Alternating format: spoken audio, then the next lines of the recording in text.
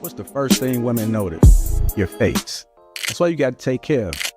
Simple things like getting a haircut, grooming your face, and brushing your teeth is important. But there's one thing guys miss and that women always notice. It's when a guy isn't taking care of his skin. That's why I'm so excited to have T. Shanley as a sponsor of today's video. T. Shanley simplifies the process of taking care of your skin. They provide you with all the products you need and nothing you don't. Seriously, I don't think some of you believe me when I tell you how much implementing a quality skincare routine will improve your confidence in all aspects of your life. I recommend you start with the level 1 system, which comes with all the basics: daily face wash, exfoliating scrub, an AM moisturizer with an SPF 20 and a PM moisturizer. But and to make it dead simple for you guys, they provide an instruction card in every box that tells you when to use each product, how much to use, and in what order. But because T just sponsoring this video, they're offering you an amazing deal. Just click the first link in the description and get 40% off your first skincare system and free gift. Plus, as a member, you'll get 20% off for life. By the way, one of their new gift options is a silicone body scrubber, which is a $20 value and a complete game changer. Once you use this, you'll never go back to a regular loofah ever again. So don't wait any longer. Click the first link in the description to start your skincare journey today.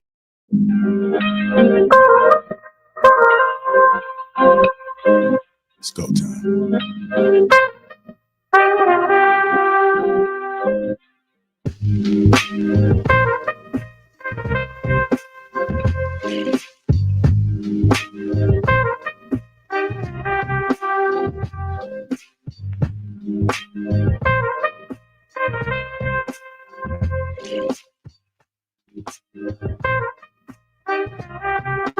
What's going on, family? How y'all doing? Let me go ahead and introduce the crew. We got Mr. Trey Smooth. Some White Dollar, Susie, DJ, something DJ. Welcome to the How y'all doing, man? Blessed and highly favored. Check. Okay. What's going on, man? Pretty good. Pretty good. You good? Okay, good to see you guys. Let me go ahead and like the switching. Yeah, switching around. Good.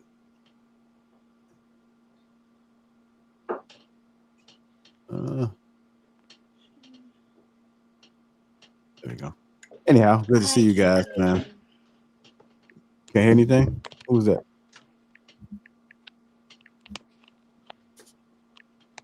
Can't hear anything, Susie?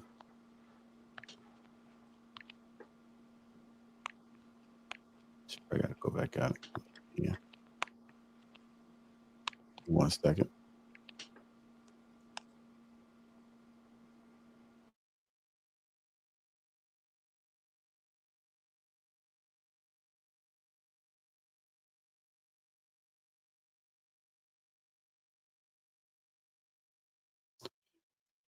All right. Anyhow, sorry about the delay, man. Good to see you guys. Happy Thursday. Shout out to Angela's in the house. We got Baker, man. Prolific One. Shoot a Fat with Smooth, which is Trev. He's in the chat as well. Insane One. The Will. What's going on, everybody? CMC. Technique is class. We got Christopher Matthews. What's going on? Got Trauma. Glow is in the house as well. Shout out to everybody, man. When you guys come in, do me a favor, hit that like button. Also, make sure you subscribe to the channel. Make sure y'all click that Tej link as well, man. Click the Tej link. Tej is actually doing something a little different. This month, they have the early Black Friday deals and half off on skincare routines. The link is in the description. We'll have an interesting dialogue tonight. Guess you guys seen the thumbnail and the title. As Trump calls division. Seems like a lot of people are feeling a certain type of way around in these social streets, even within the households. I know we briefly discussed a little bit of it yesterday. I think maybe Only one person on this panel as of right now was on there yesterday. Two people, including myself, was on the panel yesterday. So I do have a video I'm opening up with, just to kind of set the tone a little bit. But I want this to be a good dialogue, right? I know sometimes discussions can get heated when it comes to politics, but the goal is to see if we can get somewhere, at least understanding from all sides. It may be 3, 4 different perspectives, 5 or 6 sides. I don't know, whatever it may be, but I want it to be healthy all across the board. Let's make sure we don't speak over each other. Make sure the person finishes. If you disagree, and wait on the back end to let them know why you disagree, just so we can have a healthy dialogue. Because I want to try to get somewhere. I've had some conversations that have been stemming from the past couple of days. Some people are taking social media breaks, or so they say, but I did catch them still posting this morning. But people are feeling away. I don't think I've seen anything like this as of yet, at least in my era. I mean, I'm only 27, so I haven't seen this. This is my first time seeing it, so I'm a rookie to it. It's different. It's different this go round. And we got 4 years, so I am looking forward to hearing how you guys truly feel. Let's just have a healthy dialogue. Amen? Yeah, okay. All right. Let's also be mindful of people that don't get the opportunity to talk. I know that's something that goes around as well. We should have a couple more people maybe pulling up, maybe 1 or 2 people. Some people said they doing a couple of things now, pop in later, so I may swap in and out. Let's keep the conversation going. And the rule still stands as far as making sure we respect each other. Because the viewers are here to hear us have a great dialogue. So I played this video yesterday. Me personally, myself, I know that a lot of women was upset. I mostly heard the women's voice, at least circling around in my inner circle, and I even got some phone calls today. They're very upset. I'm going to play this clip, and then I'll get some immediate thoughts, and we'll go from there. Pull this clip up. Make sure you saw this one yesterday. I'm gonna go ahead and run it back again today for the new people. Women and women's issues because they're women's issues. It doesn't matter that I got 8 sisters. It doesn't matter that I got a wife. It doesn't matter that I got a daughter. It doesn't matter. My proximity to women does not matter. Am I caring about their issues? I care about their issues because they are women, and women are important, and women deserve great things, right? I had a conversation recently with a woman that I really respect, and she was like, look, Black women have always prioritized our Blackness before being a woman. Yeah. In this season, though, I really need y'all to prioritize what's on the table for us as women, right? Understanding that, like, and it's the truth, Black women have shown up for us. Every day, all day, every day, super consistently. At the expense of themselves. And that's what she was saying to me. She was like, we have prioritized Blackness over the issues that are important to us as women. I've seen the post of so many friends today, and the results of the election were telling. And I'm not going to talk about that, but what I'm going to say unequivocally is thank you to Black women. And I want to tell you, do not allow the results of yesterday to distract you, dissuade you from the greatness and brilliance that you are. To the women that have loved me, those are my family, those around me, my friends, thank you. And there are men out there like me who will also stand with you, before you, behind you, and beside you to make sure that you don't feel what I know you probably feel today. Don't own that. That's not your responsibility. Thank you for taking on the task of putting the country on your back. And even though we didn't land where we wanted to, I believe there's better coming for all of us. So stay focused, and we'll continue to fight together. All right, that last brother, that's my guy Jeff, man. A lot of friends and associates, man, and they all have different stances and opinions. I know him in particular. He was been posting about how many people has been unfollowing him because of his stance and how he views the candidates and the whole thing. I think I seen Mr. Lego post something too, saying he had about 400 people that have unfollowed him. People have been blocking left and right. It just seemed to be a circus again around in these social spaces. So I want to just get some open dialogue. Just keep it simple. Like, what are you guys' thoughts? How you feeling? What's going on? I'm gonna go ahead and start with. I'm gonna start with P Ray over there, man. Let me see if I can get in there. Okay, are y'all available? Yeah, Marcus. I'm not sure if you can hear me. I'll come back to you. Go ahead, Dara.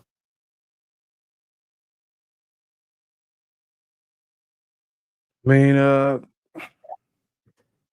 think from what I hear is that it was everybody was just off of that identity politics energy, and it failed. You know, people thought that it was more powerful and more important than the overall needs and uh, of the entire country. You know, all people specifically. I think everybody's butt hurt because they thought that was going to be the driving force of the election, and then come to find out, um, not even close. You know what I'm saying? So we understand that there's women out here who got issues with the way policies are, you know, and they want to just make sure that's their women specifically, or the rights of women specifically, is the most important driving force for the election process. And this country is just not built for that. It's never been built on anything like that. It's all been built on, um, I say, a combination of everybody involved, all races, all genders. Uh, it's all about policy, and policy is proven to be more important than uh, a class or individual need or gender need. So, me personally, this stuff don't impact me because I try to lean as much as I can on biblical principle and just stay spiritually driven. And a lot of these things like this don't even impact me. Um, right now, this is my initial thoughts. I'll let somebody else go, and we might be able to get into some peeling back some layers. Okay, go ahead, Susie. What your thoughts about it, man? What's going on in your world? I agree with you to a certain extent. I personally feel like this country is driven off of money. So by voting Trump in, they can kind of pass the laws and the rules that they want in order to help themselves out. No more women's rights for reproductive system, no more IVs, no abortions, none of that, which means they get to save on that money. They don't have to worry about it, and your money, your problem, your issues, like, you deal with that. Like, he want to do mass deportation, not because, oh my God, this country is just overflowing with people. Like, everybody in here was an immigrant at one point or another, right? But you want to deport everybody now because it's costing more money for them. It's raising the prices for them. They don't want to raise their taxes in order to cover these people, so they're trying to get them out of here. That's why. So again, yeah, it is a man. It was more of a man versus woman thing, but I think it was more so about the financial gains that they could have if Trump was in office, because he stands for everything that they're looking to do. All right, go ahead, Miss Aisha. I'm sorry, DJ, did you want to go? I know you came off the mic. You unmute yourself. Sorry. Oh, so much to say. I got like a flood of thoughts. So I'm gonna just try to keep it as short and sweet as possible. I'm disappointed. I am. I'm disappointed. I think a lot of people are disappointed. Not just women, not just Black women, but shouts out to Black women, because as usual, we are the backbone and the consciousness of this country, and it shows in our voting trends every single time. So shouts out to us for staying on code and being consistent. I love my sisters. I do. I do. And shouts out to the 70 plus percentage of the Black men that also showed up for themselves and for everybody else. I'm the type of voter that when I go into the booth, I don't just vote for myself. I'm not facing deportation. I'm not facing economic strife. A lot of the things that are on the table that are going to be affecting people as of this presidential election are not a thing that I'm concerned about, but I am a humanitarian and I do care about other people. So that's how I vote. And so it always baffles me when people come into the voting booth with one issue and one issue only, their pockets. But needless to say, we are in a democracy and we have to respect the process. But it just shows me where we're at. I mean, every day y'all see me. If anybody knows me, they know my fight, racism and misogyny all the time. And people tell me all the time, racism isn't real, misogyny, you're fabricating it, you know? And I think that seeing the results of this overqualified candidate being blown out is such a reminder of how real misogyny and racism is. It's very much alive and it's very much real. That woman was overqualified for the job. She was the only candidate that ever ran for president that was active in all three branches of government. But we told her that she was a hoe. That's what we reduced her to. I mean, the lack of respect that was given to that woman when she was running was deplorable. It was disgusting. I think that we're losing sight of what the commander in chief is supposed to represent in the United States. He or she is supposed to be not only the president of the United States, but the leader of the free world. That is a insurmountable responsibility that we're not taking seriously.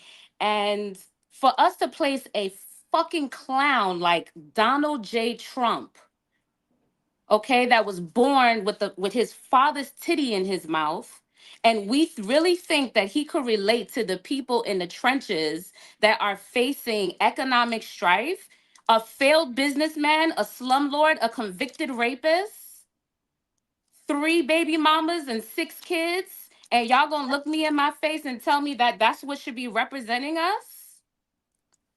I digress. I'm disappointed. Okay. Oh. Go ahead, Aisha. I'm not at all disappointed. I do agree with 2 things. Misogyny does exist, and so does racism. But I agree that those exist on both ends. They're not exclusive to the Republicans and Donald Trump. They're not exclusive to the Democrats and Kamala. I say this all the time. They're all racist. The dominant society is racist. So what we were asked to do was choose the lesser of 2 evils. So when you're asked to choose a question like that, to choose out of those things, then you have to choose logic. And logically, she failed. The Democrats failed. They didn't offer tangibles. They've been in office for over 4 years and have given us nothing. And so that's why Kamala lost. It had nothing to do with that she was a Black woman. I just don't think that. I think that she lost because the campaign sucked. She only had about 2.5 months to run on. I believe that they knew that she was going to lose, just like they knew Biden was going to lose. So they set her up to take the fall. But the whole stance of her being qualified, I mean, what does that even look like? Because she's been in office for how long?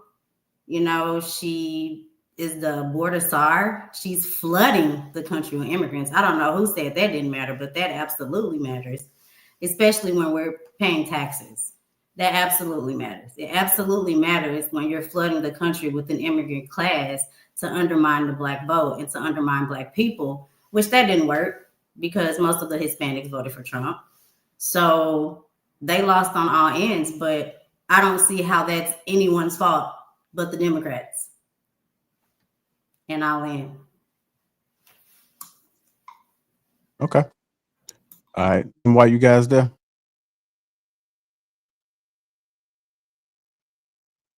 I'll work on that. Go ahead, Trev.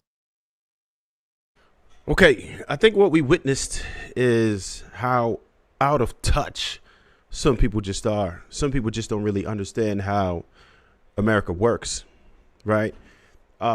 Somehow people thought that it would be cool to call people misogynist or you're racist because you have a difference of opinion. But most people just didn't decide to look within at all. And I even heard some people trying to blame black men when the majority of us still did vote for Kamala. And even if all of us did, or we matched the clip of what black women did, she still would have lost convincingly. So that's that problem, right? It was absolutely Latino vote who took it over the edge for sure. They came out, and despite people saying that there's an island of floating garbage and a whole bunch of nonsense that they thought they could demonize people with, it didn't work.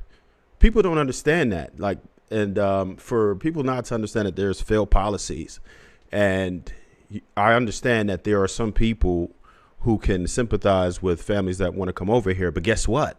There is a path for citizenship. You can't just do it illegally because you want to. We can't solve everybody's problems, particularly people who are not paying into the tax system. We have our own problems here. We still have a homeless situation here. We have people who are struggling here who have absolutely paid into the tax system. And until we're okay over here, we can't help nobody else with their problems. That's just what it is. And truthfully, women actually stood up and understood that this is what they wanted. This is what America wanted. And the people who may disagree, you're actually the weird ones. You're the ones who are the odd people out because you don't understand how America works. And that's fine. This shouldn't have been a shock. We've been talking about this for a long time, that Trump was going to pretty much wipe the floor with her. People think that we care about character. I'll say it again. If there was a scarecrow versus Kamala Harris, I would have voted for the scarecrow had it had the same policies, because it just spoke to me differently. I don't care about identity politics. I think it's silly and it's weird for people to care about identity politics. For people to mention character, it's weird. It's to me, because that's not going to do anything, because all of these politicians suck as far as their character. We talked about that already. So for people to not understand just how things work, nobody cares about character. What they care about is their pocketbook. We've had some seriously failed economic policies that we've jumped into. This is where we're at. The interest rates are out of control, right? You can't buy a house right now. You can't find a house to buy. There's crazy lines for an open house right now. You can't even purchase a home easily. And then the interest rates are going to burn you. So the housing prices are, and that food is out of control. Gas is out of control. And there were things that they could have done to mitigate these issues, but they didn't. That's the problem that people are facing. People's lives are harder. People can do less with the money that they have right now. And that's what people care about. And if you could say money doesn't matter, but you can't tell that to the person that's living check to check, which is 66% of Americans, right? 2/3 of us are living check to check. That's a problem. We don't want to live like that, because it's going to determine where your children go to school. It's going to determine how healthy you can eat. It's going to determine how reliable the car is that you drive and if you can pass the smog test or not. It's going to determine the neighborhood you live in and how safe it is and how likely it is for someone to break into your damn house. People care about that type shit. That's just what it is. And they're not going to stop caring about that. And we watch people fail. And we can't say that they inherited someone's mess, because when Obama came in, he was able to fix a lot of messes. He left with a surplus, and he came with the George Bush debacle on the verge of a global meltdown.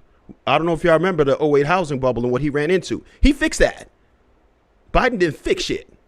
And she ran under Biden. And you know what? When they asked her, what would you have done differently? She said, nothing comes to mind. That's bogus. That's a failure. She didn't do a good job of separating herself. She thought that she was just going to dog Trump into oblivion and people were going to buy it. No, you can't make him the boogeyman. because he was the president already. We saw what he did. And most people understood where they were at his time of presidency and where they are now. And they don't like that shit. So that's why people feel the way they feel. And that's why people pulled the line that they pulled. I'll leave it there for now. Hey, thank y'all so much for allowing me to come on this panel. I am P. Ray of Chicago Red. My organization was very successful, extremely successful in this last race. We were actually able to flip a large number of the electorate toward Donald Trump. It was so close that at one point they even tried to call Illinois for Trump because they did not expect for the numbers to be this close. In the city of Chicago, we were able to get the president 37%, which is huge because last time he only got 15% of the city. He got 46% of the state, which means that we were extremely close to flipping. Now, with that being said, we didn't get no external support. Nobody was funding us. We had a bullhorn and some courage, and that's it. This is why you see us going viral on all these videos, because we go and we do the work 10 toes down. This is not about personality. This is not about character. This is about maintaining the birthright that our grandparents stood on their feet and left for us in this city, and we're not going to let people push this away from us. Now, I am a woman, as y'all can see. I'm a biological woman, a fertile, good-looking woman, okay? They've been teaching us how not to get pregnant since we were 10 years old, since the 5th grade. So I don't put any of my social or political capital into abortions because I don't get them. I don't get them. I watched the abortion video when I was 11 years old on YouTube, or maybe it wasn't YouTube, but I remember my parents did not give me a TV, but I could have a computer in my room. They didn't understand. So this was like in the days before there was even like internet safety. So the internet was wild in the 90s. And so I watched an abortion video when I was a child because I would hear people talk about it so much. And there's actually a video where you can see the baby or the fetus being aborted, and you can see it. I'm sorry, terminated. Yeah. Sorry, thank you for that. Where you can see it being terminated, and it's actually running from the tools in the womb. Okay, it's kicking away. You can see its little mouth opening. At that point, I said, I don't want this, and I began to research, and I found out that the termination movement is actually based out of the women of the Ku Klux Klan. See, there were two clans. There was the Ku Klux Klan for the men, and then there was the women, the WKKK for the women. And Margaret Sanger was their national spokesperson. So this whole termination movement that's being pushed by these progressive liberal white women, all of that started in the WKKK. This was their platform to push this on us via our churches and our intellectual class to get us to become okay with terminating our pregnancies. And now it is free in the city of Chicago. Girls go get them like they going to get their nails done. I know girls have got 6, 7, 8, 9, 10 of them because they were $50 when we were in high school, and now they're free. So again, I'm not putting any of my social or political capital behind that. And I am a woman, and I have a daughter, and I do not want my daughter. People are saying, oh, I'm so sad my daughter's not going to get able to have an abortion. I know crackheads who became, termination, sorry. I won't say it anymore. But I know women who told me on this west side of Chicago, the reason I am an addict is because I was forced to have a termination, and I didn't want to do that. And baby girl, please don't do that. So that's why I'm so adamantly against it. And I find it hyper offensive that people believe because I have a womb, I'm supposed to give my votes to the party that has been invested in creating genocide via my womb for over 100 years. I'm better than that. I read better than that. I analyze better than that. And it's insulting to our ancestors who were being sterilized in the state of Mississippi in the 30s, okay? When they first started pushing this termination movement, they pushed it in the South because they said that those women were down there producing like weeds. And they sent people like Mary McLeod Bethune down there to push this on the women under the guise of women's health. And I know this for a fact because my great-grandmother was sterilized in that movement.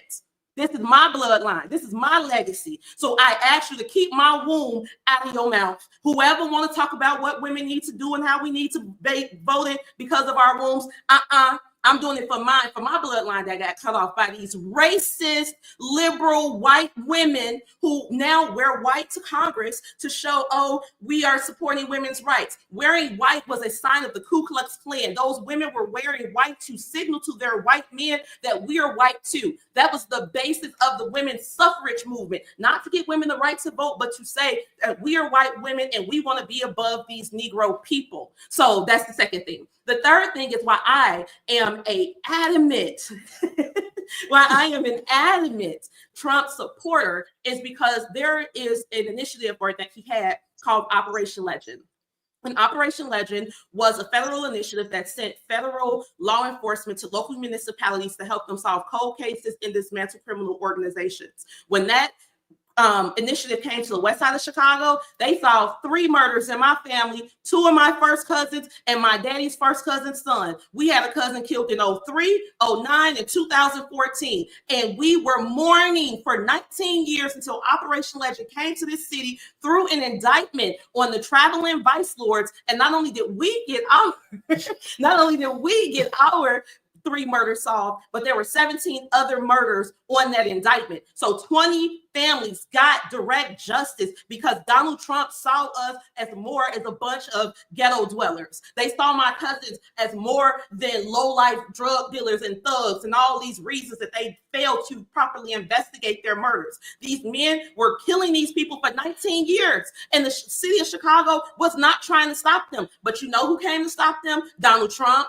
And that's why I got a Trump sign in my yard right now on the west side of Chicago. That's why I went and put one in my other grandma's house. That's why I put one at all the aunties. When I got the signs, I said, everybody get one because we got justice from Donald Trump. So I don't care about the fact that people have poor coochie management and can't get it together. If you haven't figured out how not to get pregnant in 2024, that solution is not found on that on that termination table, It's not found on that termination table, and it's definitely not found through my vote. You got to do something else. But in the meantime, in between time, we going to vote for the man with the plan because I'm an 8th generation American. So when we say make America great again, you talking about me, you talking about people. Right.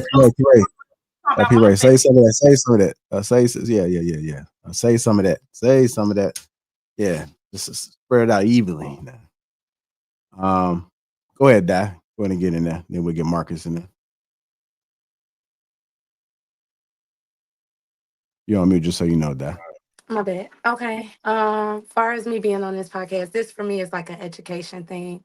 I'm here to like observe, listen to both sides, and then basically get my feedback. I do agree with both sides, honestly. When I'm looking at it, it just seems that it's not just about caring, in my opinion. If I was to vote, it's like how you care, character. It seems like one side is always more hostile than the other side. And then it seems like the other side is like trying to victimize themselves instead of like trying to like make real progress towards something, I guess you can say. I feel like a lot of people say why not to get abortions, but I feel like if you're not getting them, then I don't think your opinion really matters. Because people get them from different reasons, and regardless of what the majority of people is still other people that get them for different reasons. I know I've seen different articles where women have died because of the abortion laws. So I do feel like it shouldn't be just black and white there. I do also feel like what was the other thing that the Democrats said that I really didn't agree with? Oh, the migrants. That's something I just completely disagree with 100%. I feel like when it comes down to the migrants, that it should be done in a more safe way because you don't know if you're bringing over convicted felons, you don't know if you're bringing over rapists, and like you said, they have to be able to contribute to the tax system and the problems that we already have here. I honestly don't believe that Trump can control those things as much as he would like to. He's tried to build the border and it wasn't successful.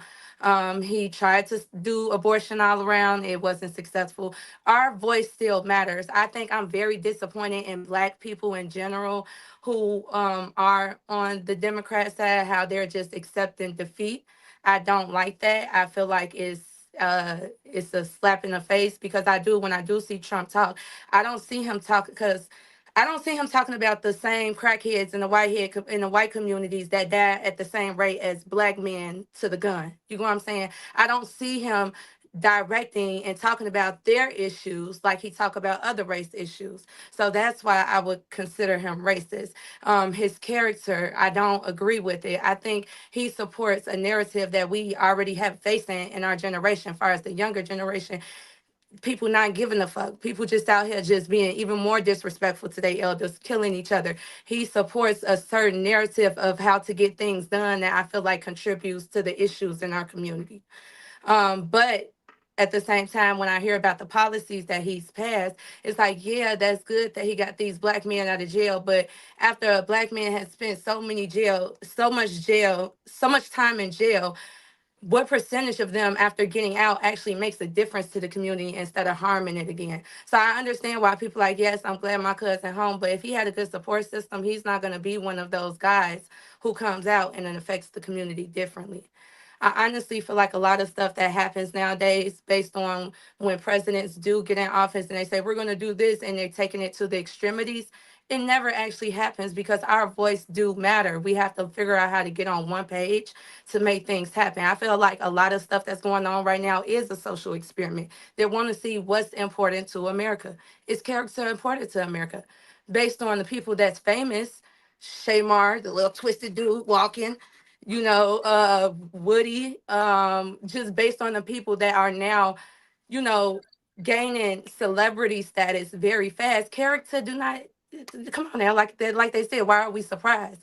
Character is not something that America no longer really care about. It's money. Like we all know this, it's money. And they made sure to make sure that a lot of us, especially in our community, don't care about character. They made sure that they did that. And that's the reason why we're divided the way we are. So that's just my opinion based on everything I've heard. All right. M. White, you there? This Marcus right next to you. He gone. P. Ray. Yes. Oh, he stepped away. He'll be right back. All right. Right. Anybody want to? Well, can I because I was reading the comments, just give me 2 minutes and I'll wrap this up. One, my issue is not the fact. So when we talk about the abortion issue and the women who passed away, that woman Amber did not die because of the abortion rules.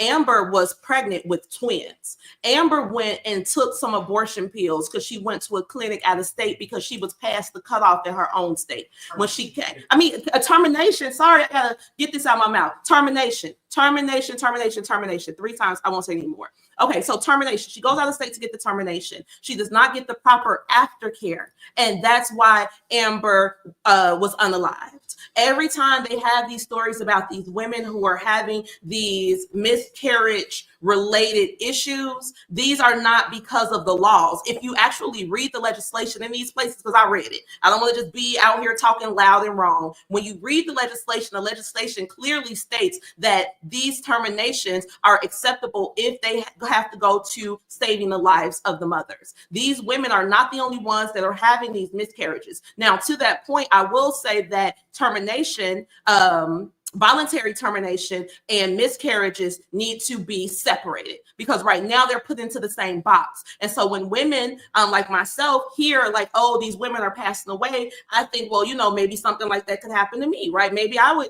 get pregnant and then have an issue with my pregnancy and have to terminate it. That should not be called a termination. That can't be in that same box because 98% of the terminations that happen in this country are voluntary. It's not because somebody got assaulted. It's not because somebody is sick. It is because of poor womb management. And I think, honestly, we got to hold ourselves more accountable because we cannot allow the issue of white women's right to terminate their babies. Because remember, Roe v. Wade came out after Loving. So once the society saw that more of these mulatto babies could possibly be made, that's when they passed these laws subsequently. I think it was like a 2 or 3 year gap.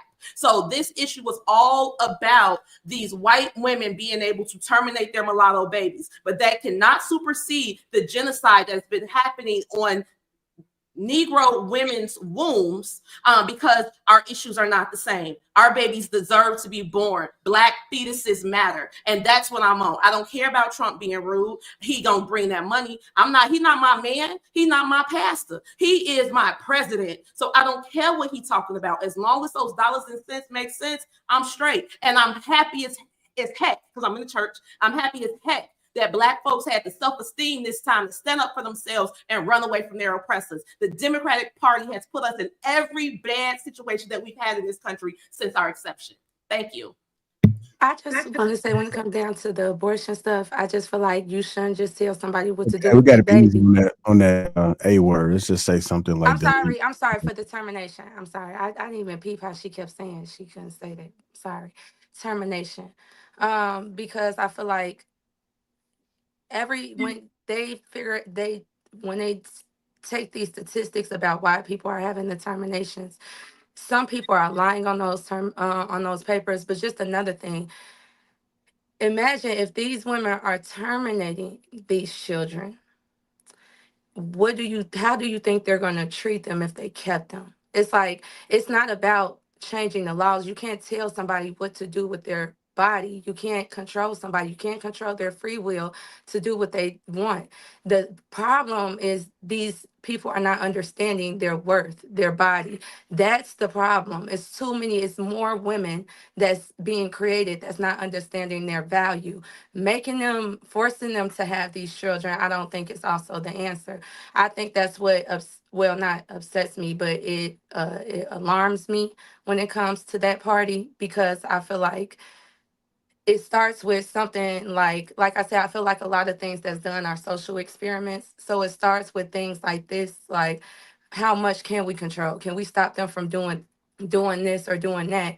I don't think that's a good solution from stop like creating these type of women. You know what I'm saying? And you don't know what people's situations are. I've had abortions before. I'm not going to go into details, but you don't know their reasons. When you go back there and you're doing the papers, I sat in a room with a lot of those women who ended up telling me the real stories that they didn't want to tell the people and tell the social workers, because they have a duty that if something's being reported that they will have to tell. So it's a lot of things that I just feel like you just don't. I don't just believe in taking somebody's free will to do whatever they want with their body. I just would never agree with that. But I do agree with the part, if our country is in a bad space, like financially, and if that's the reason why everything is going haywire, then of course we shouldn't be focused on like if he's nice or not. I wasn't talking about being nice. Like I said, it's just character. If you talk about white people issues the same way you talk about our issues, then okay, cool. I wouldn't think that you were biased, but he knew what type of crowd he was trying to attract. He was trying to attract both, and he did well, in my opinion. That's the reason why he won. He did well at it. Like, regardless if I agree with it, liked it, he did very well. He said enough to where he was able to pan to the Black people that's tired of Black people not doing what they need to do and come together to stop the issues that we're having in our community. And and then he also panned to the white people who just think all Black people is just fucking dumb. Like, that was the smartest way to kind of go about it, because like a lot of, I feel like minorities that live around us can like, they feel like that. They feel like if we came here and we could find a way to work together. Like, speaking on what she said, when I go to the city, I be very disappointed in our people when I see that these migrants come in, buy a building out, have all the people move in there, fix it up, and then the next day you see them at another building and at another building. And it's just amazing to see how they work together. And I just be disappointed when I see how ignorant my people is, just letting them come in and do it and then be like, y'all not giving us enough money. But they fixed up the houses out here. They fixed up the price. And in a week, it smelled like piss. This is what y'all doing. But they keeping their stuff together. It's like the rule is like educating our people, I guess. And I feel like sometimes people like, I really don't care about delivery, but sometimes delivery matters when you want to make an impact on someone. And like me, I can read through the lines when I hear y'all talking. It's passion, but when you're talking to the opposing party and you want to get through to them, sometimes your delivery matters if you want it to be effective. All right. I might have stopped putting the time on, man, because some of y'all going to the extended version. So if I put that time up, let's just make sure we're able to land the plane on it because we got a full panel. I want to make sure we spread the mic evenly.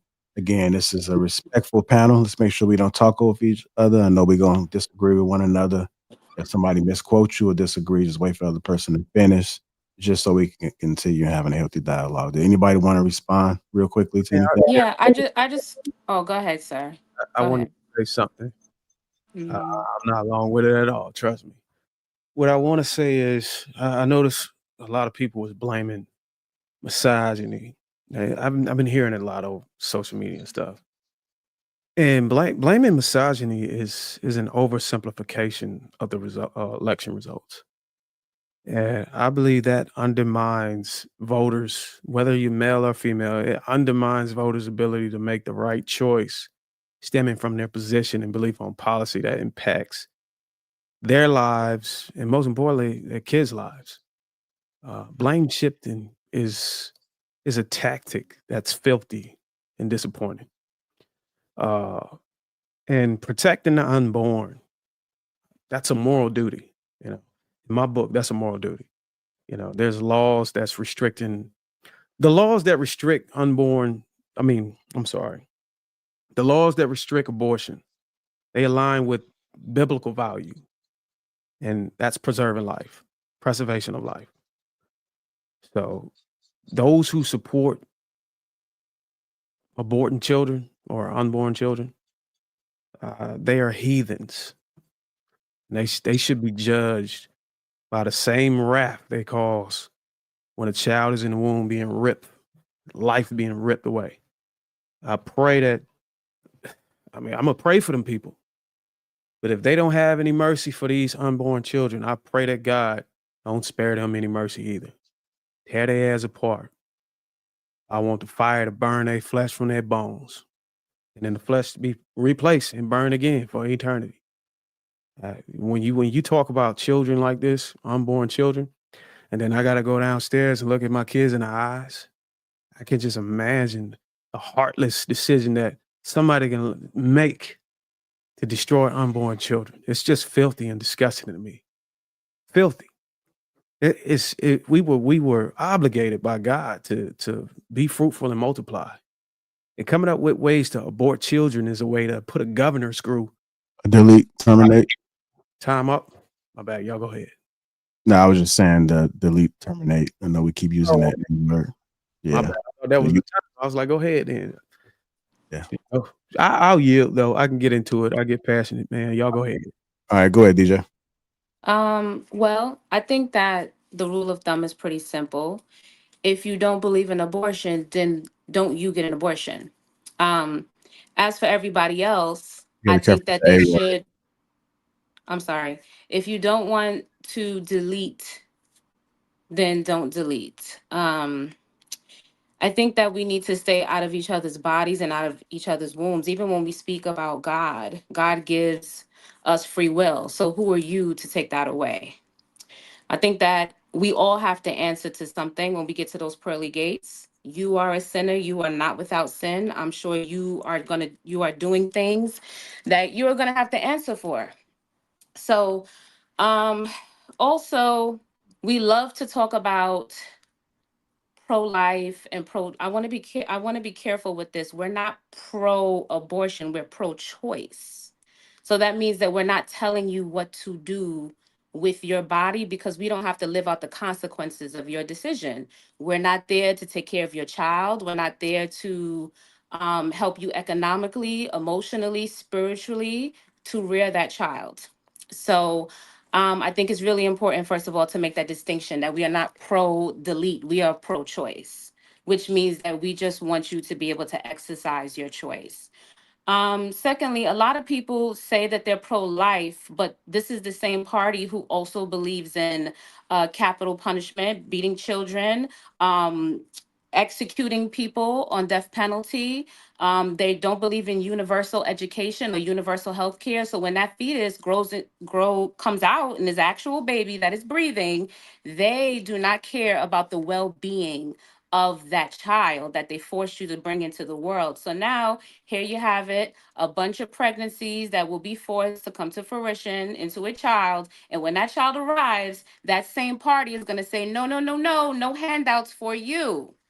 Even though you said, hey, I am economically challenged, or mentally I'm not ready, or spiritually I'm not ready, or this father is not stepping up to the plate. Whatever your situation is, or maybe you have health challenges, or you have a family history that may prove to be problematic within your child, and maybe you feel like, you know what, I may not be able to handle that responsibility. I don't know your situation, nor do I have to live out the consequences of those decisions.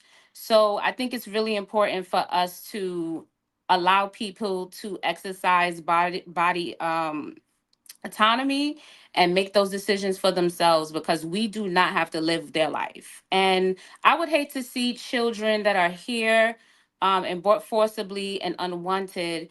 I would hate to see the lives that they live, because even there are a lot of children, maybe some of us are those children who were brought here, right? They weren't aborted, but they wish that they weren't here because of the lives that they had, that they were forced to lead, lives of abuse and lives of neglect. So we have to be careful with what we're forcing on people. I think that everyone needs to mind their own business. I mean, after all, this is the same party that when the vaccines came out, they were like, don't you tell me what to do with my body, right? This is the same party that is now telling you what to do with your body. So I am pro-choice, and I just want to remind people that that was not the only thing on the table for this election. Um, we, I've never been personally a one-issue voter. And I think that is one issue on the table that we want to make the whole election, but there were so many things on the table. Also, I think it's really odd when we talk about not caring about the morality of the president. The morality of the president is very important, because that president's belief system is going to be a reflection of all of their decisions. And they have to follow a code of ethics as the commander in chief. So if you are a person of lack of morals, lack of ethics, it will reflect in your policy, it will reflect in your decisions, in your leadership. And it's extremely important that the character of the president is extremely important. Diplomacy is extremely important. And I think we're getting away from that because we have subscribed to this shock value culture, and we're more concerned about if somebody can entertain us or if somebody is charismatic, and we've forgotten why we are a president, what the responsibility of a president is. It's his character is extremely important. We're sitting here right now talking about morality, and then you guys want to not make that the center of the conversation as it pertains to what the president believes and what he feels. It's at the forefront. That is why all the presidents in the past present themselves to be family people, and let's look at their records and what their decisions are based on and what they believe. Their character matters very much. And as it stands, we have elected a convicted rapist. And the fact that people don't find anything wrong with that, I mean, the fact that there are a lot of people that were convicted, come out of jail, and they can't even have the right to vote. And for y'all to turn around and say, but he can be president. And the fact that most Black men actually suffer from mass incarceration, don't find anything wrong with that. Don't find the fact that they're disenfranchised after probably getting charges trumped up on them, come out just to a life that they can't even get a job because of this conviction, but their president can surpass everything because of white supremacy. And then you sit him in that chair and tell us that we don't care about his character. What's the economy going to be like? I'm going to tell you what it's going to be like. It's shit, because he's a shit businessman. Can I respond really quickly? Actually, you can. Should we line up the children who are currently in DCFS, march them to Lake Michigan, and drown them? I mean, when we talk about children who are unwanted and how their lives don't matter because they're coming to unstable situations, what we're saying is that the children who are currently in foster care should be marched to the lake and drowned. And that's not okay. Steve Jobs was adopted. Lots of people were adopted and they went on to live great lives. Just because you are not ready does not, that body, this is your body, but that body inside your body, that has its own heart, it has its own mind, it has its own everything. That ain't your body. And when you made the decision to take your panties off, that's when you decided whether or not you were going to get pregnant. They've been teaching us since we were 10 years old how not to get pregnant. They said once you take your panties off and lay down, you better know that sex is a procreation act. The purpose of it is to procreate, not to have orgasms. And I love them, okay? But I know every time that I take my panties off, there is a high possibility that I can get pregnant. So you have to have some control in that. So with all that being said, again, when we talk about morality, we cannot say that it is okay to unalive and chop up and poison fetuses, but then in the same breath talk about morality of somebody else. No. We're not looking for our preacher. Donald Trump is not my preacher. That is not my man. I need somebody that's going to go and stand up to Putin for me, who's going to go over there and stand up to these Iranians, who's going to go over there to that Middle East. And they were not going to take that from Kamala. Those Arab men did not want to hear what she had to say, and they would have laughed in her face. This is the United States of America, and we need a strong leader because right now, y'all, we're in the middle of World War III. Regardless of whether or not anybody wants to accept that fact, they are warming up the nukes right now. And we need somebody that's going to be in place to be able to properly get that diplomacy through. And I think that he's the best man. When he was in office, we didn't have any wars. We didn't have any of this. Now we're in 3 wars on the verge of another, going through all these types of collapses. We need somebody that's going to take care of the country first, and we need a respected global leader, and that person is Donald Trump. That's why they didn't play with him, and that's why we were doing better. God bless America, and God bless Donald Trump. Does she know that Putin is like Trump's best friend? Yes, I do know that. I do. You know that. Putin did not tell him congratulations because Putin nor the Iranian president did not tell him congratulations today because they said the United States is an adversarial country. But I would rather my president have a positive relationship with the other people on the other side of the planet that have the nukes than have an adversarial one. You make better friends with honey than boo-boo. So I want my president to go and give honey to everybody on behalf of the United States of America to keep my family safe. See, I don't know. Maybe you don't got no kids. You know, you talk about what you do. I got a baby and I want grandkids. And I want this water to be clean. I want this air to be functioning for when my child make it. And we need global peace for that because I'm somebody grandmama. Not now, but I'm going to be and somebody big mama, somebody great grandmama. All right, we got to shut that mic. We got to shut that mic. We got to shut that mic. All right, let's go ahead and get Sweeney in there and then trigger mic. Go ahead, Sweeney.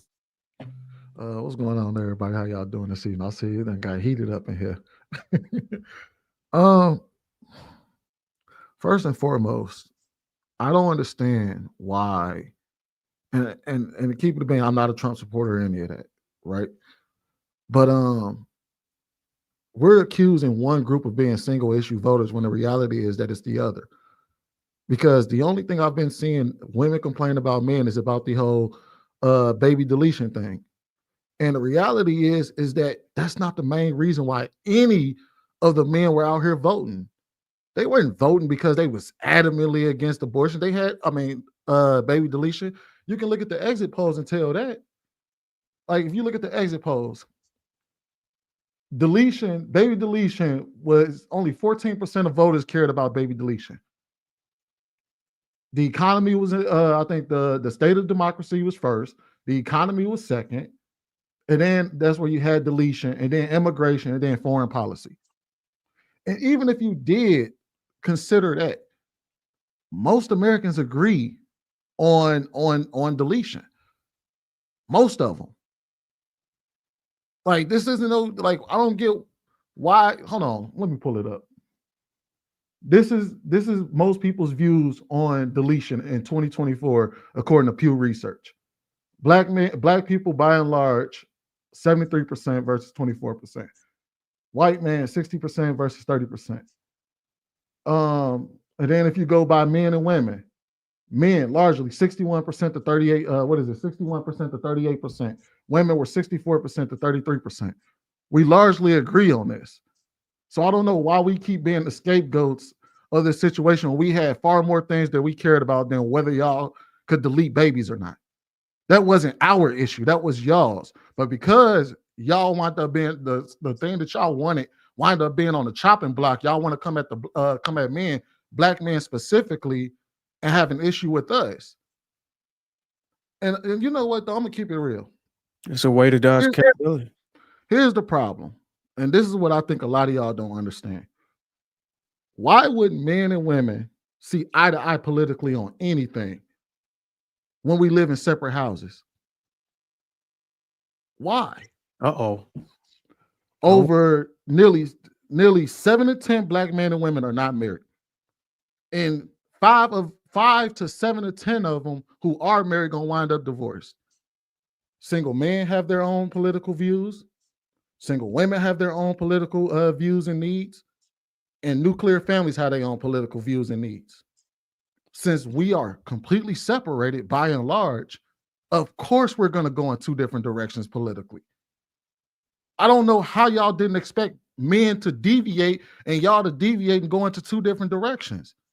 We're not going to see eye to eye on this because we don't have the same needs. Y'all have y'all needs, we have our needs. Well, the single men have their needs. And then you have the nuclear families that have their needs. So largely, go ahead. So if what you're saying is true, and I believe it, I've looked at the data too. What do they mean? Because I think I heard somebody say it earlier on this panel right now. What do you think they mean when they say this black women are staying on code? What does that mean? Because if we divide it by code, like, are they talking about their own individual code? Yeah, it's their own code. It's what they need from the government. It's what they need politically. It has nothing to do with us. Just like largely the things, now granted, I would say that men care about things that largely would affect most of us, but we have single men have their own things that they demand from the government, like fair politics in the court system and things like that. Those are the things we would kind of lead on. Fair, we probably are more politically aware when it comes to policies regarding economics and stuff like that. That's what we largely would err into. And that's just as individuals. Then you have your nuclear families that have their needs. If you single and you ain't got no man at home, and if you single, you ain't got no woman at home, of course y'all gonna have different ones from the government. And here's my thing, Sweeney. This group of people, whoever they are, they want us to care about their lives so much, but yet they try to show up for us whenever we're trying to protest against how the family court system is destroying men's lives. We never see these same women that want us to champion the policies they want to support and the rights they want. Never get out in the trenches and say, what about the family court systems is doing to these men? Alimony, child support, and unfair divorce proceedings. It just baffles me, like the irony. Like, you really want us to stand up for you whenever you rape us in family court Bruiser, how does that baffle you? How does that baffle you? It makes perfect sense. It makes perfect sense. We're talking about people that are hyper individualists. That's what this is. That's what it is. They have their own individual things that they demand from the government, and it is what it is. That's the issues that's the hill. Because if you think about it, right here in Texas right now, a man could be married to a woman. She can cheat on him, have another baby by another man, and he's financially responsible for that kid. And the hoops that he will have to jump through to not be financially responsible for that kid is wild. He has to go find the child's father, bring the man to court, and declare that man is the father of this child. Do you see women out there marching to change those issues? But those are men issues. So when we start voting on things like that, and that doesn't align with the way that y'all move or the things that y'all want from the government, understand it's because we're not in the same households. We don't come from the same place. We are individuals. This is how y'all wanted it. Y'all moved, y'all broke up with your man, you left them, you went off and did your own thing, and now you have your own issues. So either nut up and vote, but you can't get mad at the man for voting in their own interest. It is what it is. Okay. Go ahead, Trigger Mike. What's up, y'all? Good evening or good night. Can I get the question? I came in a little late. We started off basically just trying to get an idea of how you feel after the election. We initially started off with basically saying, and we was kind of keeping it brief. I got some clips I'm gonna play just to kind of keep the conversation going. But I got you. seems like Oh, how do I feel? I feel great. Oh my God, I feel great. I'm hyped. And I heard a bit. I mean, I heard everybody's points of view. It's not really stunning.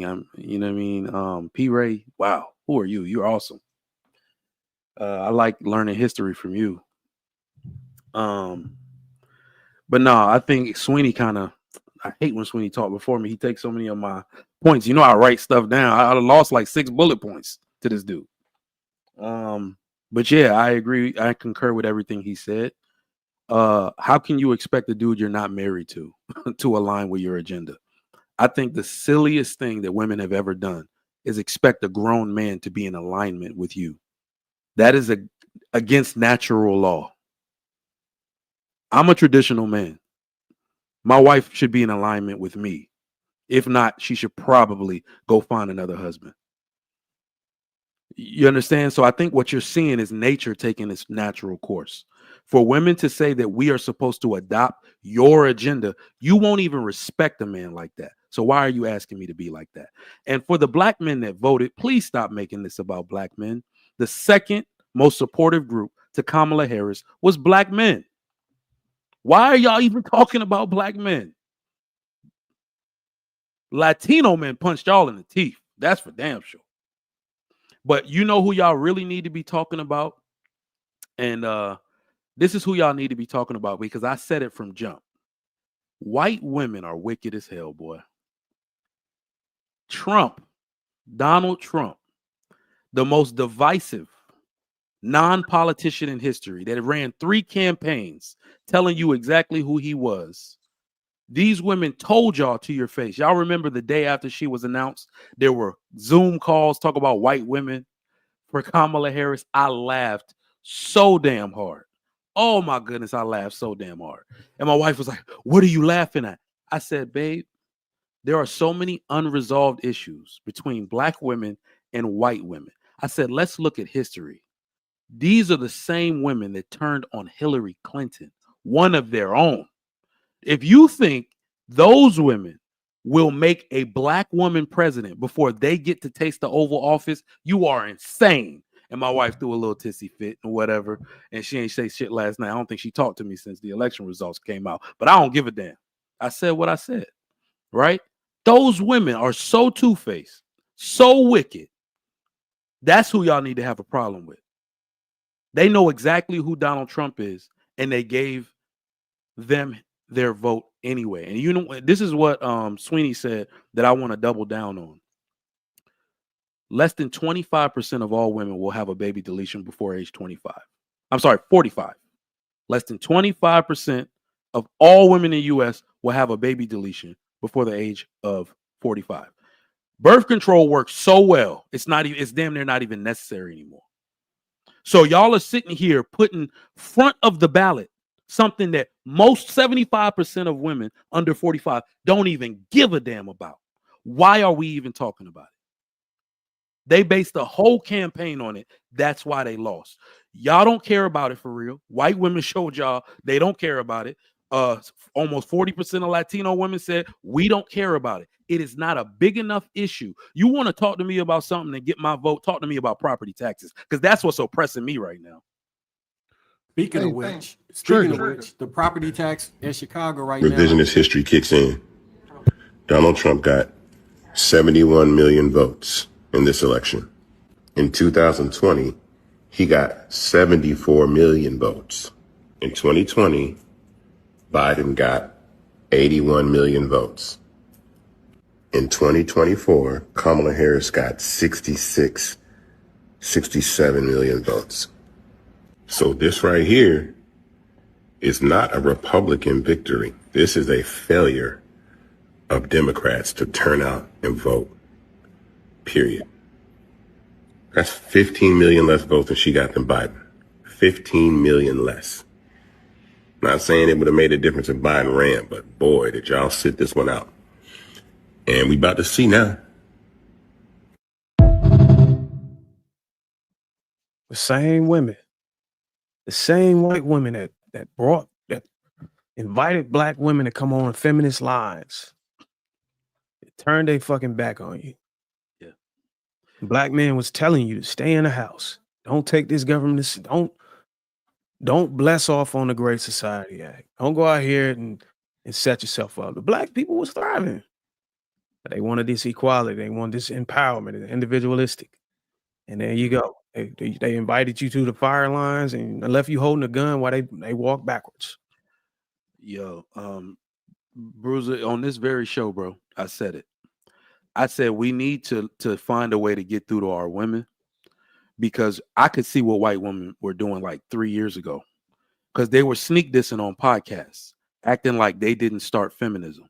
So what it was is that what they did was they told black women and Latino women to come to the dinner table for feminism. The Latino women got up, they got married, went off with their husbands and adopted their husband's ideology.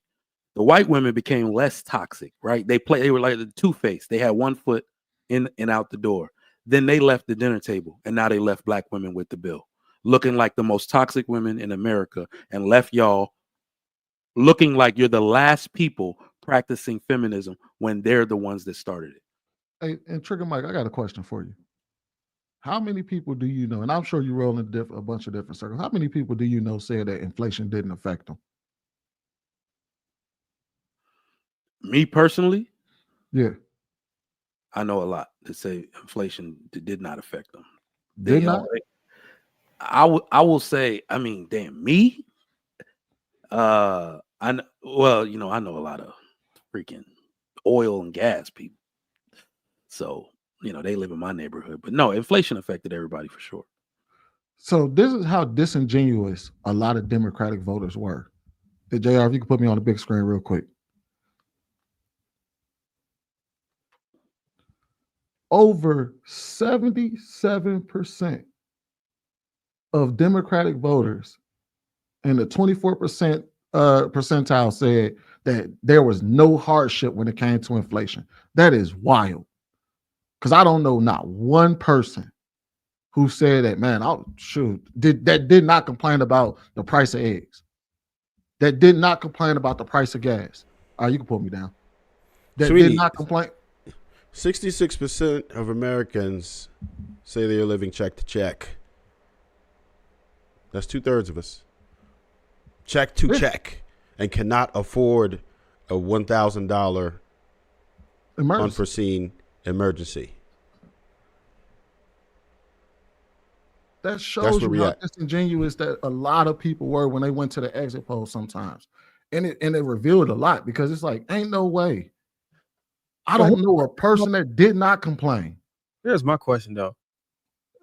If we're talking about our legacy and our bloodline, and shout out to P. Ray for bringing that up, because I think that's important, especially for the black man. Black women, if you absolutely love the black man, why are you the leading race or the leading figure in abortion? You're the leading person in destroying your man's seed. And I'm pretty sure most of your abortions is a black child. Deletion. A word, bro. Is a black child. I'm sorry for the word. All right, let's make sure we get some. Let's make sure we get some of the ladies in there. Yeah, let's make sure we don't. Go ahead, ladies. I just want to understand. If y'all can help me understand, and if y'all feel like that's too much responsibility or accountability to actually have a conversation about that, I mean, you can pass. I'm not gonna force you into having a conversation that you probably not intellectually prepared for. I would say, first of all, I would like to address Susie. You made a comment earlier, and I didn't get to say anything, but you said that everybody immigrated to America, and Black Americans are the only people that didn't immigrate to this country. We didn't immigrate here. We literally built this country from scratch, but that's a whole nother topic. But Darwin, to answer your question, the reason why we lead in abortions is because it was fed to us that was somehow a good deal. I gotta stop saying that word. Oh, No, who fed it? deletion. Sorry. Fed Well, delete- it's because it was fed and it was drilled to us, and it was almost like it's popular. Like you can what I'm go saying- Walgreens and get a Hold pill. on, Darwin. Hold on. I mean, I just want, who fed it to you? White women. White women and Black preachers and members of the Black intellectual class. See, remember, this came out in the 1920s through the American the American Eugenics Society, which is what evolved into Planned Parenthood. So The lady what was her name? The lady who Margaret Sanger, and she used Black people like Adam Claiborne. No, I might be getting this wrong, but all those old school leaders during the Harlem Renaissance, when they were preaching all this freedom and all this kind of stuff, they sent the Negroes from New York, because New York City Negroes were seen as the tip top. They sent them back down south with their city slicker energy and told those Black women that they had to control their wombs in order to advance their lives. And I'm telling you, that has messed us up. I'll never forget this. I have a girlfriend. We were about 19 or 20. We went downtown. I said, girl, what you do today? She said, I woke up, girl, and looked at that nigga phone, and he was cheating on me. So I went and got a deletion. Then I went and got my nails done. Now I'm down here with you. I say, girl, what? She say, yeah. I mean, what? I don't know, baby, for him. And I said, okay, girl. And I just kept on eating my Giordano's. She looked at it as something she did before she went and got her nails done. And if you research, go to Google Scholar, the reason that we have so much autism, according to the Persians, the Iranians, who are the tip top of science for centuries, they've concluded that after you have a termination, your risk of having an autistic child goes up 63%. 63%. Look it up on Google Scholar and tell everybody. It's also published in the National Institute of Health publications. Look it up and tell everybody that your risk goes up 63% of having an autistic child after you have a termination. And that's why we got so many. Look it up before you call me a lie, because it's on. Do you think Black women know that this causes damage in the future? No, they don't. They tell us that it's okay and it doesn't have any harm, and that the majority of the women don't have emotional problems, and it doesn't cause all these things, and it does. But and not to mention, like I said before, you call me a lie. Look it up. It's on Google Scholar, scholar.google.com, because I only use scholarly articles, and it's also published on the National Institute of Health's website. Type in termination, but the actual word termination linked to autism, and it's there. It came out of Iran. Not to mention that you're giving, when you have these things, it becomes the property of these clinics, and then they're selling it for all of this money, doing stem cell research, using all of it's a racket. All of this is by design. It's not by accident. All right, hold on, y'all. Let me check in with DJ and Da. Susie, go ahead, DJ. You there? You want to chime in? I think she took a quick break. I just want to say something. Hold on. Yeah, my bad. Let me just get the ladies in. Go ahead, Da. You want to say anything, Susie? I was gonna let Susie go. I seen her over there rocking. Go ahead, Susie girl. I want to hear what you got to say.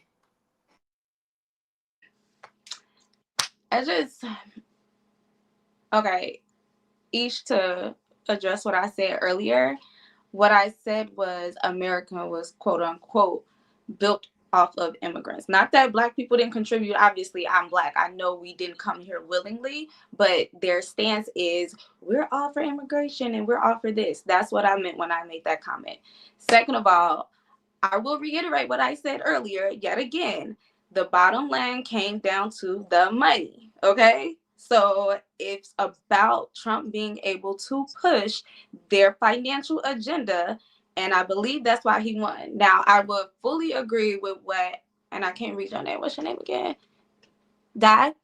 What Di was saying earlier. I do feel like your body should be your choice. If you choose not to have an abortion, you choose not to have an abortion. Nobody's telling you that you need to get one. Nobody's putting a gun in your head and being like, go to the clinic right now because you're pregnant.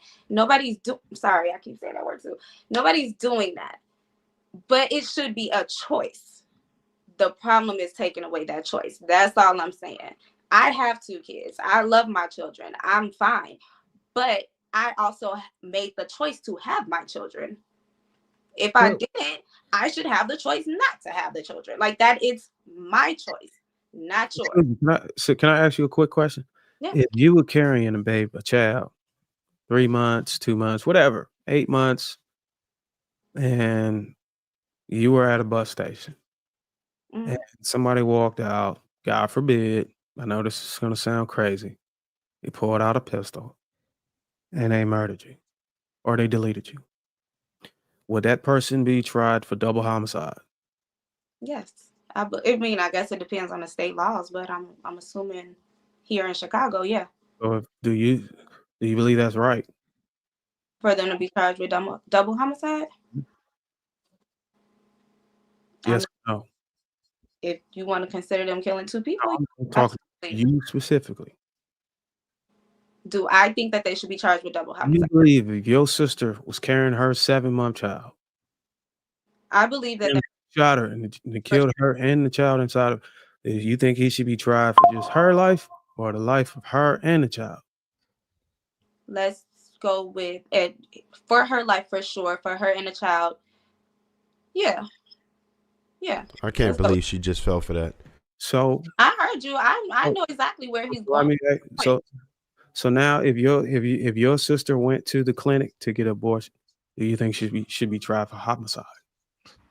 If she went to the clinic to get a termination, should she be charged for a homicide? I don't believe that she should, and let me tell you why. Because don't they also have laws and don't they also have guidelines where you can, once the baby has so much, like you can't get it past a certain time frame, correct?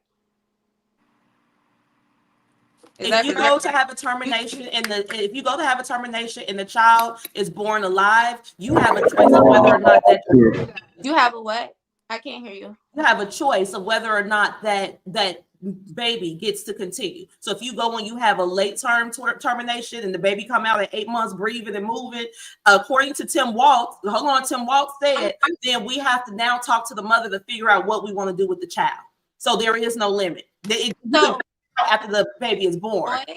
Here in Illinois, and I know everybody is from different places, but here in Illinois, I'm right here on the west side. They're giving you abortion after, I want to say, maybe 12 weeks or 8 weeks or something like that. You can get a termination in this state up until the second trimester, and some places near downtown over there on Washington, you can go get one up to 7 or 8 months.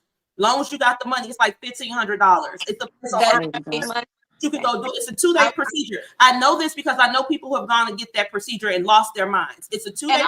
I'm not disputing what I'm just telling you, you can do it. I don't have an abortion. I didn't get one, so I don't know the exact guidelines. I believe that it was up to 12 weeks. That's what I'm saying. And up to 12 weeks. It's way further because the 2-day procedure is for if you are 16 weeks or higher. And what they do is you go in and they put these sticks of seaweed into your cervix because the seaweed expands the cervix and absorbs moisture. Then you have to go home and sleep on those seaweed sticks. Then you go back the next day, they take those sticks out, they put more sticks in, then you sit there to let your cervix dilate more, and then they use the tools to delete the pregnancy. So it's way past 12 weeks or whatever. It just depends on how much money you got. But the people that I personally know who have gone and got those 2-day procedures lost their minds because they had to sleep on them sticks and they could feel, they said, oh my God, I want this out of my body. I want to stop. But you can't stop. And you have to sleep on knowing that you are currently unaliving your fetus. It's too much.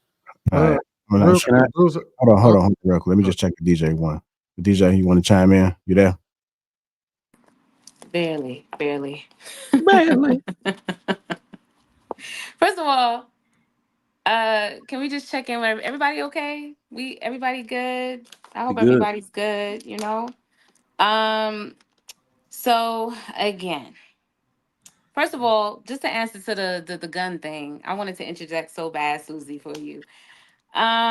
The thing is about the gunman isn't attached to that fetus via umbilical cord, embryonic fluid, so on and so on, right? So if you shoot me and I'm pregnant, yes, you will be charged with a double homicide. But if I get a pregnancy termination, then no, because my life also hangs in a balance, and it's my body still. That child is a part of me. Body and autonomy, period. But and I said what I said. I don't know why you guys think you're saying these weird facts about seaweed sticks. That's going to change anything. It's not going to change anything unless you're opening up an adoption center where you're going to orphanage, where you're going to adopt these children and give them the best life possible. Amen. Hallelujah. No, we just gonna make the parents take care of them. Unless you're doing that, I said what I said. Okay. It is her body and her choice, period. And it's so funny to me about the men talking about abortion, right? Because I remember very distinctly Kamala, unlike Trump, actually came out to black men and said, "Black men, what do you want from me?" And I ain't say that shit. one of the things that was She on didn't. the black man's docket was delete our child support. Hold on. Rewind the record. You want your child support deleted. So you don't think women hear things like that and see things like that? These women that actually went through with their pregnancies, had these children, are having a hard time collecting support for these children that you help make. And those same children that you make, you want to evade financial accountability. Forget the physical presence, right? Because we can't force that. God forbid. But now you want to run away from child support, and you want to turn around to these women and also say, and don't get an abortion either. You want to DJ, that's wag not your true. finger at her while simultaneously Hold on, let her finish. being in an uproar about child support. DJ, that's not true. If you look at the chart, men and It's women not. largely, You yeah. and these If you look, charts, boy, bye.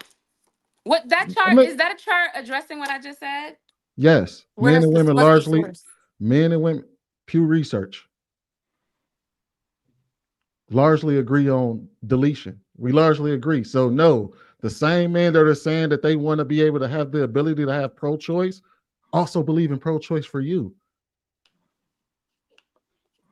I mean, Majority The of men both who are men and adamant, women. That is not addressing black. I'm talking to the even when you black look at black, community. even when you look at black men, Where's your we chart for that? largely agree. Where's your chart? I wait. I don't have the chart for that, but I I can tell you figured that that. I can tell you that black men, we're no really that much different from anybody else.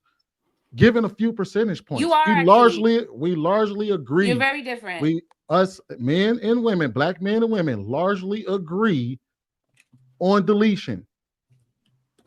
We largely agree, and the ones that are adamant on not, or who are adamantly against deletion, aren't the ones out there asking to not be put on child support. They're not the same people. But you just asked, you just were trying to hold people accountable for their rights on pro-choice. And now you're saying that that men are in alignment with women and their ability to choose. So I'm trying to figure out. So why is it that y'all keep trying to scapegoat black men as if we don't largely agree with y'all on that? That wasn't I'm not the issue. scapegoating. I'm going off of what you right, just, but the reason the facts that you presented earlier were facts of somebody that is trying to come for the people that are trying to allow other people to exercise body autonomy. that means that you know. Hold on, wait. I got this, Trigger. No, the problem is that you misread what I said. I said we largely have different issues as to the reason why we vote. So because black men just so happen to vote for someone that isn't going to be a supporter of deletion rights, does not mean that we were voting for him to say, hey, delete, get rid of those deletion rights. We were voting for totally different reasons that had nothing to do with that. That wasn't the main thing that we were voting for. So because I didn't say it was. right. I didn't say it was, Sweeney. When did you hear me say that? I'm not saying that you did. I'm not saying that you Wait, said. let me say this real quick. I was addressing the viewpoints on this panel, not the. Yeah. I mean, again, I don't know why this deletion topic is so prominent because me too. At present, hold on. At present, right? Even with the abolishment of Roe v. Wade, there's nowhere in the United States where a woman will be prosecuted for getting a deletion. Not one place. There's nowhere in the United States where a woman cannot seek care for an ectopic pregnancy and have that baby removed. There's nowhere in the United States where a woman cannot receive life-saving care. Not one place. So there's nowhere where she can't get a removal after a miscarriage. These are the fear-mongering tactics of the left, and that's why I don't even think many women know that. So they're just making it about the drama. And not one place is any of these things even happening. So it almost looks like deletion is safe. You know what I mean? Maybe in Florida, they got more strict. I got an echo. I don't know. As it should be. It should be safe to practice. Yeah. So I don't even know Right to choose. how this is like an argument. We don't care. I'm sorry. I understand that women have the right to vote, and this is something that I'll say, to be more sensitive. You have the right to vote. You are the one that carries the baby in the womb. So I can understand why you would use your vote for your reproductive rights. What I need y'all to explain me is why the hell should I care? Well, when you vote against it, that's the issue, right? It's not that we're forcing you to care, but when you enter into a party and you vote for a party that's voting against it, you are inadvertently voting for. So I can respect that, DJ. The problem is that when me and a bunch of men get together and we drinking and talking, we're not like, yeah, and let's join the Republicans so we can stop reproductive right. I understand that. Listen, most of y'all sit on business. It never I'm not comes saying up. that. It has never come up in not one conversation. But y'all have to understand the consequences. Hold on. There's one reason I wanted to come on the mic because I want to insert some math into it. Some mathematics, all right? Because nobody can argue with mathematics. I think that people that understand mathematics have a good time critically thinking, right? So do y'all believe in karma, yes or no? Y'all believe in karma? No. All right. Forget Trey believes in karma. All right. So check this out. There are 42 million people, black people in the United States of America. Half of them are women. Since 1973, 19 million black babies have been deleted. If you add 42 million to 19 million, you would have got 61 million. 73. How old is that? That's 50. They'll be 50 over 50 years old. So that means those people would have had children.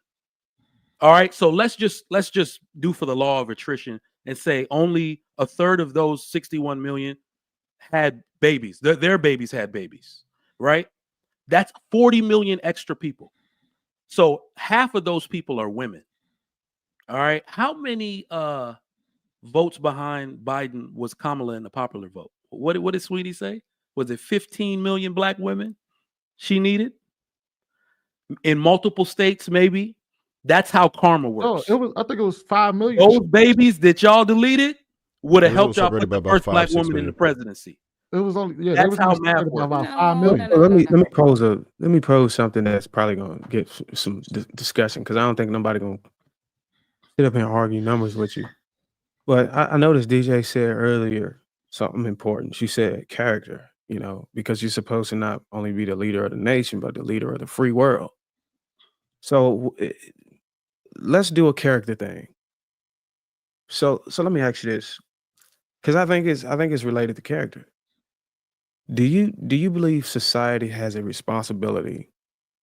And if we talking about leader of the free world, whoever's in charge, just anybody particular.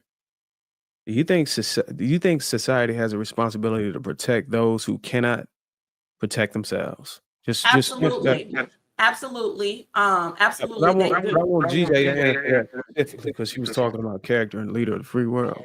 Well, can I read just a really quick statement from my president about this deletion issue? He put this on Truth Social and I found it. It says, everyone knows I would not support a federal deletion ban under any circumstance and would, in fact, veto it because it's up to the states to decide the will of their voters, the will of the people. Like Ronald Reagan before me, I fully support the 3 exceptions for rape, incest, and the life of the mother. I do not support the Democrat radical position of late-term deletion, like as an example, the 7th, 8th, or 9th months, or in case there's any question, the possibility of execution after the birth of the baby. Thank you for your attention to this matter. So I don't even know why this is an issue with him. He already said that's not what he gonna do. He doesn't plan on doing it. He's gonna put it back on the states. Let your governor and the voters of that state decide what they're going to do. But this is not coming from the federal government. He said it right here on Truth Social. Look it up. He's not gonna do it. So why are we having a discussion So about I this? saw the tweet, and this is the banana in the tailpipe, right? This is the banana in the tailpipe. He throws it out there as if, oh, this is not on me. This is not on my hands. But what he's really doing is putting it on the states, because he knows that most of the states at this point, like, I don't know, we're moving into this era of uber Christianity. There's a lot of red states. So he's putting the onus on the states, and he's taking it out of the federal hands, whereas before it was protected federally by Roe v. Wade. So he's not fooling us by saying, oh, it's not my belief, it's not me, it's them. So, whatever your state does, it's very cowardice. Okay. So Why shouldn't? we're not falling for the banana in the tailpipe. We're not sitting here, oh, Trump is not, he just doesn't want to take onus of this conversation, because he knows it's very divisive. So he's putting the onus on the states, and he already knows which state is going to do what. Period. Look, I So don't. again, It's the up to the voters issue of still that state stands to in make the okay. It's up legislature. to the It's the voters voters of of that. Hold on, y'all. Hold on, hold on, y'all. Let her So let her finish. and you've been Hold talking on, a lot. hold on, y'all. Let her So finish. I'll Let her mute. finish. Let her finish. Go ahead, DJ. Oh.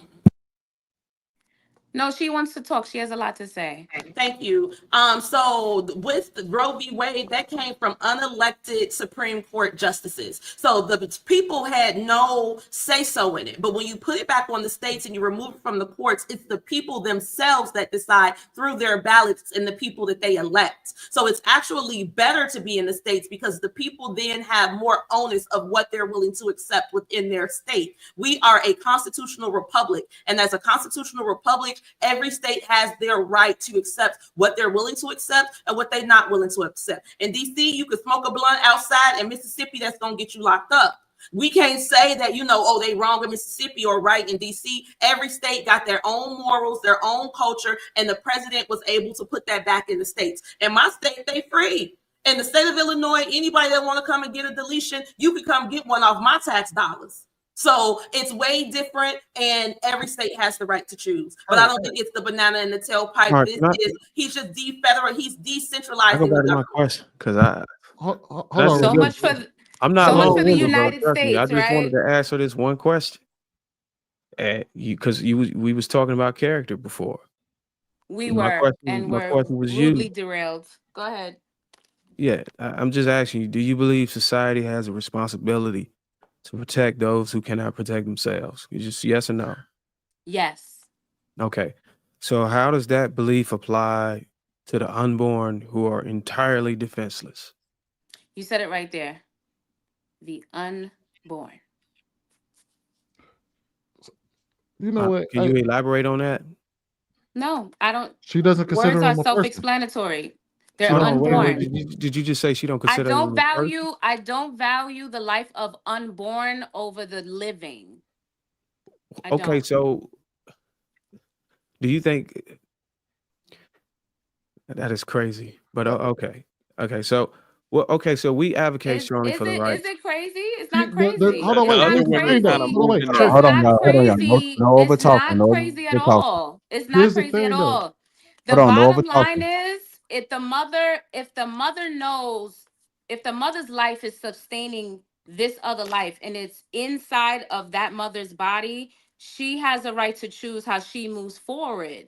And it depends on when you Told you consider a that. life a life. There are a lot of people out here that are pro-life, but they're also pro-IUD. Do you know that an IUD actually Okay, she kills gonna a let you. zygote? Wait, hold on. Don't interrupt me. I'll Do let you. you Go ahead. know that an IUD actually kills a zygote? Do you know what a zygote is? A zygote is a fertilized egg. That is a life. According to y'all's definition, that is a life. So it really depends on what it is that you look at a life. When does life start? Does it start as soon as the sperm fertilizes the egg?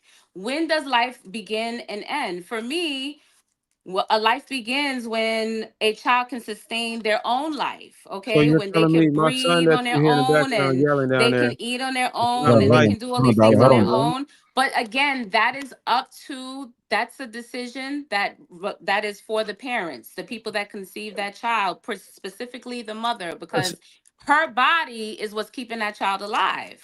Period. Listen, And I then understand. the I understand. decisions that she Can I makes say with one that thing, and it baby ain't is got going nothing to to do with determine y'all. not only the quality of her life, but the quality of the baby's life. I'm gonna just say this one time. Listen, I get it. I get it. Everybody on the panel want to lecture and teach somebody some philosophy. If that's what y'all want to do, I think y'all should say that for your own individual channels. When you got 10 people in here that got to come listen to you, I I think think you you should should save have. your Uber Christianity for your individual I channel, but didn't. I it's your didn't lecture opinion. You you. have a right to your I didn't opinion. lecture you. I was very short and precise. And anytime I'm asked a question, I'll answer it, and I'm not gonna give you a lecture afterwards. Because you got to understand that maybe somebody is phrasing a line of questioning in a way where they may follow up with a second one, but we can't do that because you're holding on to the answer too long. You get what I'm saying? We should be able to have a dialogue. You got to understand that once you answer something, it might be a follow up so we can continue having a conversation. We get I don't into a know. point where we just want to teach somebody something. You're trying to force something down our throat. I'm just asking you to answer a specific question. That's Who's it. trying to force anything? That I have a right to supply context You're to my talking about answer. in vitro or whatever, and like I And the wasn't even. IUD, that is a form of birth control, and a lot of people don't feel like that's not a science lesson. And I wasn't long winded like you usually are. I was I'm very usually concise long-winded. and to the point. All right, You y'all. know Let's make Very sure we get back to the. concise. Hold on, y'all. Let's make sure we get back to the conversation. Let's keep it flowing. Let's not get hung up on who's long So, winded. Let's so, keep going. so how many ladies on this panel believe? I know. I don't know if y'all can hear my son down there yelling. He ain't but 1 year old. How many of y'all on this panel, ladies? I just want to know the mind of our black women right now. How many of y'all women agree that that child that's yelling down there didn't have a life until he exited the womb? I don't believe that. I believe soon as his heart started beating, he was living. That's why you went to the sonogram appointment. They put the little chemical on there and let you hear that baby moving and breathing and kicking and got a heart that's beating. Because when you have the deletions, the purpose of the deletion is to stop the human heartbeat. That is a human heartbeat within the womb, and you are stopping that human heart, regardless if it's outside the womb or in the womb. If you stop a human heartbeat, you have now unalived the human. Period. And That's why it's a human my last point, heart. and y'all can have it until the next time. I promise I won't even interrupt. I might interrupt. My last point is that you say somebody told you that you had the right, but you can't tell me who told you. It most definitely wasn't your creator. It most definitely wasn't God. And to drive this point home, you did not even know. You probably don't believe this, but if you read in the beginning, you had a life before you even was made. When God thought about Eve, before you even was made into a human being, you were already positioned as a helpmeet. Because God saw that Adam didn't need to be alone. He thought about you. You had a life before you was even constructed into flesh and blood. You had a life. You had a life. But you're talking about a seed that's in your body being constructed day by day, hour by hour, minute by minute. You're saying that don't even have a life. You see how wicked that apple was that you bit into. It's just driving all the way into the day. And we can see it evident today. It's just sad. And I'm a yield. You know what? We can literally put this to bed. It is what it is. I'm about to just be real with you. It's down to the voters. There was several states in this election that deletion was on the docket. You need a 60% or more agreement to pass the law. Either get out there. So when y'all say the only people who should have a choice is the women, unfortunately, that's not true. We get a choice too. And in a lot of states, it took an L.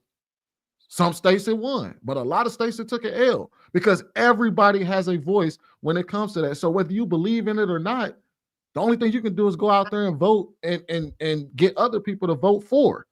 In our county, there was something called Proposition A where they were trying to get teachers paid more money. A lot of us wanted it, but unfortunately, in our county, a lot of people did not. So teachers didn't get paid in our county.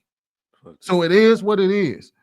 You got to take that L on the chin, get your ass back out there in a couple more years. Maybe you can get it back on the docket. But unfortunately, in this particular conversation, in every single conversation politically, all people have a voice. And either you win or you lose. I hope you keep that same energy about police brutality when that We project do keep that same energy 2025, about. We when do that keep that project same energy. 2025 That's is propaganda, enacted, fake that news. Hold on, mostly, y'all. Hold why on. is One this mic. woman One talking mic. over One me? mic. One mic. When Project 2025 is enacted and it mostly affects Black men and Black women come out like we always do to defend the life of Black men, I want you to keep that same energy about, well, you better go and vote and, vote your interest. That's your problem, your life and your problem. And I want you to tell me how that would feel.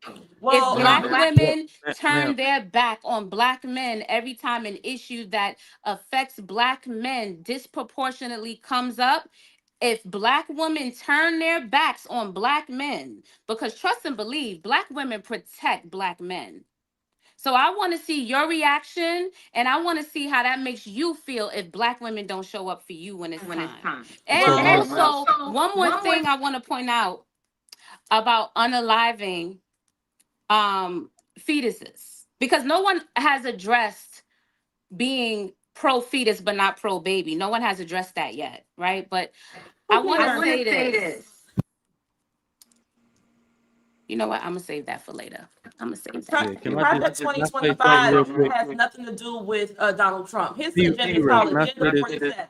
Agenda Yeah. 40. If you ain't talking about Agenda 47, you ain't talking about Yeah. nothing. Project P-Ray. 2025 got 900 pages written by 100 organizations. All of us could have got together and contributed to Project 2025. They asked anybody who wanted to participate in the mandate for leadership to submit their proposal. And they submitted their proposals and put them together in a 900-page document. I don't understand why we're having this conversation when Agenda 47 is clearly stated in 20 distinct points. Anybody that's talking about Project 2025 and not Agenda 47 chooses not to talk about Agenda 47 because they're pushing an agenda rather than policy and education on our people. So I just need to say this too, because the fear mongering has got to stop. You please don't conflate police brutality for conflate police propaganda, brutality propaganda to Black men, but don't conflate police brutality to Black men, because white men are more likely to experience negative police contact than Blacks and Hispanics. 26% for whites, 21% for Blacks, 19% for Hispanics. We are not the poster children for police brutality. The Democrats just told you we were. Okay? So I just wanted to say that because you tried to make us all be like, oh my God, when they beat my ass in the street, which is not really likely to happen. So I need y'all to stop doing that. All right. My dumbass white neighbor Marine that like drinking while he's with his top down, he's far more likely to get pulled over than me. All right. That's just a fact. Look it up, Bureau of Justice Statistics. Right. Reading is fundamental, isn't it? God damn. Yeah, let me go get Isha in there. Go ahead, Isha. So you got your finger up. DJ, so lovely. Do you date Black men, or I just wanted to ask?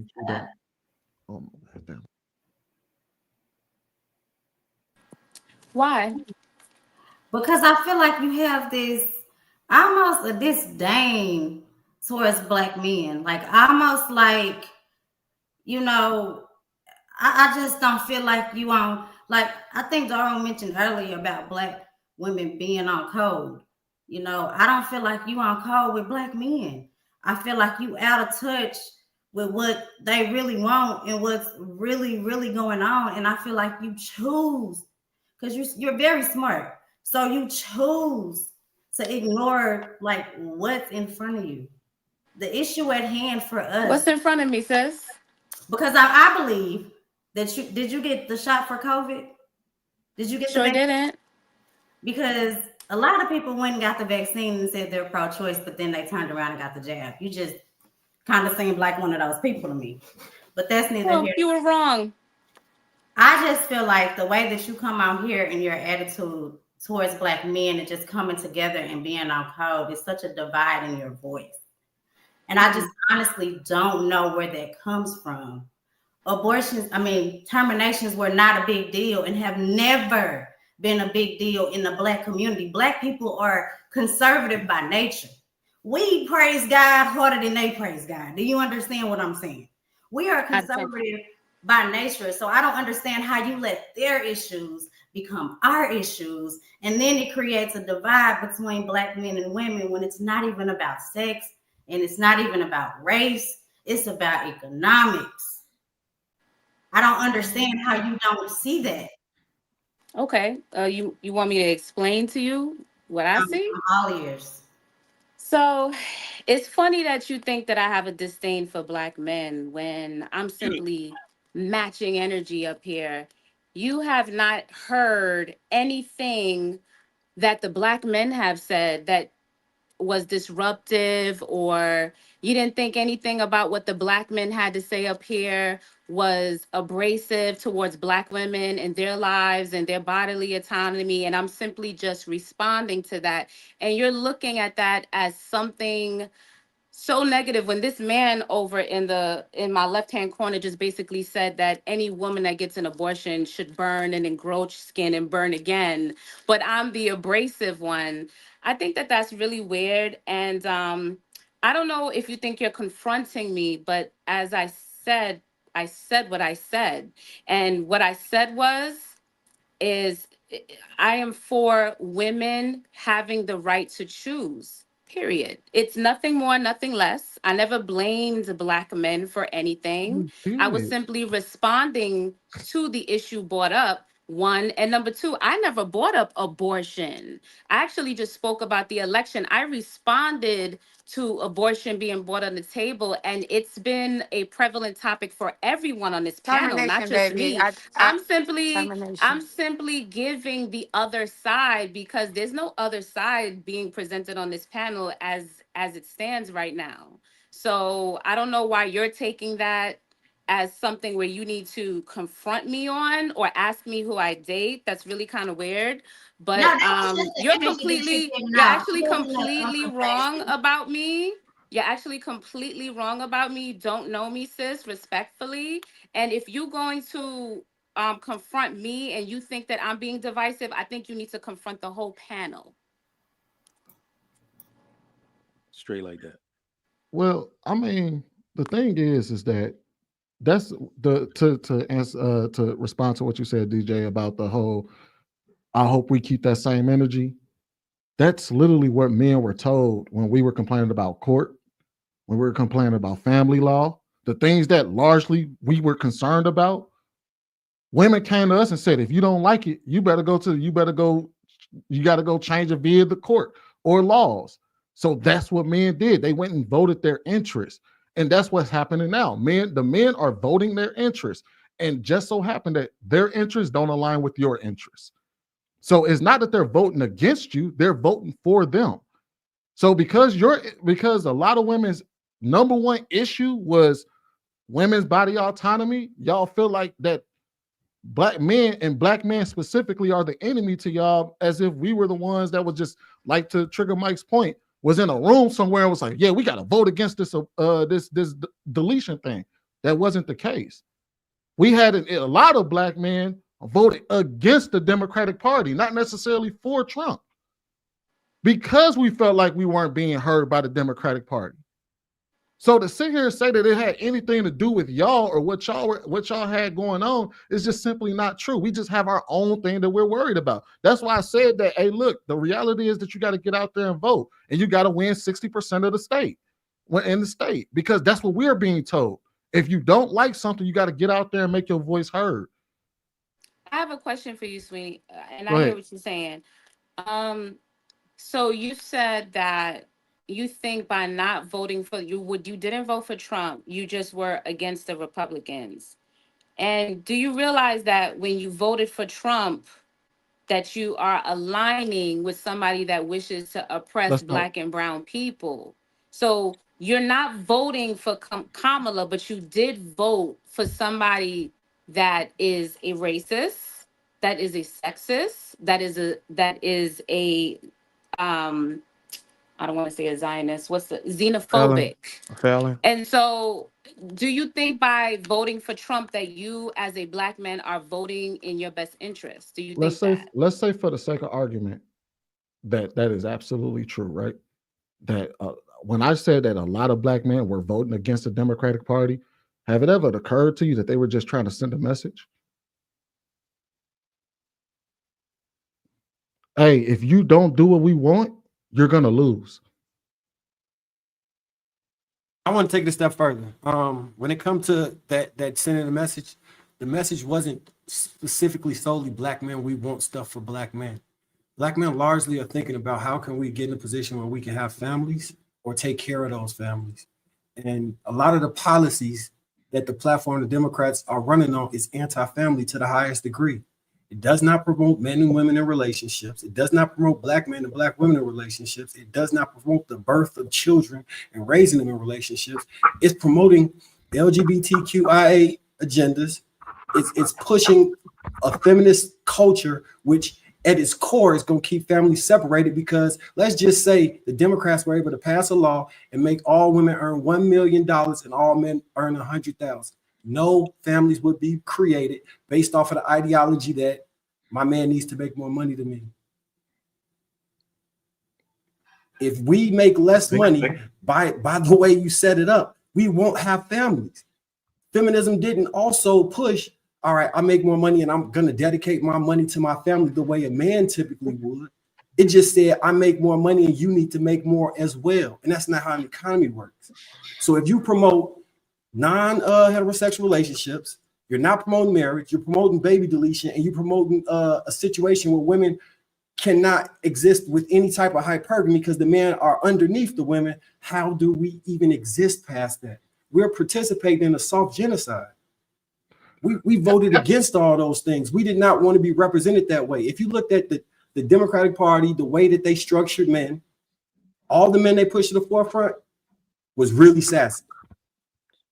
And the black women they pushed to the forefront were wearing suits or dating white men. Yep. This is an issue.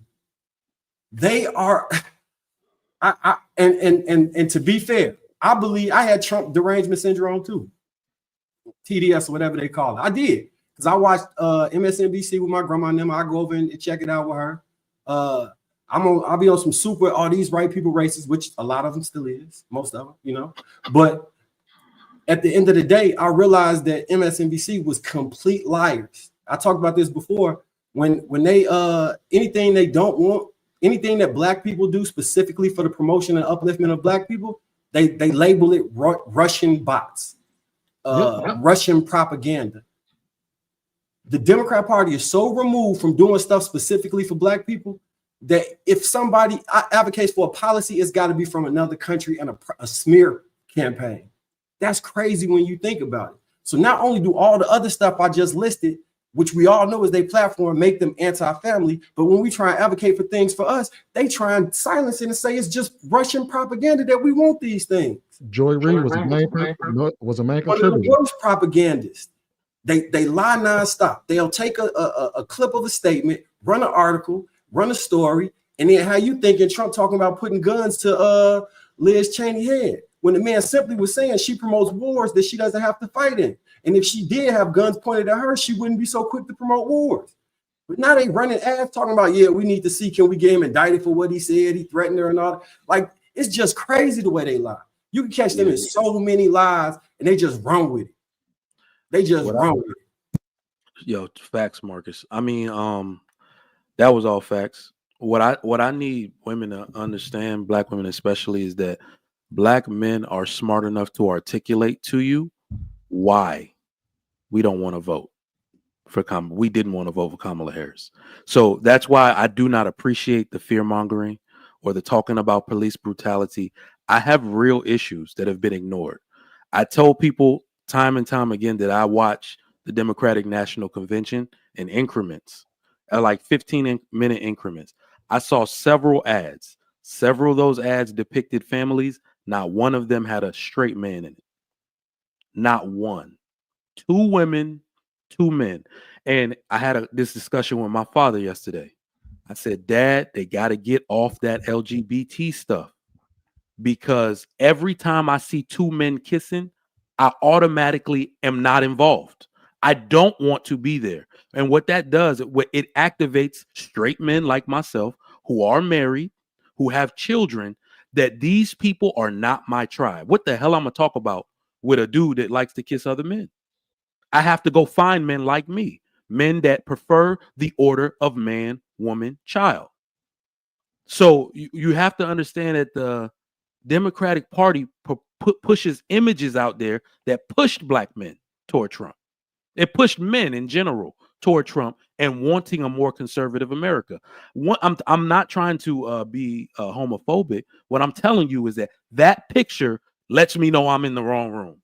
I cannot be around a bunch of what the going on here? Women are okay with that. Unfortunately, black women are the biggest cheerleaders of that behavior.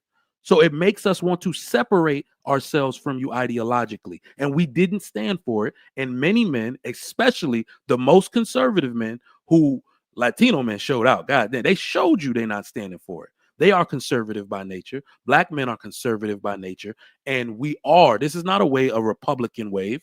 These people, we did not choose Trump, and he's not the man that we would choose if we had our pick of candidate. But he is the other choice. And because it's so extreme to us what the Democratic Party is doing, he became the only choice for many men. Not to mention, nobody picked Kamala. She wasn't picked. Even in 2020, she wasn't picked. She had picked. 0 delegates. She was defaulted into her position, and a lot of people had issues with that. And that's just another one of the grave missteps that Democrats have done. You should have had a primary. Let people choose. Let them choose who they want to get behind. You don't just default a person without giving the people who actually would have been supported a shot. And a lot of people are saying that she's qualified, and on paper she is. But as far as what she supports and the policies that she's pushing, she didn't qualify for Americans. And I can guarantee you that the Democratic Party lost a lot of white liberals, a lot of white left-leaning people just on 2020 election alone because of what they did to Bernie Sanders. Kamala they alienated that dude. Yeah. And the independents, the moderate independents, they lost them too. This is a failure. A lot of people, this is a failure of the Democratic Party. Yep. They failed to actually talk to their constituents, to actually listen to them, and actually do right by them. And people responded. It has nothing, just like I'm sure that in the next election, there's going to be a lot of women that's going to have a lot to say. And I'm sure y'all going to make y'all voices heard. That's what happened here. We were largely ignored, and we made our voices heard. Unfortunately, it's not going to be enough. I have a question for the panel. Since you guys are so opposed to Kamala's stance on the economy, what is it that you love about Trump's stance on the economy? Awesome that you asked that. Can I go first? Awesome that you asked that. I'm a disabled veteran. Okay. Trump was excellent for disabled vets. I see what he's doing with his tax plan now, which is very interesting. Trump, I'm a businessman as well as maybe a higher tax bracket employee, right? So I might take a hit in my job depending on what his tax plan is. But y'all heard that he wants to take away all taxes on tips, right? And taxes on overtime. So what I did when I heard that was that I realized exactly what he's doing. When people hear tips, they think of the barback, the bartender. This is actually what Trump is doing. I changed my entire business model last month when I heard him say that, because I'm going to give the firearms class, the license to carry class that I teach, I'm going to give it away for free. And at the end of the class, I'm going to ask people to tip me whatever they think the class is worth. And I will go from having to pay about 35% tax on the 1099 money I make to 0. So these are the loopholes that people like him create that I can take advantage of. I am a very hardworking man. I'm gonna just say this real quick. And anytime the Democrats are in office, I feel as though they want to create a world based off equality of outcome, meaning no matter how hard I work and how not hard somebody else works, they want to take from me and give to them so they can have too. I'm sorry. I don't allow that anymore. If you have as much, I'm sorry, the only people that should have as much as me is the people that work as hard as me. And I just became that way. Okay, so I'm not in full agreement with what Trigger Mike just said, but it's a difference of opinion when it comes to this. So speaking for, this isn't my specific situation, but I see the overall reach and impact on Black families in the Black community. In Chicago, they just brought in all of these illegal migrants, right?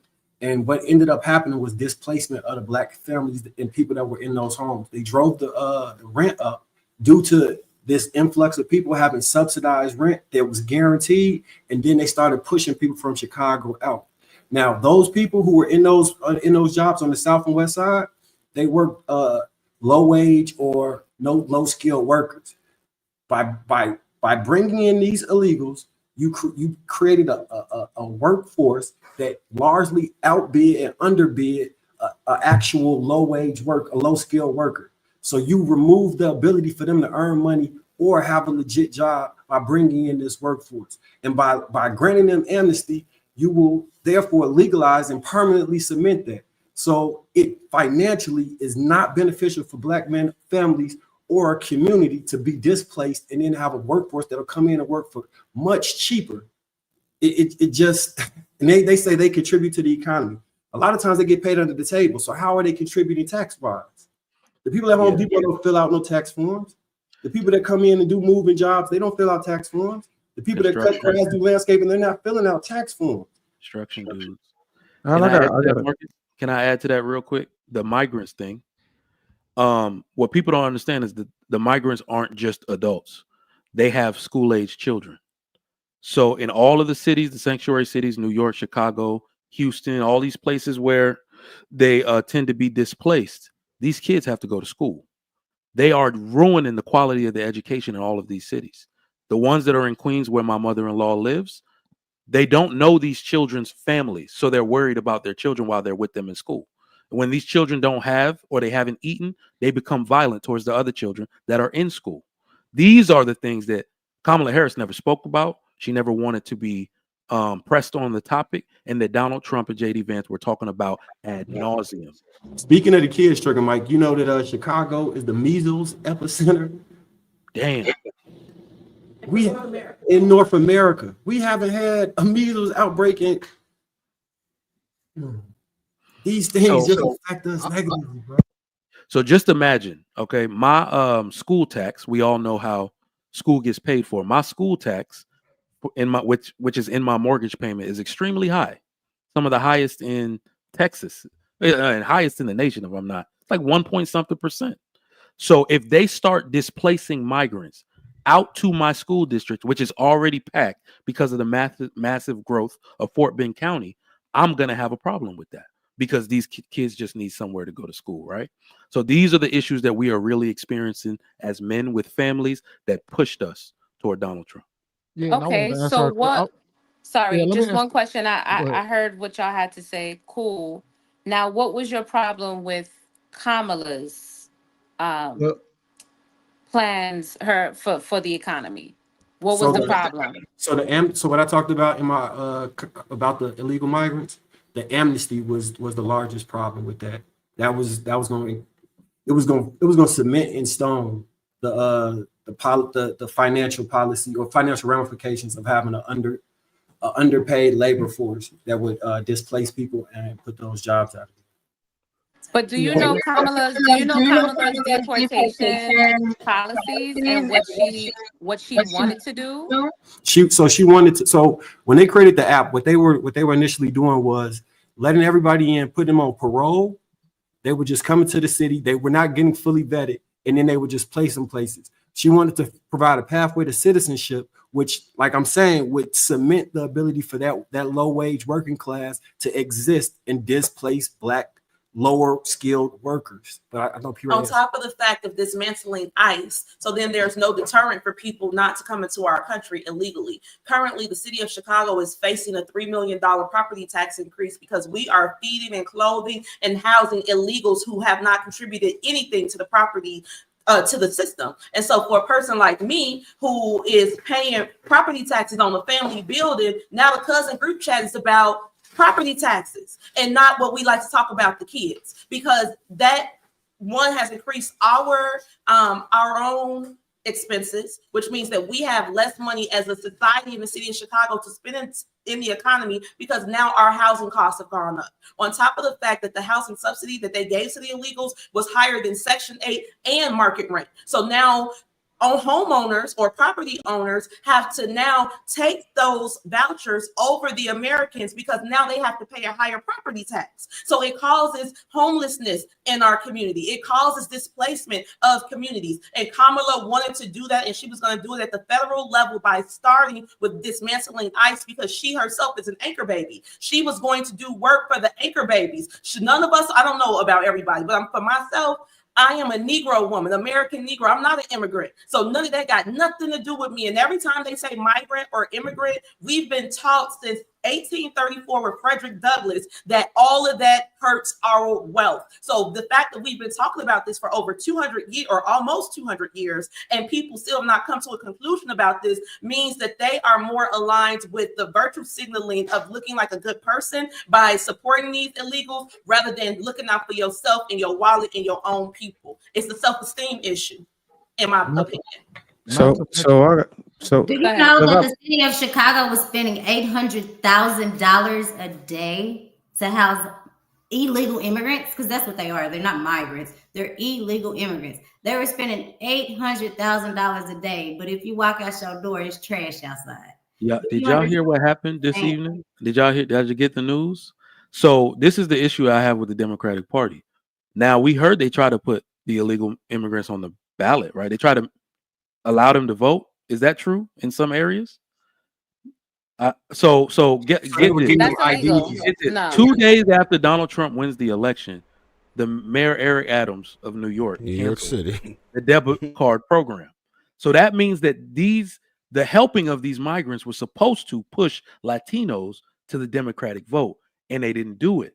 So now they don't see any benefit in helping them. It's about to be bedlam in New York City. A bunch of people with no housing, no clothes, no food. Who do you think they're going to go take it from? And then I really want to answer DJ's question about because I'm not a supporter of either one of them. I didn't support Trump nor Harris. But I will say that looking at their tax plans, Donald Trump tax plan benefits me more than hers does. When you talk about the child tax credit, when you talk about specifically what Trigger Mike was saying about not taxing tips. Shoot, you just gave me an idea about changing my business model. I might start giving out haircuts for free. For free. And then first of all, there shouldn't be a tip system. The tip system, it came from slavery. The tip system was even enacted because they did not want to actually pay workers, and they passed the buck to the consumer. Like, y'all even talking about the tipping system is crazy. It needs to be completely eradicated. Are we in slavery now?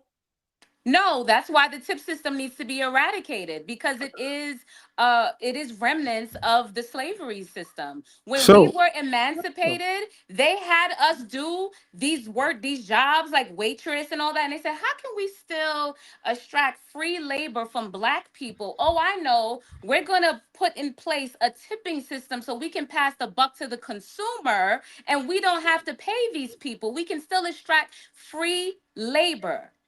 So you're concerned. So basically, you stated basically saying that you're concerned about Black people. Yes or no? I just want to hear that. Fully concerned about Black people. You're fully concerned about First Black and people. foremost. Okay, got it. So if that's the case, statistically, a Black man had a higher chance of surviving the Vietnam War than surviving the womb, given today's baby deletion rates amongst Black women. If we're losing we're more back on lives, abortion. Okay. if we're Y'all just losing said You more, that gotta that stop wasn't the saying the biggest thing on the word. You table. gotta So stop I'm saying the just word. curious why y'all. I Now said hold baby deletion. I on, did Miss not. No, Aisha. I'm I Hold talking just to on. want to DJ. point DJ. out that he's bringing Can I it up, finish not the? me. Can I finish the point? I If am not if bringing it up. He if we're is. losing more lives before birth Okay. than in a brutal war that we arguably lost, shouldn't we be questioning what's really endangering the future of black men Yes. and You addressing wanna these you root wanna have causes? that conversation? No, we don't. You wanna have this conversation? Why a lot of black women in droves are choosing to unalive the unborn? Yes DA, or can I no? take over for a That little wasn't bit? my actual question, but No, you are. you You're said saying you like had concerns for black. You had why are concerns more for black black men men. dying? Why are more black men being unalived during pregnancy than the Vietnam War? No? Is You that what you voiced your asked? concern for black men, and I'm telling you that a black man has a greater chance of surviving in the Vietnam War than in the womb of a black woman today. Okay, do you want to have this conversation? Because this is a rabbit hole. I'm obviously having a conversation because I'm asking you a question. Can you answer Okay, that? I'm going to answer your question. Why are black men the highest demographic that is least likely to marry any women, not just black women? So Let's you start there. deflecting my Let's start. question with a No, I'm different not question. deflecting. Let's start with the family unit because when let me give you the inside scoop of a woman's brain when she gets pregnant. When a woman gets pregnant, right? And she's thinking about what's ahead, the family, the consistency, the male presence that's going to be there, the support that she has, the village that she has. The first thing she's looking at is, okay, is this man going to or is this man that I'm with going to be able to help me sustain? So when she tells him and she gauges his reaction, is he happy? Is he supportive in the decision? Is he calling for abortion? Because y'all are not also talking to men who call for abortions, right? It's not just women that are just like, I'm gonna have an abortion. I don't DJ, care you what gotta you have stop to saying that say. word. Hold on. I'm sorry, y'all. Unalive. So when I say that there are a lot of things that women consider when they find out that they're pregnant, right? It's not just like my body, my choice. There's a lot of things that go through a woman's head. And one of those things is the dynamic between her and that man. Is this, can we make this a family? Y'all always argue that we in charge of the sex, but y'all in charge of the marriage. So with that being said, y'all being the highest demographic that do not marry any woman. Let's not make this about a black woman because we're talking about any woman. Y'all are least likely to marry any woman. And then you want the black woman to turn around and say, this looks like a good time to have a baby. This looks like a good person. This looks like this feels right. That's part of her decision making. So if we're going to talk about women seeing pregnancies through, we also have to look at the complete picture. You said we're the less likely to marry any woman. So Yes. let's take the other women off the table. The reason why we're the least likely to marry them because we prefer to marry our black women over Do anything. you? And the You're reason, not. yes, the reason why we don't marry you because you're not proving yourself worthy to be married. So you speaking for You're all proving men. Are yourself you worthy married? for the streets You're only. married, right? I'm married. Okay, so you did see it worthy to marry a woman. So the I did. conversation you need to be having is with other men. Other I men, clearly do. you found a black woman. I know Got plenty. Wait a minute. I know 76,000 plenty subscribers. of I black have it every week. women that are fully worthy of marriage and a family. And if you impregnated her, then surely, as y'all like to tell us, you need to choose better. Okay? Why would you I do it. impregnate a woman? Why would you impregnate a woman? Because you control the seed, not us. We're sitting ducks, right? You Most you men ain't out target there. practicing. So my thing is You when you you release your seed, you tell her about her opening her legs. So you when should be you you should be wait, let me finish. concerned. Let me Go finish, ahead. Jarwin. I'm almost finished. When you release your seed and you choose her, but she's not worthy of your marriage, who's that on? It's DJ. on you. You're not worthy of marriage. If you Oh, told So her why not is to she marry, worthy of your child, and why should she keep your child? Why is she worthy of your you child, should but keep. you expect her to see that pregnancy through and then point the finger at her and blame her, You but should. you You just should. told her she isn't worthy of Okay, I marriage. was Make trying that to. make sense. I told you Whether this was a you know rabbit hole. I told whether or you this not you was a rabbit hole, friend. whether or not you should keep the child shouldn't be based on the man, but should be based on God. I low key been sitting here for like an hour. Can I just That's say it. something? Go ahead, Zod. Go ahead, Dan. Go ahead, Doc. I'm gonna just say a couple of things. Just based on what I heard, and y'all know how I talk. I've been sitting for an hour. But I do think when I'm hearing DJ So Lovely talk, I hear a lot of good points she's saying, and it would be good to hear it from somebody with it like who believe in her points and hear it from a different perspective. I think that this debate that's going on is really kind of unfair to her and her beliefs because a lot of things she's saying I'm pretty sure like she has who like all y'all I see y'all all different type of personalities. He has facts about one area, he has facts about different areas and things of that nature. But when I hear this and I am a person who like look at like the deep root of what's going on with our community, like what's breaking up the unity. And I feel like these policies and certain things that they're throwing at Black people, that's what's causing this division. When it comes down to Trump, I feel like when he first got in office, he really like went and he was not first got in office when he went against Obama. I think that's when the Republican Party realized that a lot of Black voters was not voting on policy. You know, they were voting on Obama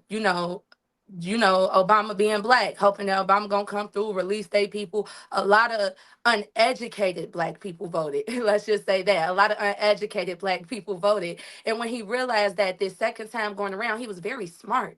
He was like, okay, I have to pan to those people too. You know what I'm saying? And when he started panning to those people and talking about the COVID checks, that's why Obama he was like, he was like, I didn't he said I gave out checks too, but I didn't think to put my name on it for ego. But Trump, he's smart, he's a businessman, he's going to think about winning, and I think that was smart for him to do this second go round. I think it's going to be very interesting to see if he actually hold up to his end of the bargain, because if I was a white man trying to pan to Black people and tell them, oh, I care about you, I'm definitely gonna go get the felons out the jails versus making sure the school systems are tight and in order while I'm in that time period. I'm gonna make sure I'm paying into that uneducated vote that I didn't get before.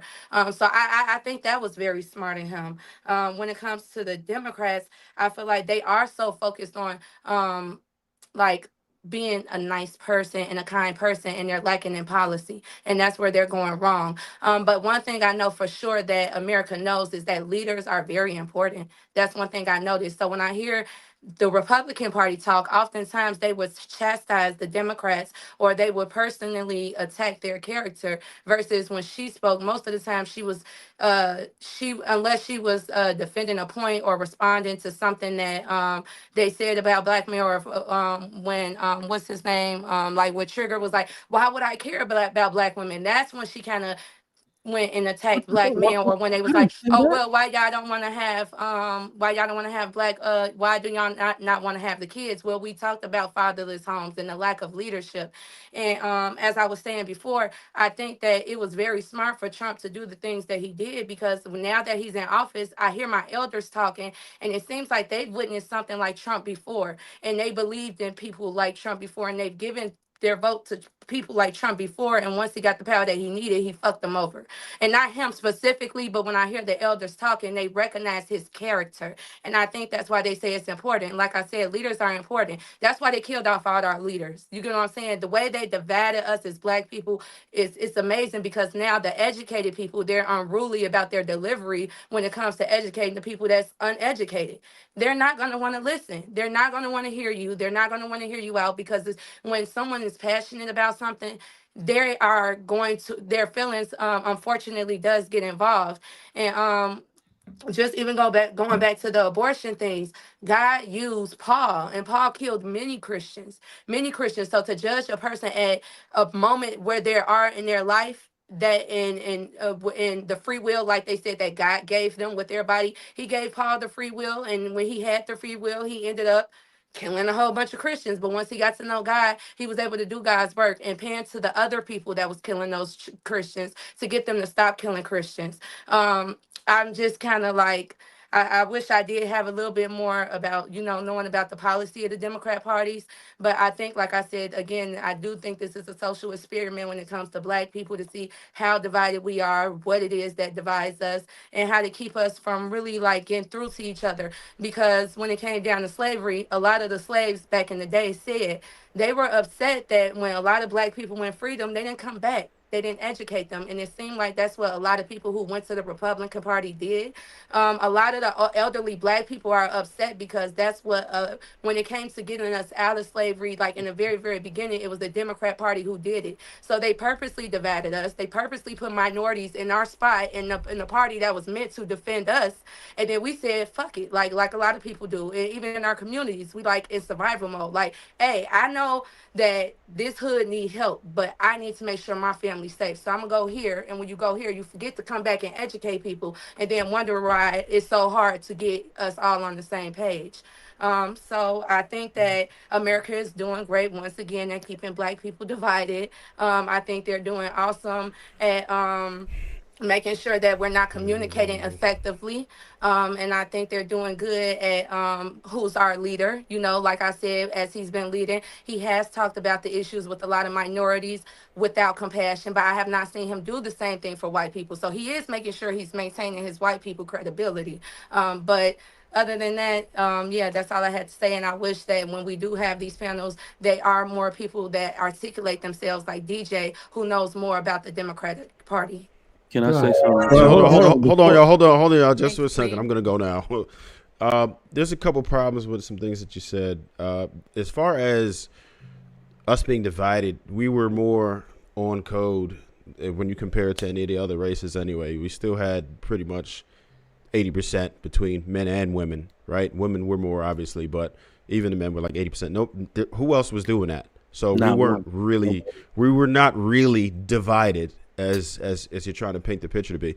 And secondly, the main thing that I heard that was bad for you to say was the fact that you're saying that people were underinformed, right? And this is the type of rhetoric that annoys people. And when you take on that type of elitist attitude to say that because people didn't make the same choice as you, that they are underinformed or somehow a misogynist or a racist, it's crazy. That's the most divisive thing that you can possibly do. Yeah. And that's what everyone is accusing the other party of doing. No, people just cared more about other policies. They didn't care about the whole ABO thing. It wasn't that deep. Sweeney put the chart up. It was like 14% of people that actually cared about ABO. And people are acting as if women typically are just running around making sure that they have the right to do this. Women don't really premeditate that. It's a circumstance that happens, and then once in that position, they sometimes do it. But that wasn't even the primary focus of most women. And we saw that when America spoke Tuesday night. Nobody really cares that much about that. And for you to lead your campaign with that was crazy and not moral either. That's wild to me. Also, so I just have a quick. I just want to make one thing clear. That's not my campaign. Like I say, I'm here to listen based on what I've heard on, what the information that y'all given. I got one question for you, Di. Mm-hmm. Besides baby deletion, what thing have Black men asked for or voted based on that would separate us from Black women? Like things that we wanted. What's one thing that would have separated us from Black women? Honestly, when y'all all started talking about policies or anything, I don't feel like anything was too much concrete information was given to me to even be able to answer that question. Okay. Well, just to kind of explain, there is nothing that Black men want that don't benefit Black women. Yep. There is not one thing that we are asking for, demanding, and as far as policies are concerned, that do not benefit Black women. We aren't the ones that are dividing ourselves from the group. So can I say something? No, I'm sorry. Go ahead. it's and the thing is, this is not even all black women. All black women aren't saying this. This is the women that are on TikTok that are mad about Trump winning in office. They are one issue voters who are saying black men hate us because they don't support, because they voted for Trump and he doesn't support deletion. Okay, so can I tell you what I see? Like, just when it comes down to the black men and why I think women are so upset.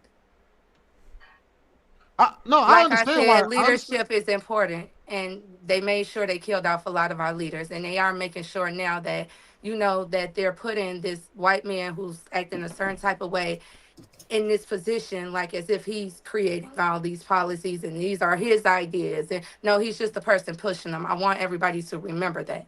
Okay. So when we talk about community and we talk about why white people are the way they are, y'all have to remember conditioning still exists.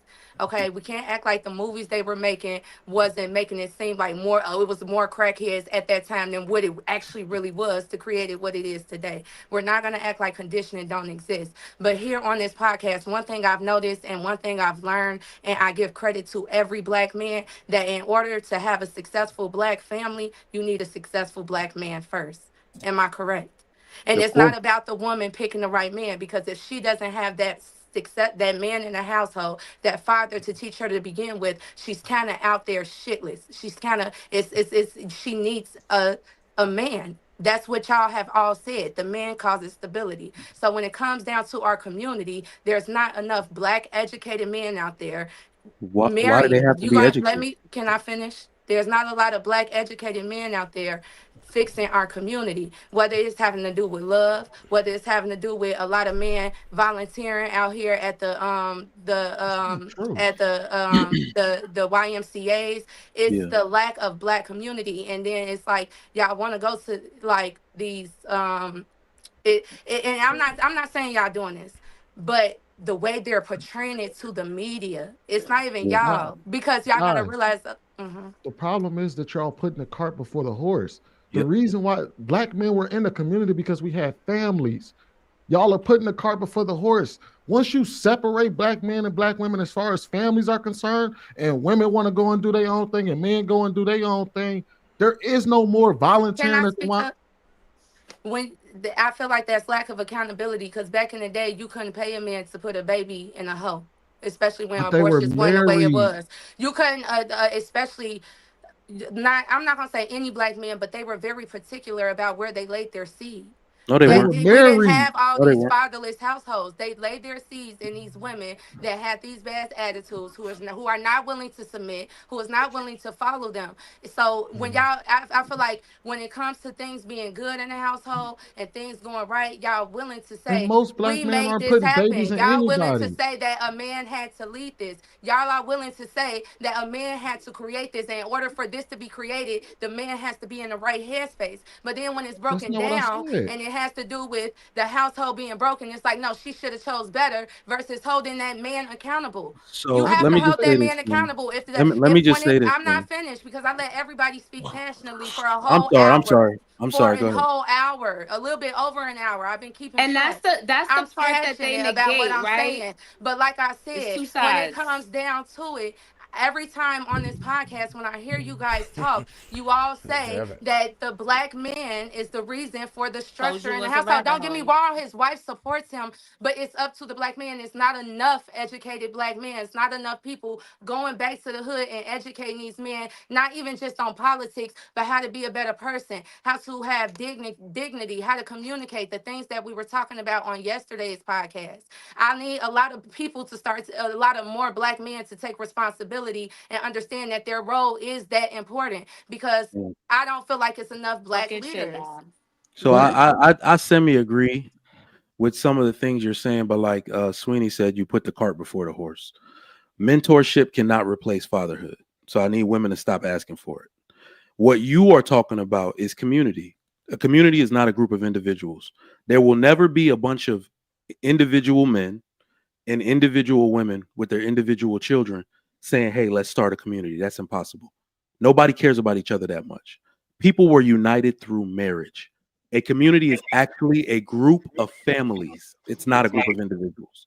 All right. So when he said you were putting the cart before the horse, I agree with what you said, but the thing about the past where men used to do this, that, and the third, that's cap. Condoms didn't exist back then. So whoever you was smashing, they got pregnant, that's who you married. Shotgun weddings created more households than discipline did. All I right. have a question, Trigger Mike, really quick. Hold on real quick. Let me just say this. Can y'all let him I got a finish so I question can when Hold he's on, y'all. done.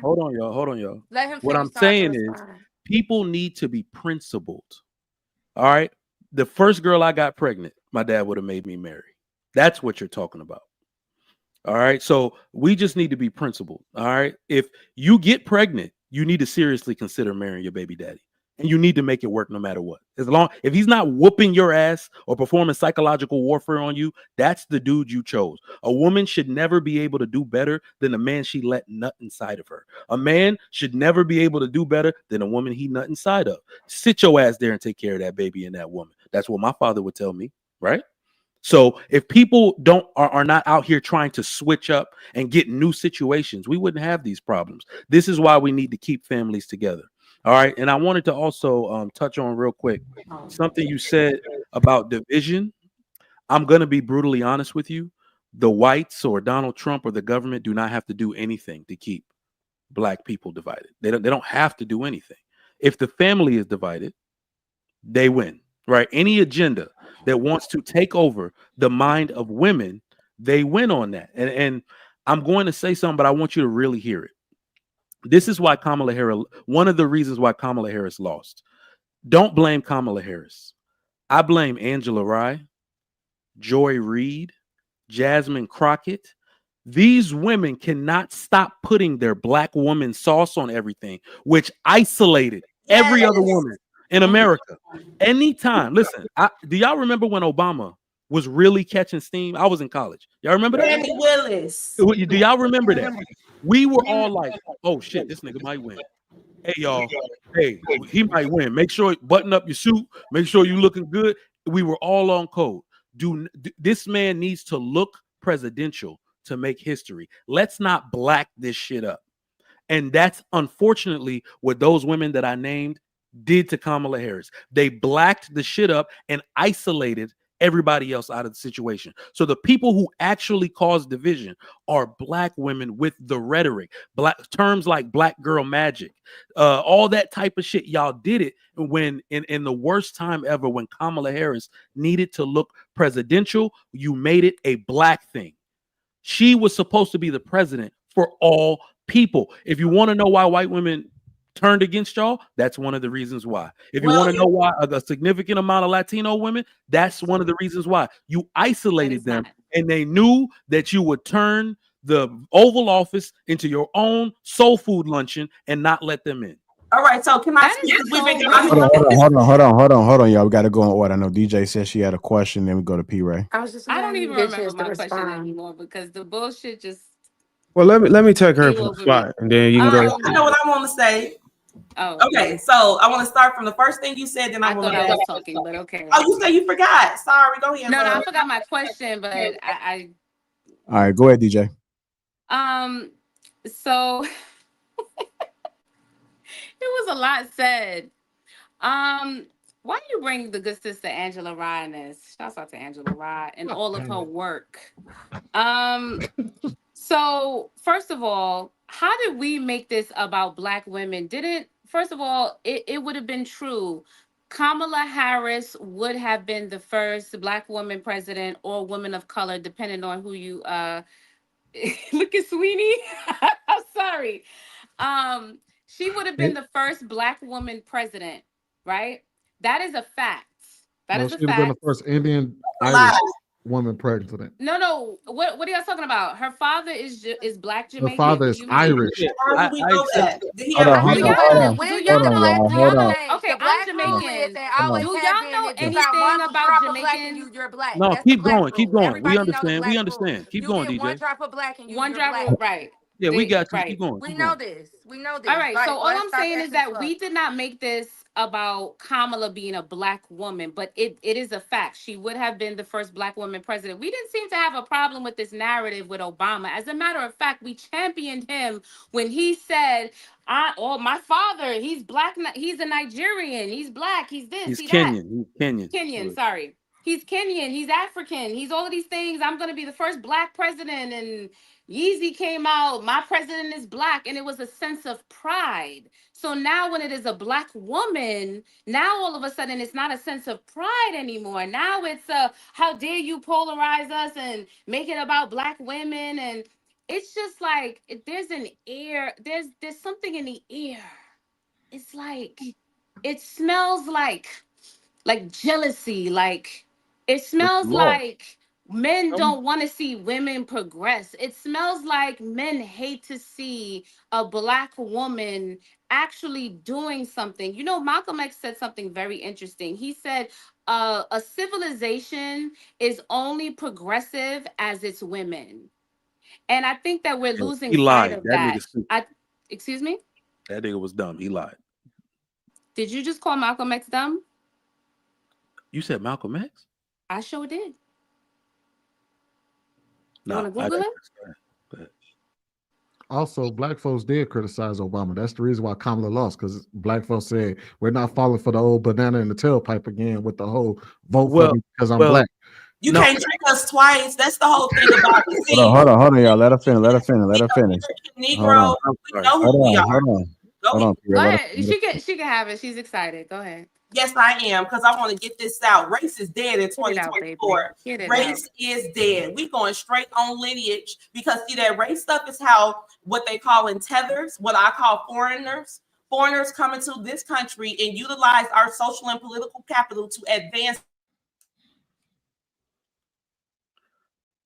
whatever you're calling yourselves. So that is the main problem. We were not going to allow this. I know that Kamala, her father comes from the elite mulatto class of Jamaica, because I do know about Jamaica. So I know that there's an elite mulatto class, and he happened to have enough money to come over here as a grad student in the 60s. In order to get a student visa, you got to have all your money up front. So he had enough money to come over here in the 60s as a grad student and move to California. That's the first thing. But her mother is a Brahmin Indian. They are the highest caste. They got arranged marriages. They didn't send her mama over here to marry the Jamaican mulatto man. They had a whole life set up for her over there. So when she brought back those two Jamaican mulatto children, they say, you can't do that with us. So that her mother had I'm sorry, can you stop saying mulatto? It is such a racist term. Even this mulatto changed her name to Big Lotto because it's such a racist and nasty term. That's my people. That's who I am. My grandmother Your people? You are a racist, self-hating woman. You know that? You don't get to determine. You are aligning yourself with the oppressor, and it is really you're weird. Jamaican culture. You're weird. Go ahead. Keep saying racist, ignorant, self-hating terms like mulatto. That just goes to show you how off base you are. Y'all gotta, y'all gotta chill. Hey, ladies, let me just finish my I just want to say no. So let me finish it. So she brings back these two children who are not Brahmin. Okay, let's say that they're not Brahmin. So they tell her, they can't come up in here. So her mother had to create a black world for these girls to belong to. And just because this Indian lady created her adaptation of what she thinks Black American culture is, does not make her an American Negro woman under any circumstances. When she said she put Tabasco in her greens, I knew that she was lying, because we don't even eat Tabasco. That's not us. But she's talking so loud, and she's in this world that she and her mother curated for themselves because she could not go back to her Indian people. Please don't play with us when it comes to this ethnicity stuff. No.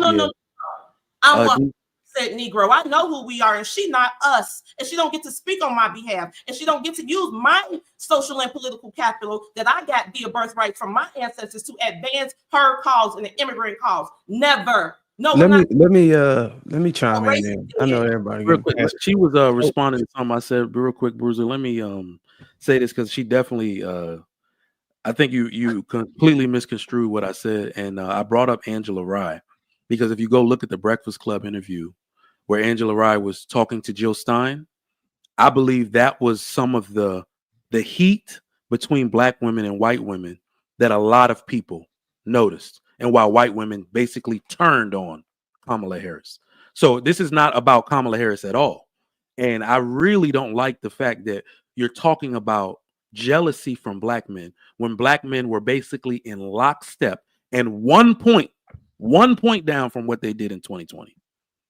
White men, I'm sorry, black men only like 79% to 78%, only 1 point. Now, this is the terrible part about it and why y'all need to stop race baiting. Black women made history on election night. Angela Also Brooks is a U.S. senator, black woman from Maryland. Rochester, black woman from Delaware, both senators. First time 2 black women, U.S. senators. But yet you're trying to convince us that everybody hate you when you made history, right? So the reason I brought that up was to say the reason the presidency did not go to a black woman was not even because of Kamala Harris. It's because all the women needed to understand that we need to look presidential in this time. Do not put any black girl magic sauce on things that are supposed to include all of the American people. And I think they failed at that. So I'm going to tell you right now, if they want to win anything in the midterms, they need to have men like me, men like Trev, Sweeney, all these people to tell them how to run a campaign that is inclusive and does not isolate other people out of their agenda. So yeah, don't put Cardi B on your podium. Don't put Megan Thee Stallion performing. Don't have Glorilla performing at your shit. That's listen. Thank you. Who you think? They were trying to appeal to the young vote, and I also agree that was a mistake. And they lost. That's what I'm saying. They lost. But what I will say, I want to ask you this, Trigger Mike. What is your problem with Black Girl Magic? Because I don't have a problem with Black Boy Joy. I don't know why Black Boy Joy didn't catch. It just didn't. What's your issue with Black Girl Magic exactly? So those tropes, they are tropes, are dying off for a reason. Do you know what a Black trope Boy is? Joy, Black Boy Joy was actually created by women. So I think you're missing the context in what I said. Please do anything and have pride within your own people. All right. The part that I cringe, I'm not gonna lie, I cringe every time a black woman describes herself as the word black woman. White women, we know white women want to look out for other white women, right? But they're smart enough to only use the word woman when they talk. I've never heard in my life a woman say, well, me as a white woman, I've never in my life heard them say that. That's because even when they're talking about themselves, they're smart enough to pretend to be inclusive because they want to reach a higher level. Right. So they're gonna understand the difference between black pride and a white person saying white pride, right? Like, those are not synonymous. Those are not the same thing. You know why black pride exists and why white pride doesn't, right? You know what? These things are not interchangeable, and we should not be comparing them. You know what? You know why black pride exists, and Black Girl Magic derives from black pride. Yeah. What I'm telling you, that is not DJ, the same. That's a false equivalency to compare white pride. DJ, there's no need for white pride. We live in a supremacist society. DJ, I'm not arguing or debating any of that. It's irrelevant because for the presidency of the United States, you just need to be a woman. I don't give a damn about black pride if I'm running for president. I'm everybody's president. That's what I'm saying.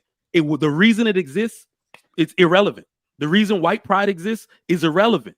White pride is not a thing because they don't need it. That is the reason why there's no white entertainment television. Hold on. Are you for real? No, what I'm saying is, do you know why BET exists? Do you know why Black Pride is a thing? Do you know why Black History Month is a thing and not White History Month? That's not what he's saying. Look, man. Let me say something because I've been trying to let y'all argue. You're not paying attention to what Black Girl Magic is. It's a derivative of Black Pride. There's no such thing as white pride. We live in a white supremacist society. We live in a society that uplifts white people. This is literally the equivalency of all lives matter. There's no need to say all lives matter when we're talking about Black Lives Matter. There's a disproportionate. So this is what I wanted to say. I couldn't say it. The fact that y'all don't understand, this is remedial shit. We y'all do, for real? I wanted to chime in before Di left. I knew that. Can't be serious. She would have potentially left, but she said something that was very false, and I wasn't able to get in because everybody wanted to keep going back and forth. Nobody wanted to share. She said something about that was very dangerous, spiritually dangerous, and that's always gonna rub me the wrong way. She said Paul was given permission by God to go around killing Christians. I wish he was here, but that's false. That's false. God intervened when Paul was going around persecuting Christians, and he turned them away from that. And that's the reason why they use that story, because it was a testament that even those who cause harm to Christians can even come to forgiveness and be God's forgiveness was so strong that even those who cause harm to Christians would even be granted forgiveness and Sir, you do know everybody's not a Christian, right? I'm just So what? throwing that out there. You She do know referenced everybody is not a Christian. I didn't right? say but what Okay, I'm but saying don't require you're her to be. governing a lot of your narratives, She and made a you're statement coming about with this. Paul You're in the coming with Bible. this So I'm just judgmental, responding like to that. It ain't got nothing to do whether she's a Christian or not. If you're gonna speak you from the just Bible, told people that they should burn alive if they have an abortion, and then grow skin and burn alive again. DJ, you have to let somebody I never finish their said thought. anything about her being a Christian or anything.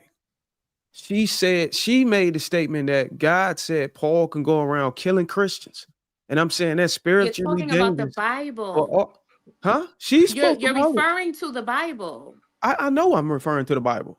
You've been doing that this whole time, but DJ, we're not DJ, a monolith. You know that That, everybody is not what does that Christian, got it has anything baby. to nothing to do do with? with what he's What's saying. that anything to do with my own principles? I don't gotta conform. I don't gotta conform my principles and standards and what I believe to what you believe. If it's my turn to speak, I didn't say you did. I'm gonna speak from my standard and what I stand on.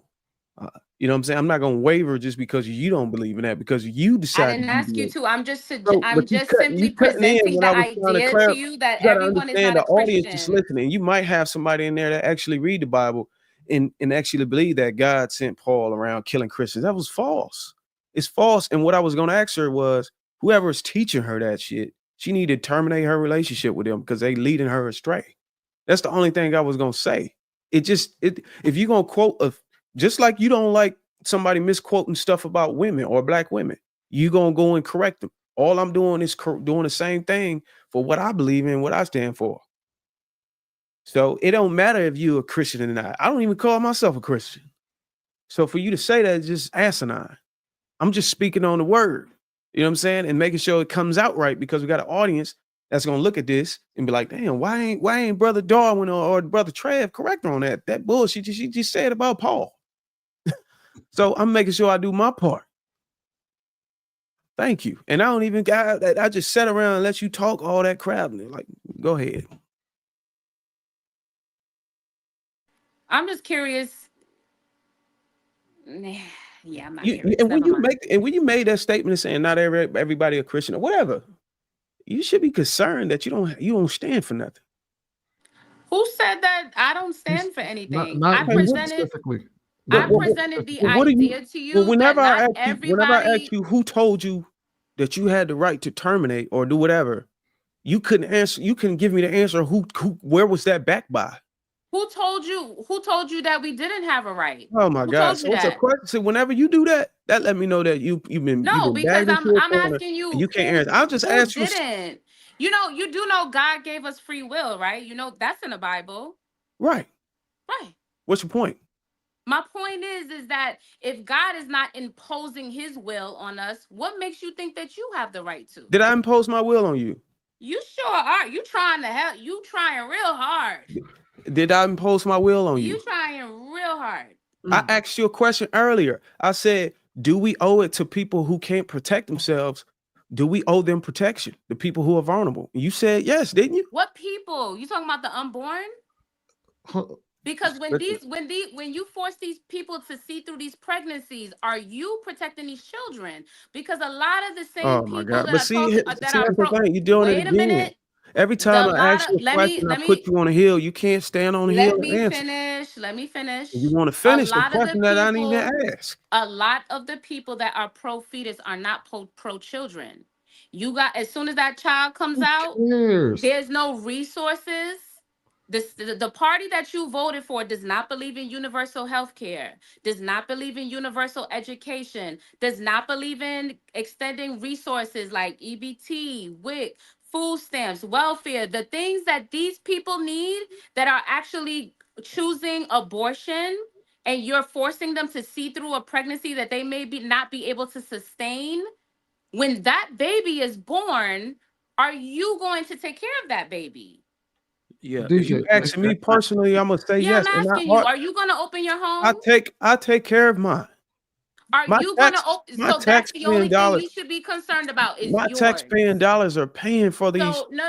For their, The only no, thing wait. you You should ask. be Hold on, wait. concerned What you can't about do is is sit here and tell yours. me to let you finish, and then whenever I respond, you don't let me finish. Don't.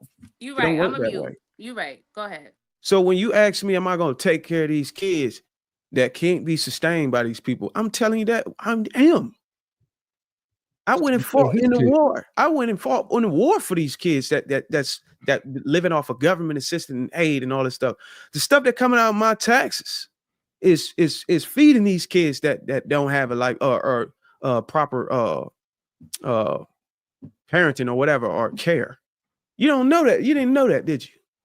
No, you didn't know that the Republican Party that you aligned yourself with does not support the children that they are forcing these people to have.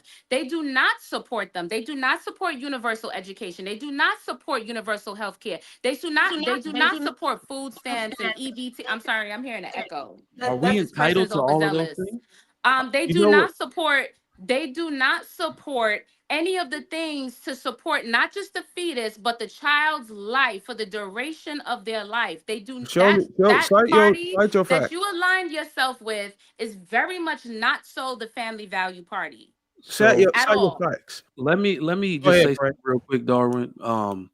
Ma'am, I cannot stand, and maybe I'm not trying to be insensitive. I just realized that with the individuality of many women in the U.S., every time you talk about children, you talk about the government, and I really have a problem with that. Almost everything that you named, probably save healthcare, is a parent's responsibility. The quality of my children's education is me and my wife's responsibility, not the government. They sell math books on Amazon. If I want to teach my children Black history, they sell books for that too. It is not the government's job to do pretty much anything you said. So when you say food stamps and EBT, I'm not entitled to that shit. What are we talking about? Right?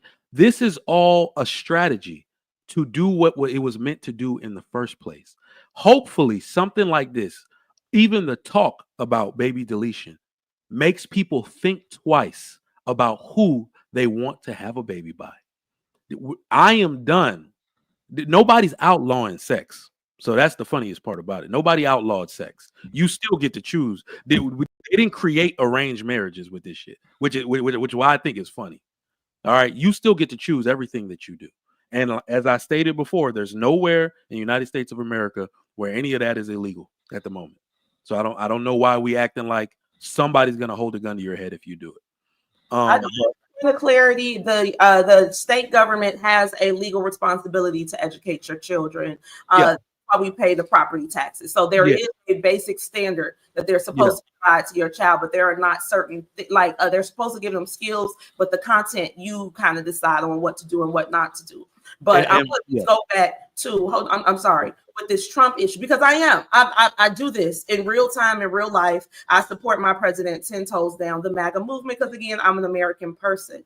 When we talk about what they're not doing for the children, that little girl who got raped and murdered and bound. I'm sorry, assaulted, excuse me, and bound down in Arizona. Closing that border saves children like her. When we close that border, places like Chicago, Illinois don't turn into the measles epicenter of North America, and the kids are catching meningitis when they can't get vaccinated until the 6th grade, which means all the kids 5th grade and younger are just exposed to meningitis now because the border is open and they're putting those children in the schools with our kids with and shot.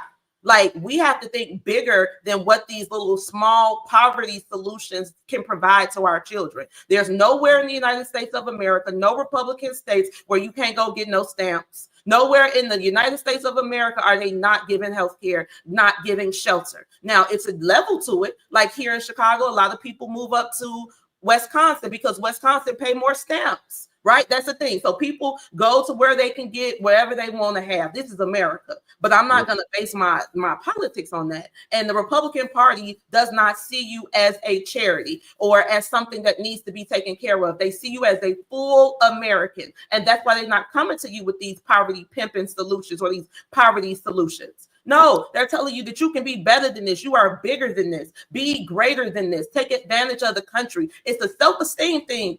It's nothing but self-esteem. And if you feel like you have to live your life based on what government assistance is going to be available. And let me just add, the Republican Party is great for married people. In the So maybe that's country in the why world. many don't like them. If you're not married and you can't navigate the tax code, then yeah, maybe you hate them. But I don't hate them. The funny thing to me is that all these Republican states and all of them still got food stamps. Foods, every last one of them. Every last one. Texas gives out a shit ton of money in food stamps and health care. Like these are all like I said this today. I said Emergency Medicaid, all of that. The most ironic thing I seen was Texans talking about how they was about to lead the country because Donald Trump was elected. As if Texas ain't always been conservative. You ain't never left the state of Texas, but you're gonna lead a country. And that's my point. So when people make statements like No, that, I actually left the country because of Obama. Anybody that want to leave America, get in contact with me, and I'll tell you exactly how to do it. I did it 2 times, running away from Barack Obama and Rahm Emanuel. So I did it for real, in real life. I went to Senegal, built a whole new life. I can help you too. If you don't want to live in MAGA country, hit me up, and we gonna bounce you up out of here. That was just a little commercial. But you came back for Biden, though? Green Book. We need I to came back reinstate for the Green Book so we know Donald Trump. So we know what sundown towns that we need to avoid, especially when we driving through those red states. Okay. I think all of this stuff that's been going on lately, man, with this women empowerment thing and independence and stuff, is just further pushing the narrative to get women to be 100% independent and no need for a man in her life, period. They'll just completely deviate from what God intended man and women to be. That's what I see. And if anybody else see that, man, power to you. Maybe we can try to get in the trenches together to try to fix it. That's what I see, man. Just to destroy any need for a man and woman to be together. That was says what that he wasn't feminism was confident for. that the country was ready to elect the first female president because he knows, quote, how men talk behind closed doors about us. What do men say about us behind closed doors? Well, first of all, say it to our faces. Yeah. Do tell. I don't hide, so no worries there. Here's the deal. I respectfully disagree with Howard Stern, only from the standpoint that I wish he had been more specific. Why don't you say white men? Because let me tell you something about black men. We love our mamas. I know that.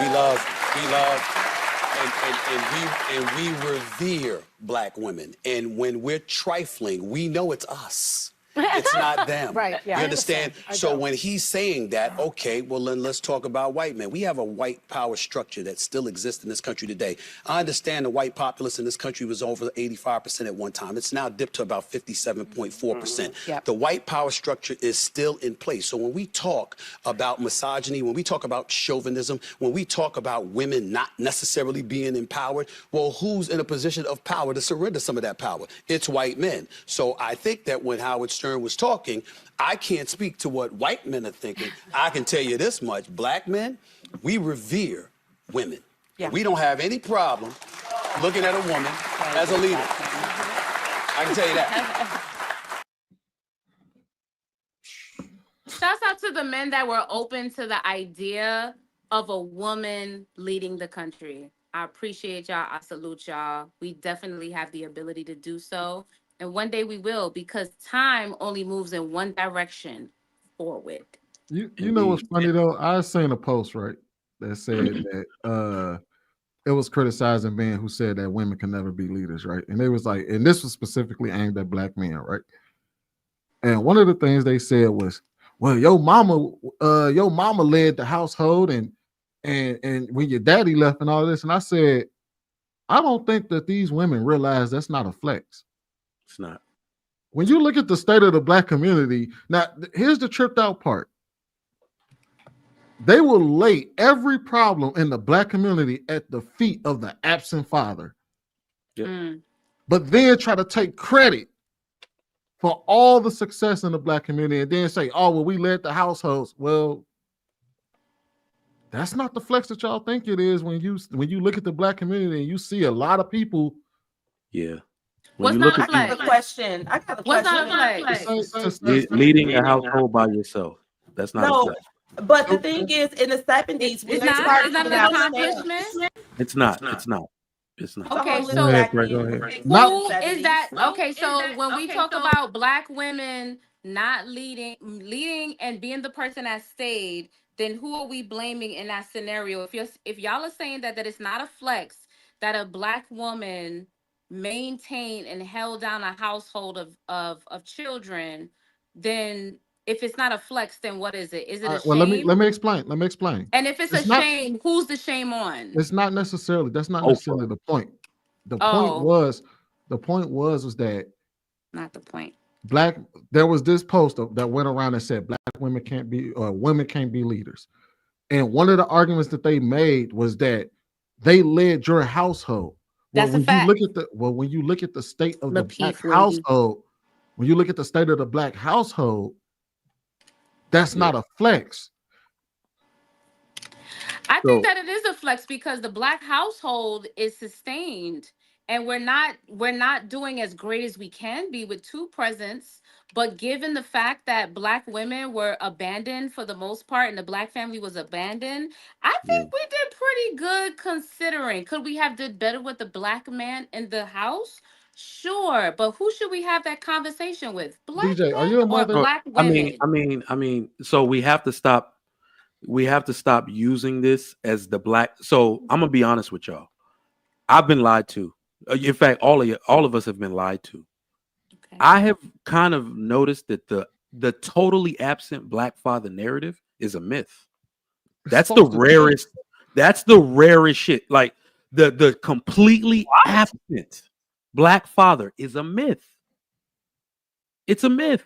The father, hold on. The father that doesn't live with his kid, that's pretty common. You see what I'm saying? Or now hold on, DJ. Now DJ, you're telling us that our reality is a myth. Let me finish. Let me finish. The setup of a mom being a custodial parent and the father is in the picture, that is what's very common.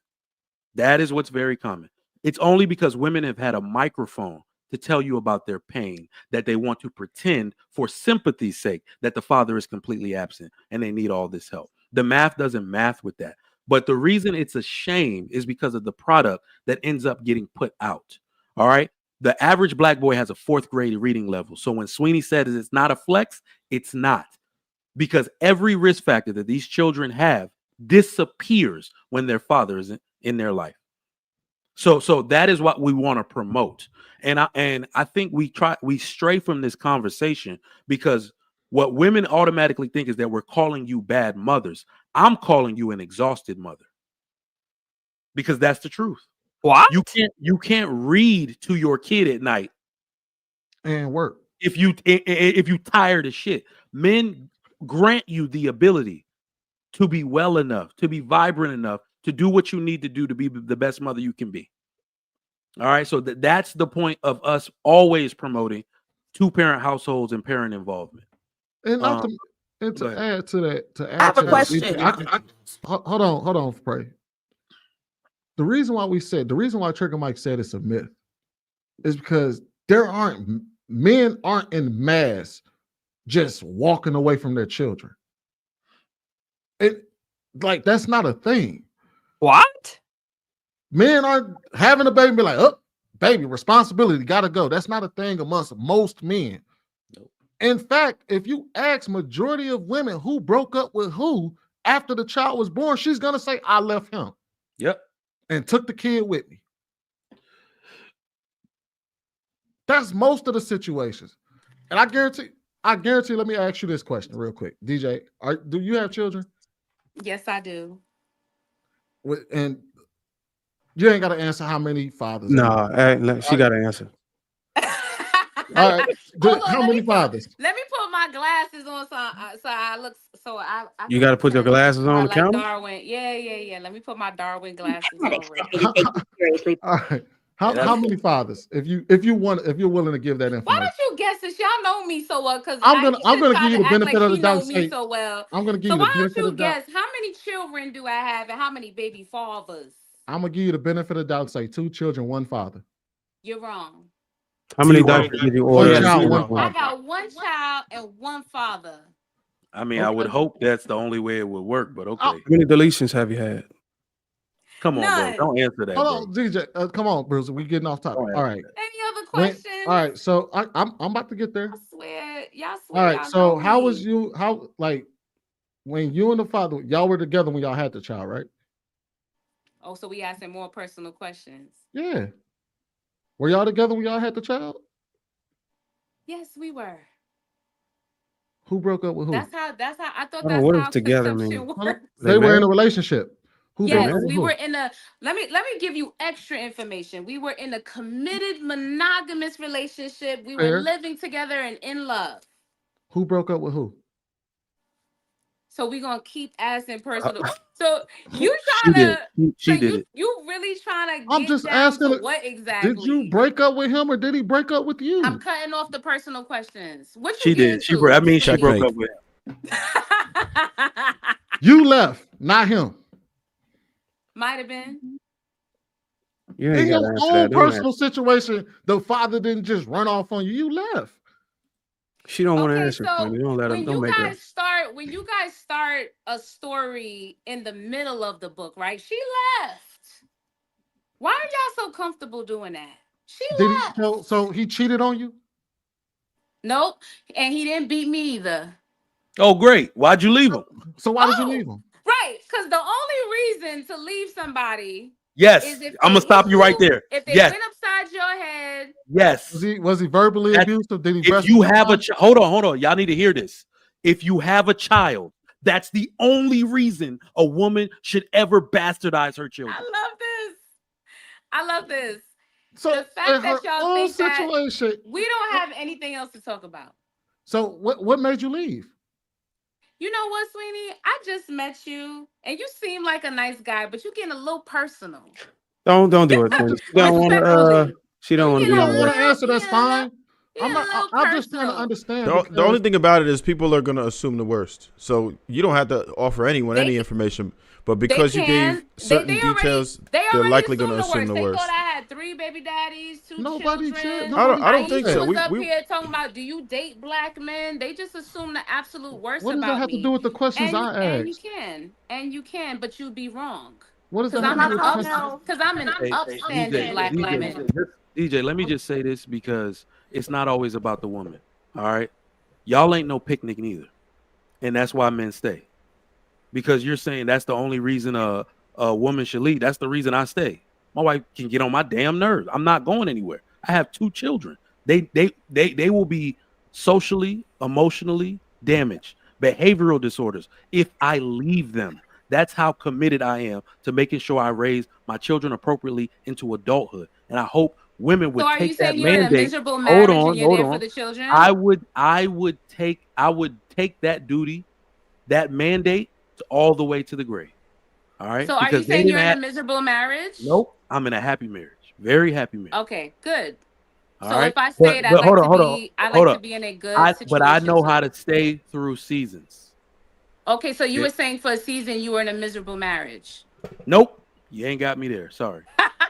So then what are we talking about? Let's say for the sake of argument. Talking about then? Let's say for the sake of You're argument. trying to convince me to be in something miserable, let's but say you're for the not sake of argument he to be in did. anything miserable, sir. But I do not know. You know what? I'm gonna play that game his wife on TV. I'm gonna play that game with her, Sweeney. I don't know a single relationship. I'm just Hold asking on, these because life is about relationships, not just romantic relationships. I've never had a relationship in my life that didn't have its ups and downs. I didn't have a relationship. Okay. So I will say, all I'm telling you, maintaining an up I and will down. stay through the downs. I'm just I have no built like problem maintaining in an up and down. I agree with you there. So what was the downs that made you leave? When did we become best That's friends? funny. I don't. Yeah. I'm just because when did you become my point. Let confidant? me explain. Because the point is that there's this narrative that goes around that talk about how men are just running away from their children, and even in your own personal life, that wasn't true. The man didn't just run away from you. You don't know what happened in my life. You just said it, didn't? And like I said, trust me. If you knew me and you knew him and you see me and you see him and you see what I'm doing and where I'm at, you see what he doing where he at, you understand. I understand y'all But supposed to be married. And he ain't do nothing. Trust me, based off of what you said, I understand everything you just said. So look, listen. I'll give her that too, because you don't know. A person could be strung out, right? It could be a dude that's not a good father, right? There's different situations that could warrant a woman leaving, right? So I hope he's watching this so he can click the link. He can be like, "Who not a good father?" No, but we just got to realize that for a second, right? Like, it ain't no Captain Save him or nothing like that. But I'm just saying, we just got to be real about it. If there's other reasons where someone could, like, it's mental warfare, and you have to understand a woman's psychology, and you could be damn near in prison by selecting the wrong dude. Why you would select to be with that dude or conceive with that dude, we don't know. Or maybe he just flipped the switch one day. Who knows? But without the context, we don't want to just assume the worst. Right. So probably just take her out of it. But sweetie, I understand your narrative, because we do know that generally women leave. And a lot of times, I would say more so than not, it's for frivolous reasons. Stupid shit. They might be at work, find somebody else, or maybe they just get tired of dude or anything. But what Trigger Mike is trying to say is that if at all possible, if it's at all reasonable, try not to break up a home. We don't want to just have it as a trivial thing. It's major, right? It's devastating to the child for them to be in a broken home, right? We don't need to go over the statistics of them just being an upstanding citizen, for them being an entire degenerate. We know that they are likely going to become a degenerate without the father in a home. So we'll just assume the best, that it was a damn good reason, because I think DJ So Lovely is intelligent enough to dig that and how it's possible, right, in the likelihood of it being in somewhat way detrimental to the child, right? So the point is, we don't have to throw her under the bus to make the point. We dig it. We really should not break up any damn homes, period, if at all possible. Yeah, and we shouldn't in any way promote it. We should be promoting families. And I agree that we should be promoting families. There's just one. Remember, I just like to be fair. You mentioned the term mental warfare. All right. So we now know that most domestic violence situations are initiated by the woman. We know that women are more capable of verbal assault against men. So the mental warfare that's happening in a relationship mostly happens to the man, and he stays. Would you agree that we go through the same shit, and we're just probably more likely to stay than they are?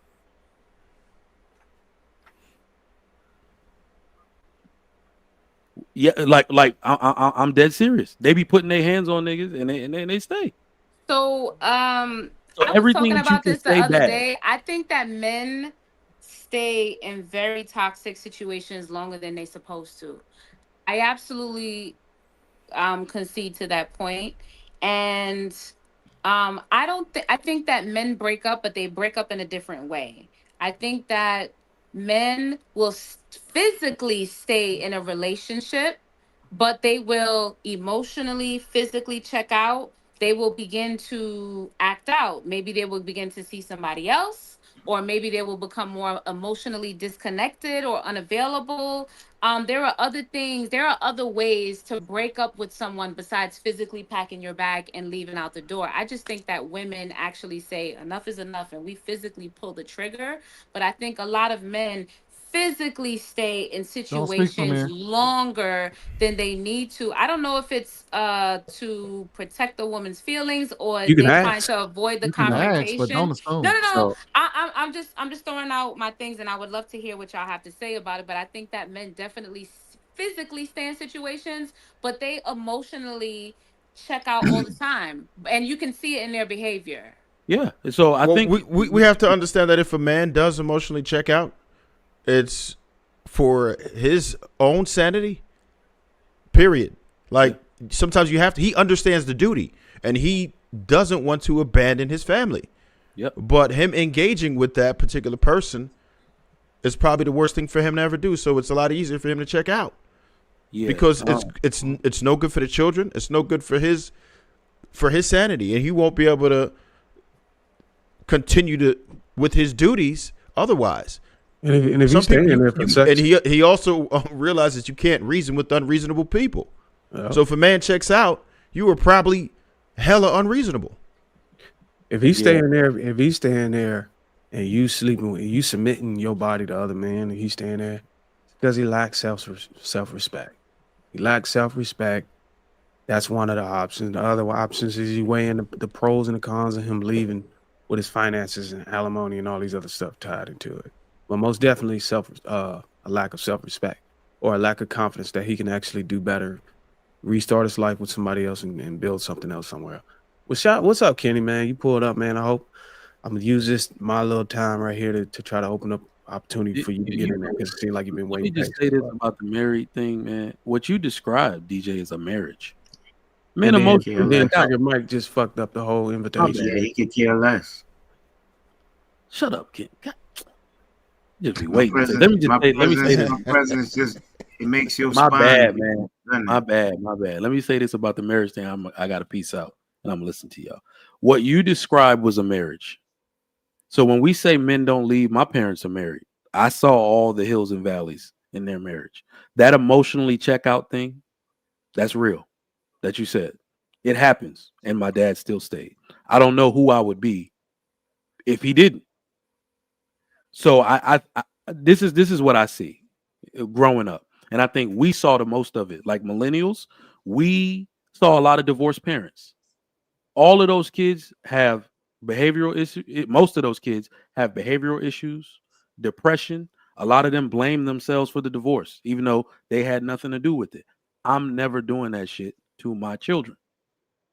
That's a deal that I made with myself. Right. So I think dudes stay because we're just more practical. Am I going to stay through this valley with this woman? Because all I'm going to do is get with another woman, go through another honeymoon phase, and then she's going to end up doing the same shit this woman was doing. That's usually what happens.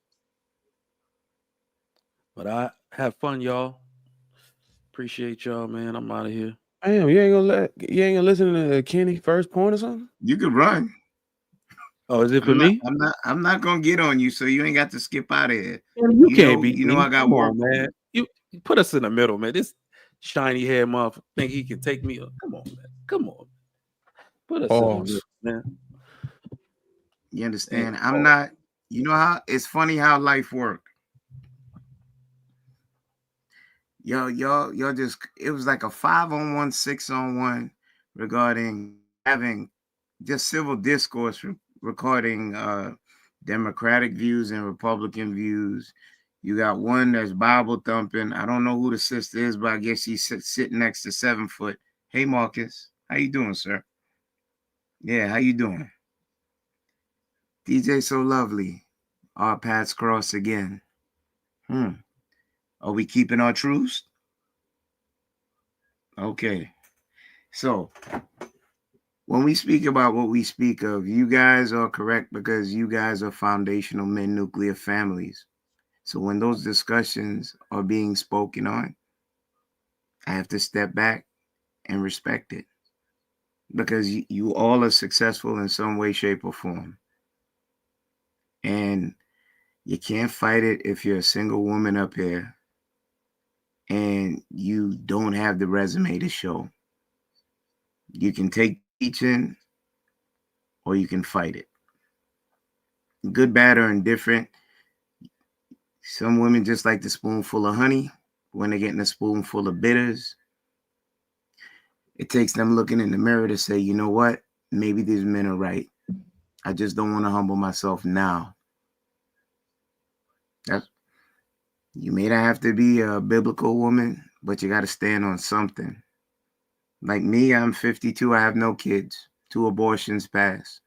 You realize how quickly life be lifing.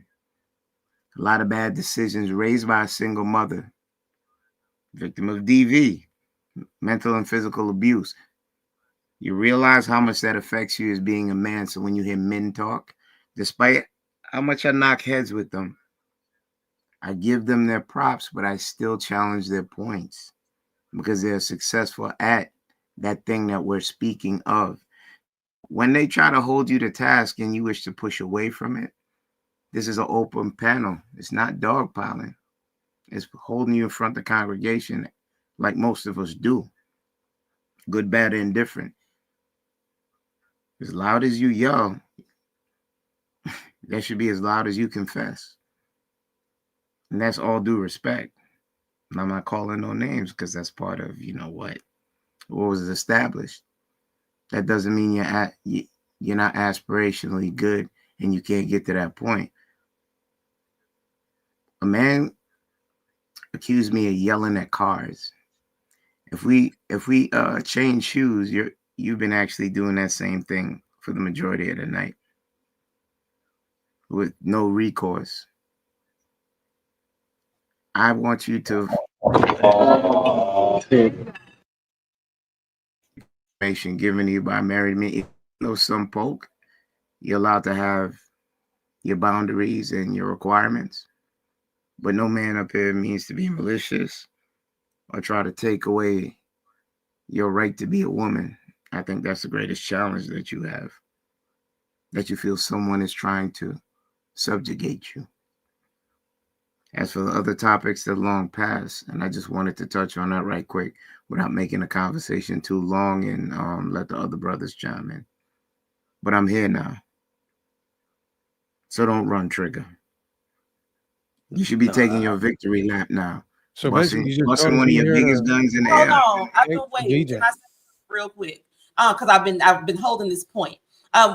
When we talk about community, I live in the Austin community on the west side of Chicago, and we are a community regardless of what family structure looks like. So I grew up with 2 college-educated parents in the Austin community. But the people next to me, they live with their grandma, and they were a family too. We were our family. We got the Jones, the Smith family, the Washington family. Everybody's family is a family. I think that we got to stop qualifying people's families because for me, I'm very, very, very, very, very pro-life. And the reason that we get into these situations where people want to terminate is because of shame. Okay. And that shame comes from them knowing that people are going to disqualify their families because they're not married, because they're too young, because they don't have this money. A mama, a daddy, a baby, that's a family. That's the goal that we shoot for, okay, in the society. But a mama and a baby, that's a family. A daddy and a baby, that's a family. A grandma and a grandchild, that's a family. An auntie and a niece, that's a family. All families matter in this community. But if you sit up and you say that the only valuable families in a community are these nuclear families, then it just diminishes everybody else. And then they don't feel like it's a part of the community. And then the community fall apart. It's a whole lot of Black folks over here on the west side of Chicago thriving as a community. We love it over here. We love it. That's why we go so hard. If y'all ever seen our little city hall meetings that we go to, it's ours. So I think that we have to just value all families the same way. If she wants to leave her man to live a better quality of life, that's her business. You know what I'm saying? You don't know what she went through. No woman wants to raise a child by themselves. When we give birth to that baby, the goal is not to be a single mama. But I will also say that if these men were helping the women, no woman want to go to the aid office. Why would I want to go to the aid office if my man got the money that I was going to get off the food stamps? But if he had it to give it to me, I wouldn't be up there. So I think that we have to stop looking at the fact that the Black women are creating these families and sustaining them however they want to, because at the end of the day, nobody want to go sit in the aid office all day. Don't nobody want to go through none of that stuff. If your man able to do that, you avoid all of that. So please, please, please think more about what the Black man has to do with this, because when they first instituted welfare for Black folks, there were no camps of homeless Black men across America. They weren't like, these are the abandoned Black, the abandoned Negro fathers of America in Time magazine. No, they were not outside. They just wasn't with their people because they abdicated the responsibility of taking care of their family to the U.S. government. And a man who is not doing that, they wife ain't getting no stamps, no aid, no link, no medical card, because he didn't abdicate his responsibility. So stop putting it on the women and look at the fact that these men being comfortable letting the U.S. government take care of their families. Wait, Come on now. I'm just saying, weren't a lot of Black men returning from war at that time? They were, yes, they were during the So draft. a lot of them, some of them were actually homeless. So financially destitute. So let me put it in a different context, because when the Chicago Housing Authority told my family to move out of Rockwell Gardens, that was the best thing that ever happened to us in our lives. Because when my grandparents were staying there, they said, okay, y'all can't stay here. Y'all got 2 able-bodied people. And you know what my people did? They moved. You understand? They got more money. They got a different shift. They went and got an apartment. And now I live in their building that they bought 50 years ago. But if CHA didn't put that light up under them, we would have still been there. So what I'm saying is the men who wanted to stay, stayed. I grew up on a block full of old men who stayed with their families after they got put out the projects. So we got to stop saying that these Black women chose to be single mothers for government assistance. If their man was able to do it, they never would have had it. And we got examples of that all over my hood. Well, I'll tell you, I've never said that they did it solely for government assistance. I actually say they did it for control. I think control over the family and making the man optional is far more attractive than government assistance. If you don't have to listen, I mean, think about it. I have a daughter, and I didn't think about the rebellious nature of women as it pertains to the Bible and the things that we hear until I had a daughter. That shit was confirmed. Y'all rebellious from jump. So y'all did it not for food stamps. I don't agree with that one. Like, where I was like, oh, they only did it for food stamps. Nah, I believe they did it for control. That is what women have been after ever since they realized they're not as strong. Ever since they realize they can't beat a man up, you fetishize and fantasize about control over men. And that's what that move was about, in my opinion. But I got to get out of here, y'all. I got to be up taking What? Wait. Killer Mike. Or Killer Mike. What's your name? Trigger Mike? Whatever. You said that we fantasize. Yes. What? Yes. We fantasize what? About controlling. About beating y'all up? No. I didn't say beating. I said control. Control? Yes. Yes, we fantasize about having control over ourselves and about having some say in the society that we also live in, but we don't seek to control society at large. We just want to be a part of it. Who told you that? No, I think. So I know, like, even for me as a woman, I know I don't mind. I know when people say, what's your issue? I don't mind. I know I don't. It's been me my whole life. I had a mama and a daddy, and my daddy knew that I was like how I am, and he made me get a finance degree, right? Because I know who I am. If you don't want to mind, that's okay. You know what I'm saying? If that's okay, we have to stop putting these women. You say everybody like, what? No, I know that I don't. I know I used to get whoopings, punishment, all that kind of stuff because I had a strong mind. And my daddy raised me to be more logical than emotional. So because I'm a very logical woman, I don't necessarily trust somebody's logic over mine just because they are who they are. It has to be proven, not logical. Who I was raised, hold on, and I accept that about myself. You see what I'm saying? It don't make me feel bad. I have a child. I was married. I've been married. I've been a bride. I've been a great wife. When I say I was a great wife, the best wife in the world. But at one point, it got to a point where I'm like, yo, I don't want to fit into this paradigm no more. That don't have nothing to do with the relationship with the baby or how she living. But for me, y'all here say y'all abandoning your family. Hold on, that y'all can disagree all you want. What I'm saying, I see you landing your plane. What I'm saying is, I let everybody talk for hours. But what I'm saying is, that's okay. Again, stop disqualifying and disqualifying people. You not that person to qualify people. You don't know what situations people in. Let people. I'm all about self-esteem. Make people feel good about themselves and stop telling them what. I ain't making nobody feel good about poor choices. Yeah, I was like, you. I bet my baby live a better life than your kids. I know. No, let's not do that. Let's not do that. You can have a let's argue your points, not the. You Okay, don't know my P-Ray. outcomes. You don't know what P-Ray, we're P-Ray, don't take it personal. No, I Don't am. take it personal. No, I'm saying, but that's my Okay. point. You can't paint this broad stroke of everybody. Yeah. Let me put it to you like this, P. Ray, because I don't want to say like I get what you're saying, but just understand that I will never be in favor of any family structure that excludes me. So whatever we're talking about as far as the family I'm makeup, not gonna condone promoting feel good to women who make poor choices and destroy their families. You're gonna have to go to somebody who they got a lot of channels that pander to women that do that. yeah, I think we need to realize that the over promotion of female decisions, we need to understand that in mass, women make poor decisions. And those women will make poor decisions for their sons, who then will make poor decisions to get other women pregnant and leave them as single mothers. And at some point, somebody got to put their foot on someone's neck and be like, this shit ain't happening no more. It's not happening. I'm not in favor of any family structure that excludes the father as the head of the family. It's not happening. I'm not saying this like I want to. No, hold on. I don't want to lord power over my woman and my children. I know that they cannot get the the results in life without me. And I want my children and my family to have those results. The best results. Yes. The best results.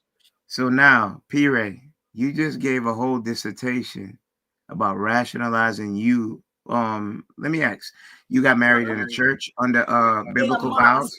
In a mosque, mashallah. In a mosque. Okay. So that's even more intense right there. So now you came to a point where you made a decision that you weren't gonna honor your vow under Allah. Correct. If you want to put it in that way, at a very basic level, yes. It ain't basic. It's a yes or no question, then the answer is yes. I wanna let you know this is a safe space, and I'm not trying to be heavy. No, I'm me. I'm a public figure. I don't have nothing about myself. I'm a shameless woman. I'm not trying to shame you. I'm just trying to have a discussion. Go ahead. So now everything that you pointed out was listened to with intention. You gave a whole case for why you did not keep your vow. So why I didn't stay in the marriage. Correct. Yes. Okay. Then you tried to rationalize it's okay to be single mothers when you know that is not in the best benefit for the family, having just one side. The resources of that mother and what that mother got going on. Oh yes, because guess what? I would rather a woman, not that I have this situation, but if the man of that house gets hooked on drugs, and he's stealing and beating and disrupting the household, it's much better for that woman to get out of that situation than it is to stay in that situation. And I would agree that in her home. I would agree, but that's an outlier.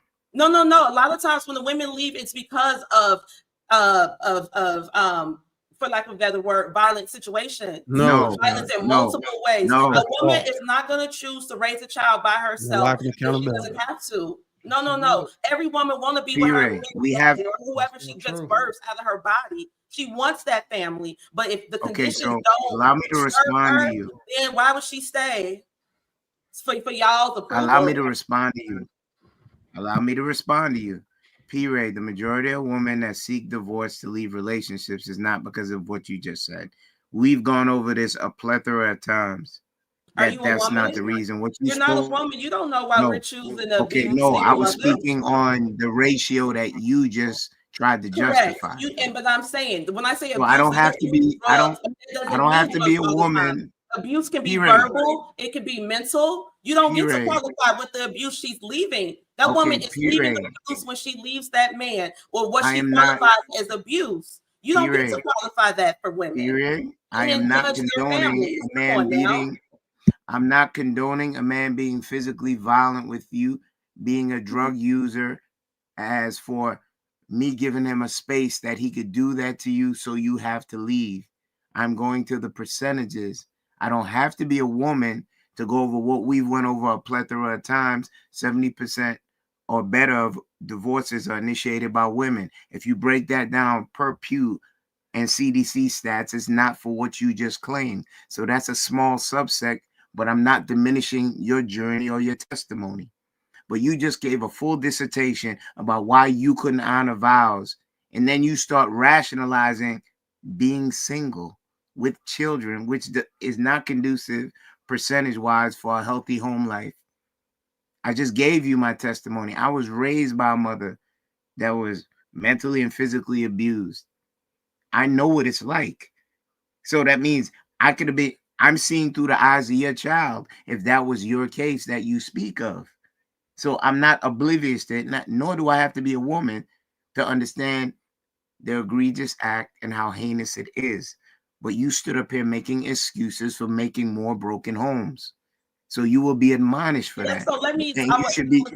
No, I want to clear that stuff because I don't think you understand me. This is what I was discussing with my partner as you were speaking.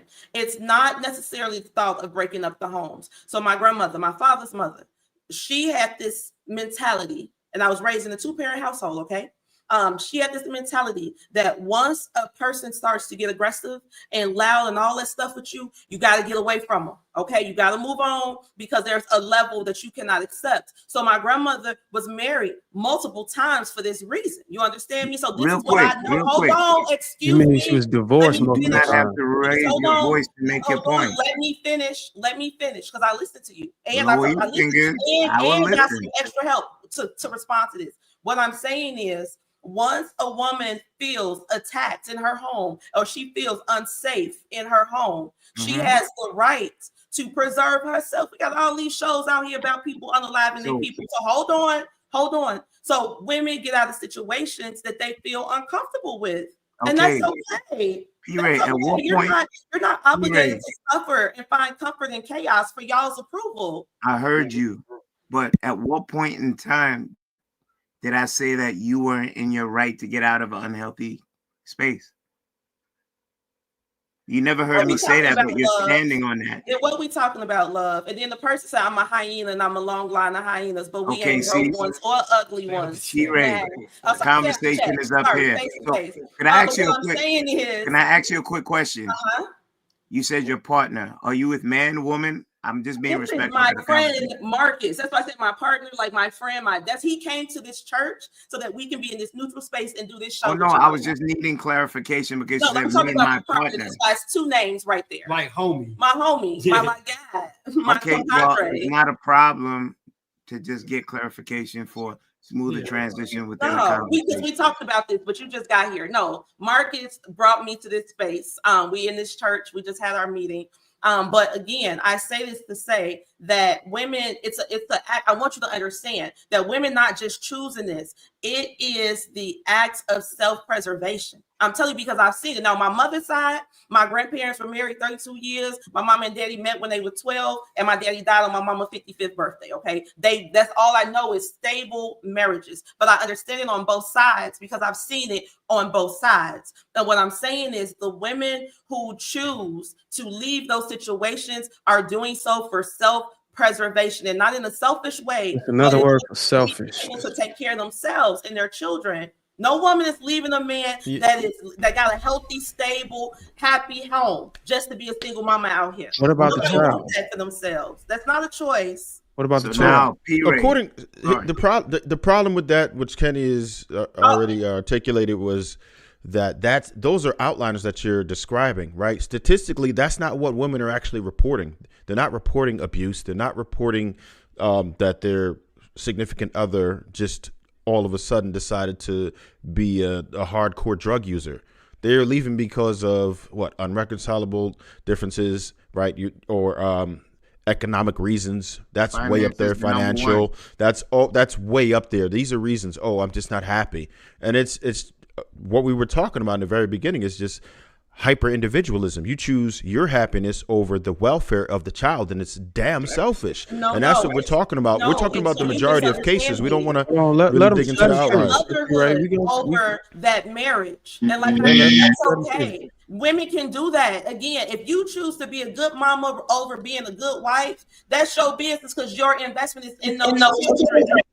That's it. And if you can accept it, okay, we don't got to keep arguing about it. That's my opinion that I came here with. We're not going to change it. So the problem it's is really we're promoting breaking up families. That's what we're trying to get away from, No, right? we want We the want to know families. We want what's the wrong families. We push with those our babies out of community. our vaginas. We want a family. We want the pictures. We want the matching pajamas. We want it all. Oh my God, we dream about how this baby is gonna look like this man we made love to. You understand? This is what we want. It's a beautiful time. But if you give birth, That's not the behavior that women are exhibiting, right? When they're going ahead may I and then interject with just a few facts, y'all? yeah, let me just finish up what I was Go ahead, talking about. Trev. So Go ahead. this isn't the behavior that most modern day women are exhibiting, right? What they're doing is mating with this man and then that man, collecting, just bone collecting, and rather than primarily trying to build families.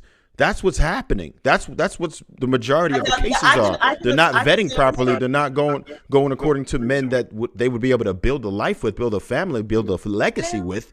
They are choosing men that look good, that sound good. He talk cool. He getting money. That's what women are looking for. And then they get pissed off because this guy already has 3 baby mothers, and you thought that he's going to keep you the 4th. That ain't how it go down. Bastard. I was married to her father. You understand? We were an actual family. So okay. So you making it a personal situation, but we're not talking about you. We're talking about the. I can't talk about no other woman in her situation. That's not mine. I'm talking about myself. That majority of women are walking away. Yeah, but we're talking about majority. We could all have anecdotal evidence, and that's going to be bogus. Women out here just having random sex by random men and having random men babies. I don't believe that. Yeah, statistically, yeah. Okay, what's the percentage of black families that are raised by single mothers? Married mothers, because those women still be with their baby daddies. They just single. Not married. Single. What's the percentage? Somebody blurted out. The numbers is here. Okay, can I? What's the percentage? Can I just interject? If that's not how women are behaving.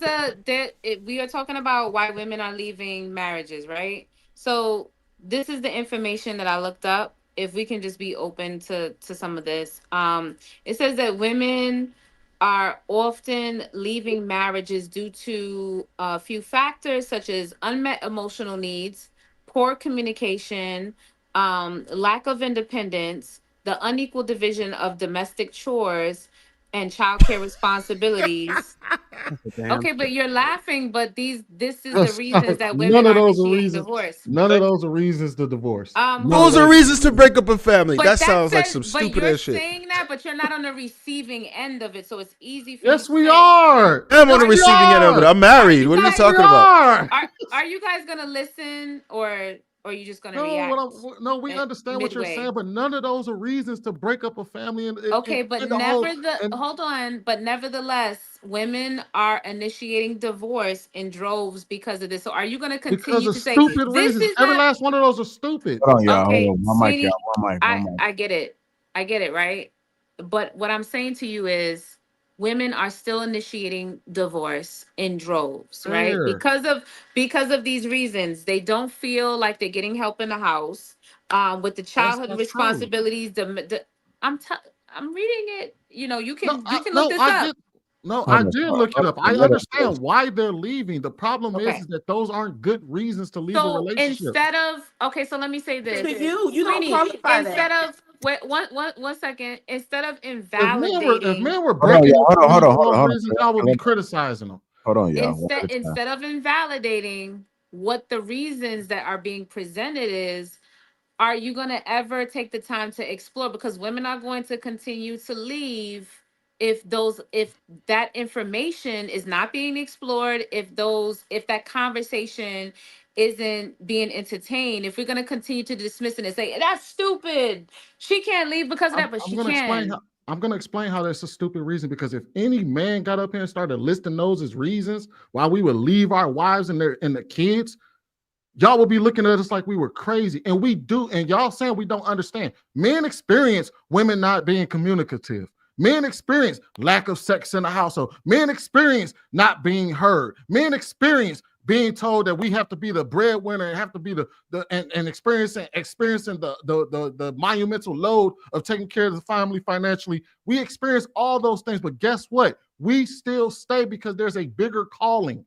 If men started leaving, because if a man came out here and said, I left my wife because I took care of because I was the only one that had to take care of the household financially, y'all would look at that man like he was crazy.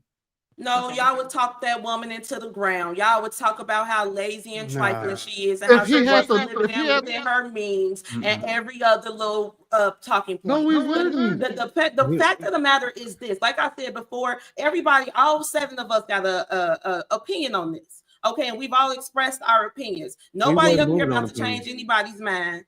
You know, so I just want to, as DJ say, progress. Let's talk about something else, because we can talk in a circle about this all night. Well, y'all, because we're talking about different move perspectives. the topic, because everybody having input within this I conversation. just want Sweetie to Hold on, y'all. know One that mic, I one mic. heard what he I was said. waiting. I heard what he said, what I and would I'm say not is, mad at what he said, but I think that, hold like on, I DJ, said, let me chime in, because I haven't even said nothing. wait, but I just want to respond to what he said really quick, and then you got it.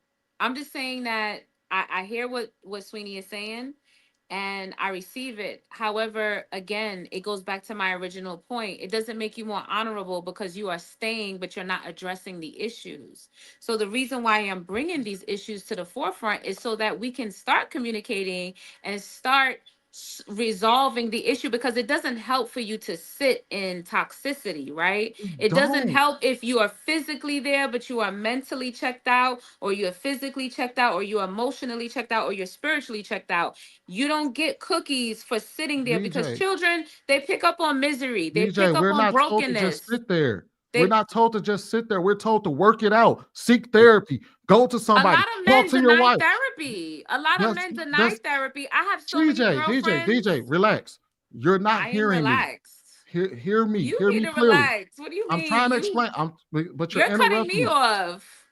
I'm trying to explain to you. Men are told what to do in those scenarios, and none of them is you better leave that bitch. It's do what you need to do. Talk to your wife. Seek counseling. You need to figure out what's going on with her. A lot of men don't believe in counseling, There's Sweeney. a lot of stuff is just these are things that we are told to A do. lot of men turn down counseling. Let me say something. So P. Ray made she changed her name, a statement saying we don't validate what is a good reason for you to leave or whatever. We actually do. You're supposed to submit to your husband. So that alone validates whether it's good or not for you to make a decision to vacate and destroy the family. So I don't know who's covering you. If you in the church making statements like that is asinine to me. That church is probably, that seat you sitting in is probably on fire. For you to make a statement like that, sitting in the house of the Lord, it's just sad. It's sad for you to make a statement like that. And I made a video. I think I just released it today, yesterday, matter of fact, about single women in church. You need to go watch that video, because if I'm you're not gonna watch it, and I'm gonna tell you why I don't want to watch it. Wait, Sugar Mama. I'm not interested in that. I know how to read. I was raised in the church. Hold I know on, how to read my Bible. I had to learn a finished. whole different book. I learned my husband's language. I learned how to cook his food. I learned how to be the wife that he wanted me to be. Where's and he then, at? like I said, when it got to be something else that I didn't sign up for, I left. And I'm okay with that. My child still has access to her father. I'm not out here letting myself around. That's my business. You're not obligated to find no comfort in chaos. You know what God gonna say to you? No, the Lord. He gonna ask you where is your husband, and what are you gonna say? I'm gonna say that's between me and the Lord when we had that conversation. Exactly. So let me ask that's you. That's not a conversation for me and you. That's not a conversation for you to qualify for me. This is the problem that this is what I mean by we always put the cart before the horse, because why is it that we always tell people when they break up the family, oh, you need to find a way to co-parent. Oh, you need to find a way to get along. You need to do this for the sake of the kids, but nobody ever talks about how you need to stay in a marriage and figure it out. Nobody ever talks about that part, but then we all have to figure it out after the fact. Now you got to figure out how to get along with the person you just said you couldn't be in a relationship with, and you can find a way to do that. But you can't after the divorce, but you can't figure out how to be with them within the marriage for the sake of your kids and for the sake of keeping your family together. All of a sudden, everybody knows how to get along with their baby father after they fuck up and break up. because it was never he was never the issue. So when DJ makes statements like we need to address the issues of why it ain't working out, you decide to do that after you done dissolved the whole marriage and broke up the family. When you should have worked through these reconciling angles and strategies. Why you in the marriage? Happen? How do you know that none of that happened? How do you know that? How do you know there wasn't no counseling, no preacher, no counselor, no imam, no old folks, no nobody? You don't know. No, you don't know none of that. You know why I know? You know why I know it ain't happening? Because if a man is willing to go, y'all out of order. If a man is willing, know what happened. But you judging based on the conclusion that you because you want to push your judgment and qualify somebody else's experience on what you want. Again, we don't have the same. I'm not qualifying your experience based on me. I'm qualifying whatever I say. Whatever qualifiers I push on you come from the word. I said why? You didn't ask the right questions. You made statements. You didn't ask questions. You told me everything I should have did without asking me what did I do. And that's what I'm saying. That is what makes it judgmental and demeaning in a way. I'm not offended because I don't really know y'all. Instead of talking and rambling, you can state what you did. We could talk about that. But what you don't want to do is just continue to ramble about what I should have asked, and just go ahead and if you have the information and you're willing to give it, let us know. Tell us what happened. No. Get the fuck! Oh my God! Didn't you say you was a public figure and had no shame? What we doing now? You done switched up. You obligated for me to tell you my business. I said no. You just said you had no shame. No shame. No shame. What happened? You know what? All right, here's the problem with that. If you didn't say that before, it would have been cool. But the problem is, I'm not your friend. I'm friends with 552 people. We did it right.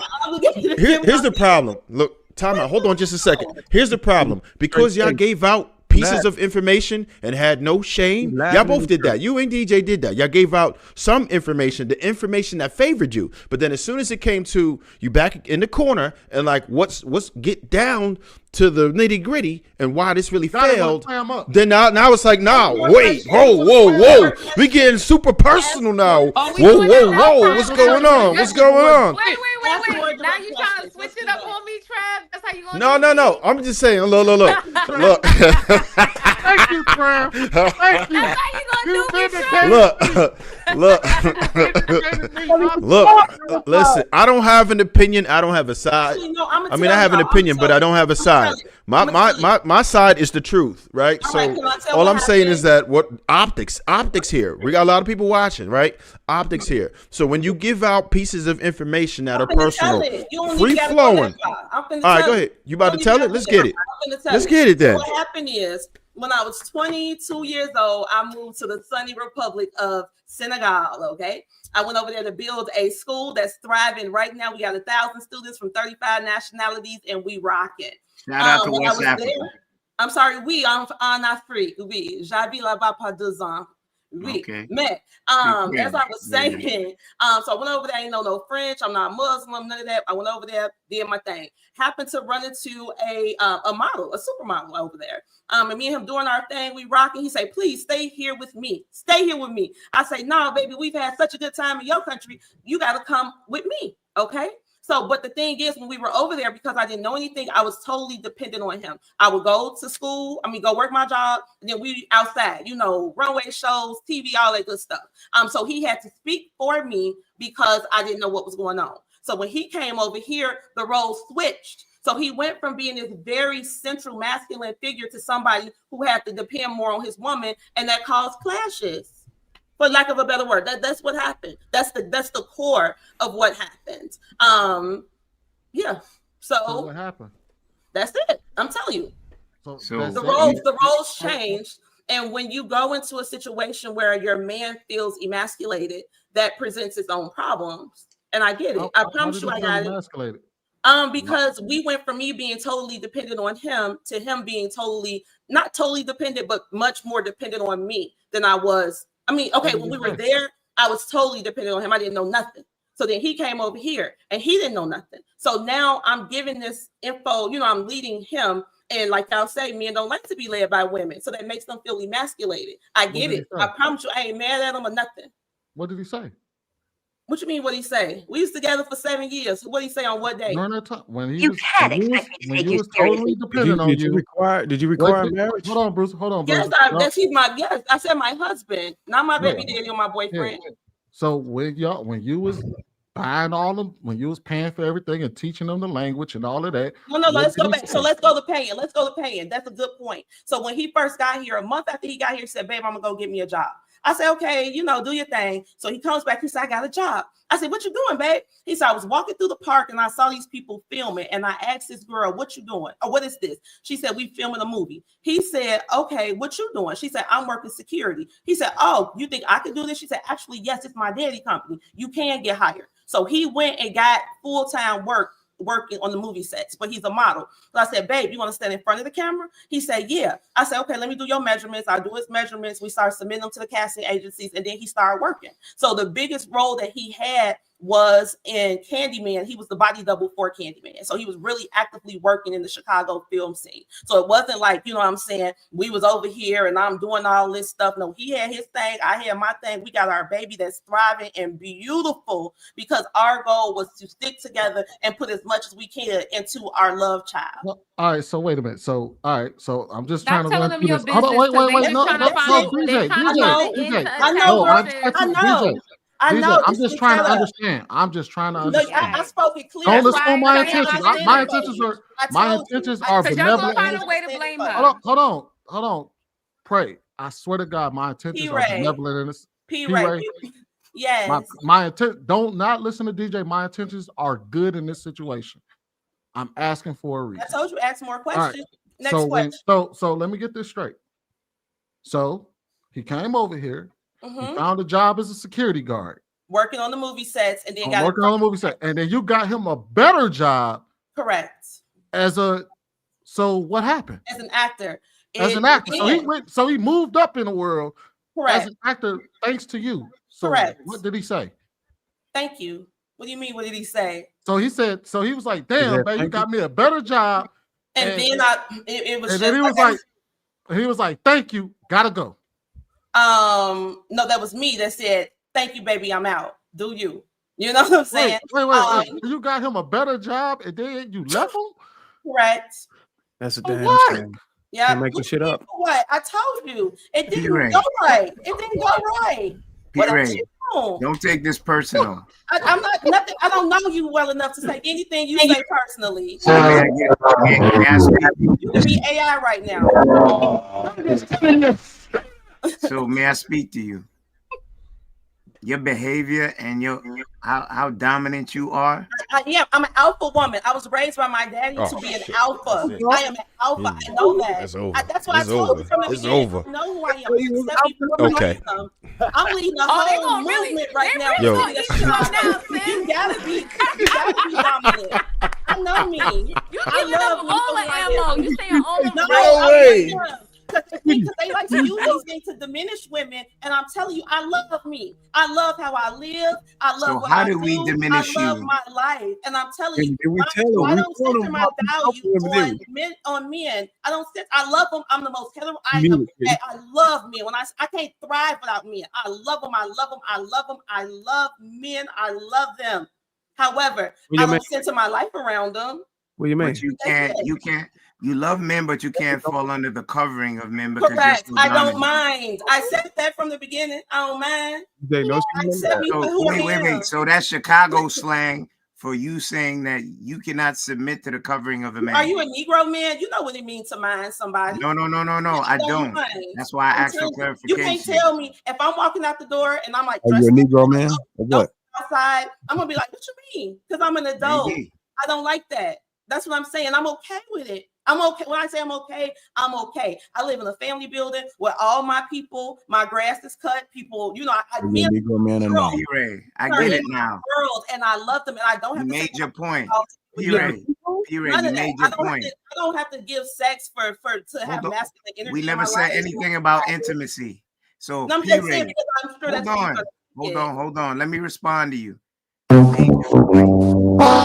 So when you said when You went under the questioning of Sweeney, him asking you simple questions, and you said he felt emasculated. We can understand why. I know. I'm telling you, I get it. I swear to God, I get it. I promise you, I don't feel no kind of way. Wait. So you when I was admit there, I couldn't be this. When So I wait, was there, so- I was not this. But in Chicago, Illinois, I'm P-Ray, baby. And those from Chicago know what that is. Okay, I'm wait, here P-Ray. for business. Tell me if So I'm right. P-Ray, tell me if I'm Mhm. right. So when you were in Africa, you put on a different representative. When you got back home, Mhm. nigga here now. Yes. Yep. Ta-da. You know, I don't care. I ain't ashamed. I'm telling you, if that's how you have to comprehend what I said, then that's what happened. Fellas, I'm telling you. fellas, we Ta-da. got her. Yes. So get them. And Yeah, it's again, it's not so much when you go from depending on a person, when you need this person to literally speak for you. You understand me? When you need somebody to speak for you and get around, and you are used to somebody being fully, wholly dependent on you. And then that completely switches, that creates an issue. I know. I told you I am who I You can am. never be a man's rib and give him the necessary support for a relationship to be A queen can't successful. crown a king. A king can crown a queen, but a queen can't crown the king. Always No, keep but that a in queen, mind. That's why there's one thing. A queen Prince knows how to Philip. support. A queen knows how to support a king properly. She No, knows how to play right. her But position. the one that he crowned, if a king crowns again, that queen, let but this- that let queen this- will let this never get crown through. the king. She's always Okay, gonna have a P-Ray. prince. P-Ray, tell me where I can send you a whole batch of bubble gum so you can just slow down a little bit. No, you can say cash at me. Black Reparations USA. Okay, so hear me now. I believe that you have a good heart, but you're a contentious woman. I am. I told you, accept me for who I am.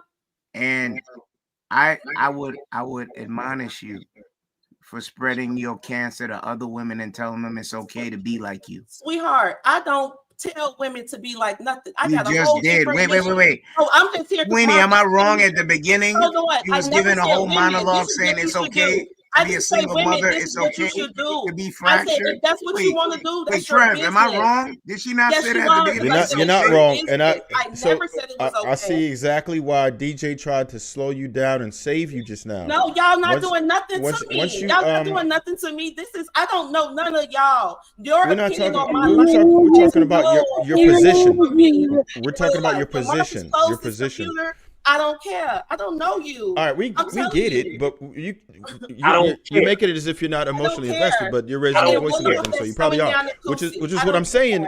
All I'm saying is that your position, you're absolutely trying your damnedest to save your position. Otherwise, you wouldn't be so animated. Otherwise, you probably let people finish sentences, and you wouldn't be as invested, No, because right? now Emotionally. you're trying to gaslight me. I'm a Gaslight. player. Y'all trying to Listen bully me. again. So I have no side. All I'm doing is all I'm spitting telling the you truth. is that your opinion about my life don't matter to me. That's I what don't I'm have an telling opinion you. about your life. I haven't said anything about your life. All I'm telling you is I have an opinion about your point. You infused your life into the situation. My points would be the same if you used another example. You could have called another woman name. I don't care. But what I'm telling you is that DJ tried to slow you down for a reason because she saw where you were going with this. Once you mentioned the whole alpha male thing, this alpha woman thing, which doesn't even exist, you just killed your entire argument. You don't know who I am. When someone calls you don't themselves, know who I am, Smooth. You know who you your have no representative idea is. who I am. It doesn't matter I who you know are. I am. What we're saying and there is that as an alpha woman, I'm not in Okay. your life. I choose not to We'll be your wife. we'll be I know the going type back of and women forth. y'all want. I choose not to have an you alpha one woman? either. You choose not to be that. a woman that I men know, but desire, in order to be and your that's woman, translation. I have to be a What certain you're kind of way, saying, and I don't want to be that woman because I don't want to be your what you're wife. saying, That's what I'm saying. I don't and want that's to be fine. that woman to Listen, have you in my house. I dig it, but what you're articulating is that you're choosing to not be a wife, like no one's wife, because men don't desire the type of behavior that you're describing, and that's okay. as Do a you whole. understand? I've done that already. That's not a life goal for me. So if you say that I will not be a wife, okay. Again, those are not things that I desire. You didn't say that. I'm trying to take you out of this situation, right? I'm trying to take you out of it. I don't want, because my argument is against your points. Make me be your wife. No, my argument is against your points. I don't desire you. The stuff that I do, I know for a fact with my ex-husband, I don't desire, not to diminish you, love, not to diminish you. No, I believe me, you didn't. I don't so like for instance, if a man said, okay, P. Ray, you got to know how to make greens, macaroni and cheese, and chicken in order to be with a 5'2", 215-pound man. I'm not gonna learn that recipe because I don't want to be with that man. You understand me? When men are having these conversations and they're telling the women how they should be, what's going to attract the man, all these types of things, you have to first make sure that you're the man that woman's trying to attract. Because if you're not the man that woman is trying to attract, or she don't want to be your wife, none of that stuff matters. Have you went to therapy? Yeah, I dig that. And look, here's what I want you to understand about what's going on here. For one, I really don't care to include you personally as far as the points that I'm arguing, right? I'm going against your points. The only reason why you are relevant to the situation is because you decided to include your own personal details. If you didn't give out your personal information, which was your choice, then we would have nothing to say about you personally. I'm arguing the points that you're making, right? So if you would have said someone else, or you used a fictional character, which would have been more advisable, but that's not what you did. You used yourself, right? Correct. So now so what happened is it's like a personal attack, but it's not, because I'm not trying to, get at you. I'm really trying to destroy your points. And I think everybody has already kind of done that, because what's happening is that we're telling you that the woman that you're describing so happens that you may fit into that category. Men don't desire generally, right? Not to say that there won't be some type of outliner, but any man who would go for the things that you were offering, you would not be attracted to in the long run, is what I'm saying. You would absolutely lose interest in this individual over time, right? Which is what probably happened. Once you actually started to run that situation, you lost attraction for the dude and you hauled ass. That's how it works. When men concede to women, you lose attraction to him immediately. And that's what likely happened. I don't know. I wasn't there, but that typically happens in relationships. She is loud. She's abrasive. She's contentious. You're not an alpha. You don't know how to play a queen's position. You're right. And I'm not. admitted. You're right. And I'm giving you what you gave me. You're right. I'm telling you. You're right. Everything that you're going to say about me is true. P-Ray, allow me to go over the list. You agreed with these, right? I'm doing this for clarification. You said you put on your representative while you were over in Senegal. No, I did not say that. You said. I didn't say that. You said that. You agreed. You agreed. No, you said that. I said that when we were there. Well, hold on. I said when we were there, I was totally dependent upon him. And when we got here, it switched. That's what I said. I did not say that there was a representative. I said that what I said led you to that conclusion. That's your logic. I can't understand it for you. So whatever you say is right. 2 + 2 is 5. Carry the 1. You right. Okay, so P-Ray, right. You just gave an indication that it was necessary for you to fall under his covering in a foreign place because you actually needed him. But when you got home, the dynamic didn't switch. You switched. You fell out of covering. Then you blamed him for saying that he felt emasculated. There are men up here that are married, men up here that listen with intention, being objective. And you showed that you were unwilling to be that man's wife. So you were the one that stepped out. Yes, you're right. Whatever you say is true, it's true. That's no, it. We're going off the information that you presented. I can't understand it for you. I can't understand it for you, Kenny. So whatever you think is true, it's true. I'm not gonna go back and forth and go on defense and try to defend something. Whatever you think is true is true. I gave you the facts of what the story is. Whatever your conclusion, whatever your logic leads you to conclude is your business. Because what you think about me is none of my business. I have a man. I bring him back to Chicago. I get him into movie roles. Then he feels emasculated somehow, and then I leave him. Yeah, because again, there are things that come with emasculation. Again, I'm not going to get deep into it, but no. So you don't have to. We go over this a lot. Alpha woman who believes that she's alpha, alpha man who is really alpha. You butt heads. You're not willing to fall under his covering, so you make excuses. Well, again, you don't know a person that's brand new. You don't know. You said if you're a Muslim, right? No. You don't understand what I'm saying to you. I've said it 3 times. I've said it 3 times. The role. I know if you're a Muslim woman, you're not supposed to leave your husband. Am I right or wrong with that? I wanted the baby. Yep. If you're a Muslim woman, are you supposed to leave your husband? Yes, I was. Yep. And I went under Muslim law, are you supposed to leave your husband? Under Al-Islam, I was permitted to leave because we did it with an imam. I went and spoke to an imam. See, again, you don't know. You don't know. But you got all these things. You want me to pull it up? You're right. You're right. You're right. You're right. You're right. Whatever you say, you're right. I don't want to go back and forth with you. That's what I said 20 minutes ago. Let's just move the conversation forward. But I interjected myself because we were talking about these situations. Because again, that's not just stop qualifying. I learned this for myself. Because before I used to talk about single mamas and y'all ain't with y'all baby daddies and y'all allowed to be ashamed of yourselves. But then when I got in a situation where people told me the same thing, I'm like, I can get it. You know what I'm saying? Hold on. Let me start getting through some of the super chats real quick. Doug Will, number 32 months says, what this election showed is that the black vote is becoming increasingly irrelevant. Fizz, $5 says, P. Ray cooking. Women being offended by her speaking is terrifying. Fizz again, that you literally just said yesterday, you don't even look up information for yourself. Being at 11 says, oh, hell no. When did Trigger Mike get home on parole? Welcome back, bro. And saying you want says, isn't taking a lack of morals, DJ so lovely? Question mark. Let me donate before the stream gets shut down. Y'all using trigger words. Again, at 11, you are not in the middle of WW3 as a veteran when it starts. You will know it, trust me. Stallion 1, Harvey Wade will never return. Escort closed that door. Wide Nose Chronicles. It's interesting how these black people on the panel still saying wash Trump.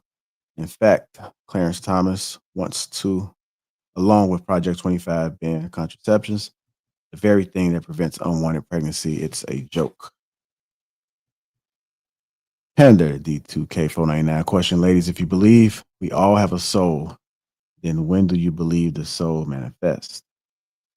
Fizz again says lesions have increased over past 3 years. You still have a choice. Y'all gotta research and start repeating what you hear blindly. Sean 499, what is the point of knowing information and researching? We still vote at 90% for Democrats in all levels of government. Saying $2 says DJ doesn't know how this country works. Let her go. And saying $2 says DJ, when can a child hunt / farm for themselves? The will 499 fake news. IUDs prevent fertilization. A zygote can only be produced after fertilization. Black Gold Mula, member for 3 months. Welcome. So she comparing baby deletion to birth control. That's no coincidence. That's how they view it. Saying $2 says defend the children, not us. We already died for y'all. Saying says W.W. White women were on code with their man. That's why y'all lost. Sean $2 says no one votes for Trump because they like him. KP, was the essay of E. Jean Carroll a lie? Was Trump's conventions a lie? Was him asking for votes in Georgia a lie? Was the insurrection a lie? Was the disrespect of Gold Star family a lie? Tribalism shaking my head. KP again says it's so good to pick a predominantly pro-Trump panel. Trigger, the same man that said he doesn't even want a woman to lead this country. Please. Sean again, $2 says Kamala replicated some of Trump's economical plan. KP again says the best way to disqualify any credible rebuttal is to do what we were seeing tonight. Folks cherry pick points to sensationalize their points, the talking points. Viz, $5 says each man on the panel is married. The Will 99. If you want to go there, Black women are the least likely to be married of any demographic. They are also the most likely to get divorced of any demographic. but it's always black men's fault. F out of here. I got some more. I'm gonna read them in a second. Anybody else want to chime in before we get up out of here? I want to say God bless America. God bless America. At the end of the day, this whole conversation has been about freedom.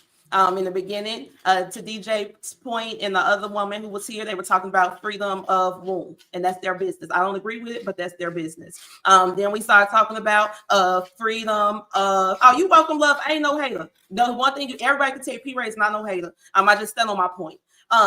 We also talked about freedom of, living, how you want to live, freedom of expressing your political choices or whatever. This is America, and you got the choice to be how you want to be. The goal or the cheat code to winning America is finding other people who believe what you believe so that you can push that forward and get the goals and resources that you want accomplished. Shout out to Chicago Red. That's my organization. Check us out. Again, y'all saw what happened on Tuesday. That's because of the efforts of Chicago Red, me. Okay, that's why I say I know who I am and what I do and the energy I gotta have at this present moment to accomplish the present goal. So bless everybody. It is a wonderful day. Good morning, and thank y'all for letting me speak on y'all panel.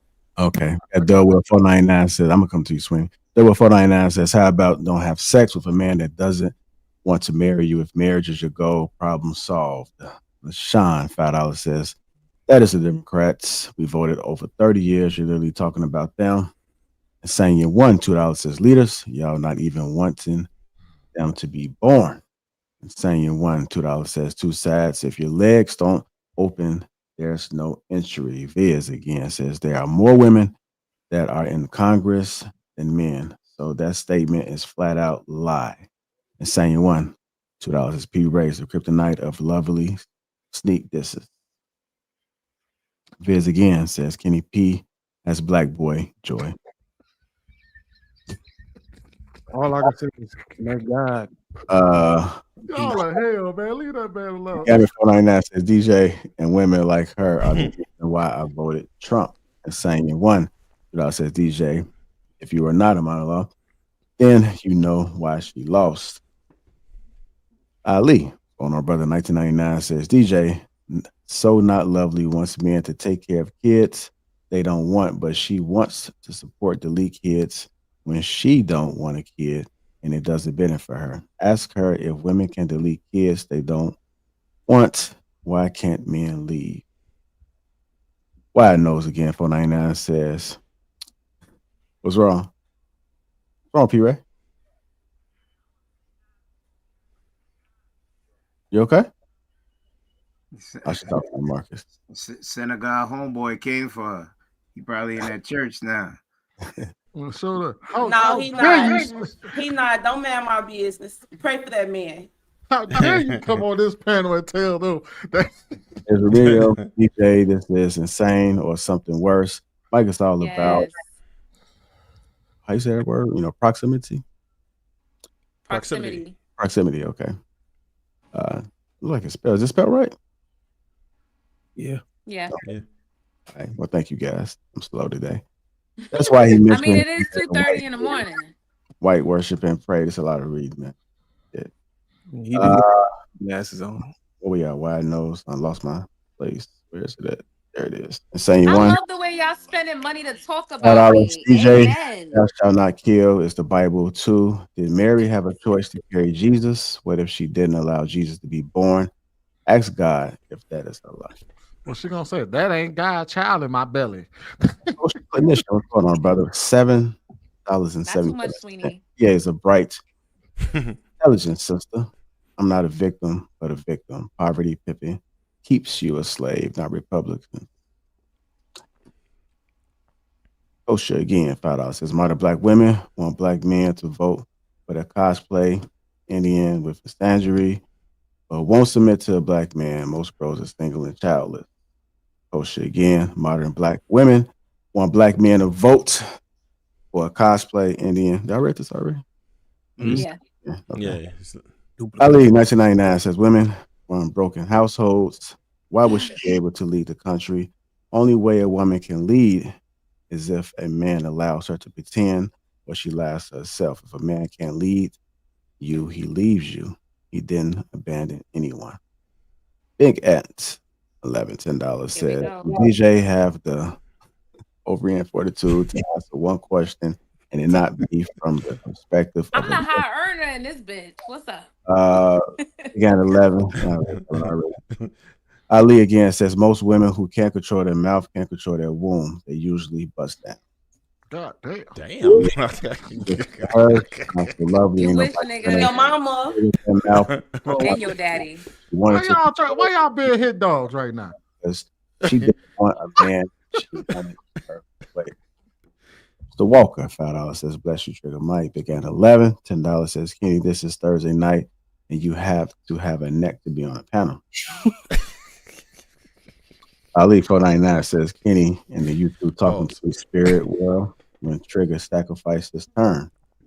Ali 1999 says, let's keep it real. If men stop caring 99% of relationships end today, women couldn't talk, be seen, have a voice. If we didn't care, instead of building with men who care for y'all, y'all manipulate to end a relationship. Ali again, 999 says men lost their women, leadership, and families when we started caring about what women think. Simple as that. Instead of my way or the highway, what do you think, babe, destroyed our relationships? Ali again, 1999 says, remember we said when women lead, it's to the end of the relationship. The lady said women can lead men, but she said soon as she was leading and he was depending on her, it was over. But alpha woman, checkmate. Damn. Ali again, 99 says she wants all the power of the man in a relationship, wants to be treated as a woman. They don't want to do anything but reap benefits of the relationship. The Will 499 says, what's crazy? She got more respect for Trump than her husband. Ali 499 says, when he let her depend on him, she was fine. When he had to depend on her, she bounced. We heard it. James, $2 says, clip this shit. Clip this shit, JR. 1999 says, women want the responsibility of a man, even calling herself alpha. She wants the leader, power, and authority, but none of the responsibilities. Family, women aren't and can't be leaders. They will quit on the job. That's it. Send me half the clip. Oh, Jesus, boy. I tell you, man. JR, clip that shit. Clip it and make sure you put my X handle on it. You know how to hear me? edit. At When P, you Chicago Red P. Put it on there when you clip it. JR.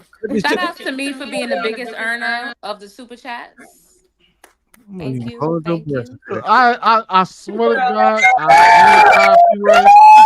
I did not expect the conversation to go in that direction. I know. You when y'all threw me start for a talking about loop. families, it's a whole different mentality for me, you know. Because again, the stuff that I do, like I work in finance, that's like 2% women. So you gotta be, it's like it's where I am right now. Where I am right now at this place, I don't have that energy. Maybe I'll have it again once I accomplish the goals I'm accomplishing. But right now, I know even right now with my movement, I wouldn't be able to navigate my movement if I was a wife at this moment. I know because of the type of wife that I am. You know, so it's okay. I'm okay with all of this. I got so much living to do, so much love to give, but I gotta do what I gotta do and be comfortable while doing. I got something to say, man.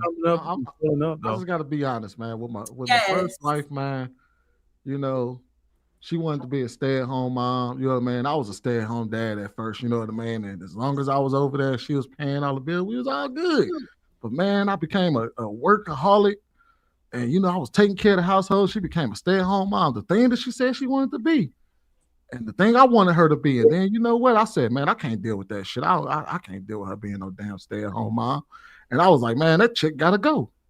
I made her a stay-at-home mom and I had to kick her out the house, man, because I just don't understand why she would want to do that, you know? She loved you it. left I loved her and she didn't go upside your head or cheat on you? Yeah, man, I left her, man. She was a stay-at-home mama. I was a hard-working husband. About that.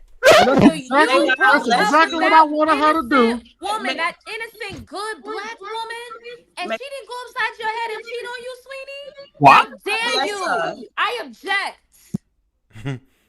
God bless her. This is how perking me. And you know, and the thing is, man, DJ, look, I'm just saying that she couldn't handle being a stay-at-home mom. But I had to let her go though. Because you know what I mean? Even though she had no problem with being a stay-at-home mom, I had to let her go because she couldn't handle it. And that's okay. That's okay. And you'll find somebody that can. That's it. Like, say la vie. It's 8 billion people on the planet. Come on now. God bless her and you too. Y'all don't mind. I just want to point out something to I want to point out something to Chicago, Red. You know, I watch your chickens I watch your chickens come home to roost. So when I say that, you are very much against what some may consider alpha woman, against Kamala, and then we watch you proclaim yourself as an alpha woman and get burnt down to the ground. By who? I these people, did they burn me up? I'm okay. Nobody burned me up. Kamala's policy. I vote on policy, not personality. And none of these people burn me. They burned you in your womb since we want to take it there. Oh shit! You know what I'm saying? Hey fellas, let them have this. My womb is intact. No, that's why you sitting there with the boo-boo face. I just protect other people's right to choose, and you don't. You didn't have to come and try to burn down to the studs. You got burned down to the studs. You burned yourself to the ground. Go ahead and wag that finger, alpha woman. These people that said, what you say, grave digger? Since we calling names, again, don't play with me. Because my mom don't carry trash. Because I'm an alpha woman with high self-esteem. And every life in my womb is alive and breathing. Now, and I have a husband. We know. My baby daddy. Now, I was enough wife to get that one. You got burned down. Yours alpha woman like them tubes. Stop playing with me. Like I said, I'm having the issue here with these men. It's all right, baby. No, I know. It's I'm fine. right. I'm literally sitting there hanging out with my homie. He playing the church drums. You got stripped down to the white meat, alpha woman. Go ahead, alpha woman, and talk. Yes. Go ahead, free woman, with all of that. Like I said, you can sit there with not me. Go ahead with them holes in your shirt, honey. We don't have to go. You let men quit trashing you, and then you tear it up, and then you fight for it politically because you don't guard your woman properly. Go ahead, alpha woman. Go ahead, alpha woman. You should have kept that energy when they burnt you down to the ground. You should have kept that energy. P-Ray, you know you in a church, right? You didn't. I know I didn't cuss. You didn't keep that energy, sis. No, I'm not kidding you. I'm not your sister. Woman, you didn't keep that energy. I know, you tried. You came here for a fight. I told you I'm a bully slayer. You can't bully me. Yeah, it came you around. Bully me. So she'll be coming around the mountain when she comes. She'll be coming around the mountain. I know that's what they say about you. That's why you got all them termination receipts. I ain't got none. Now, it happens. Shame you. It's okay.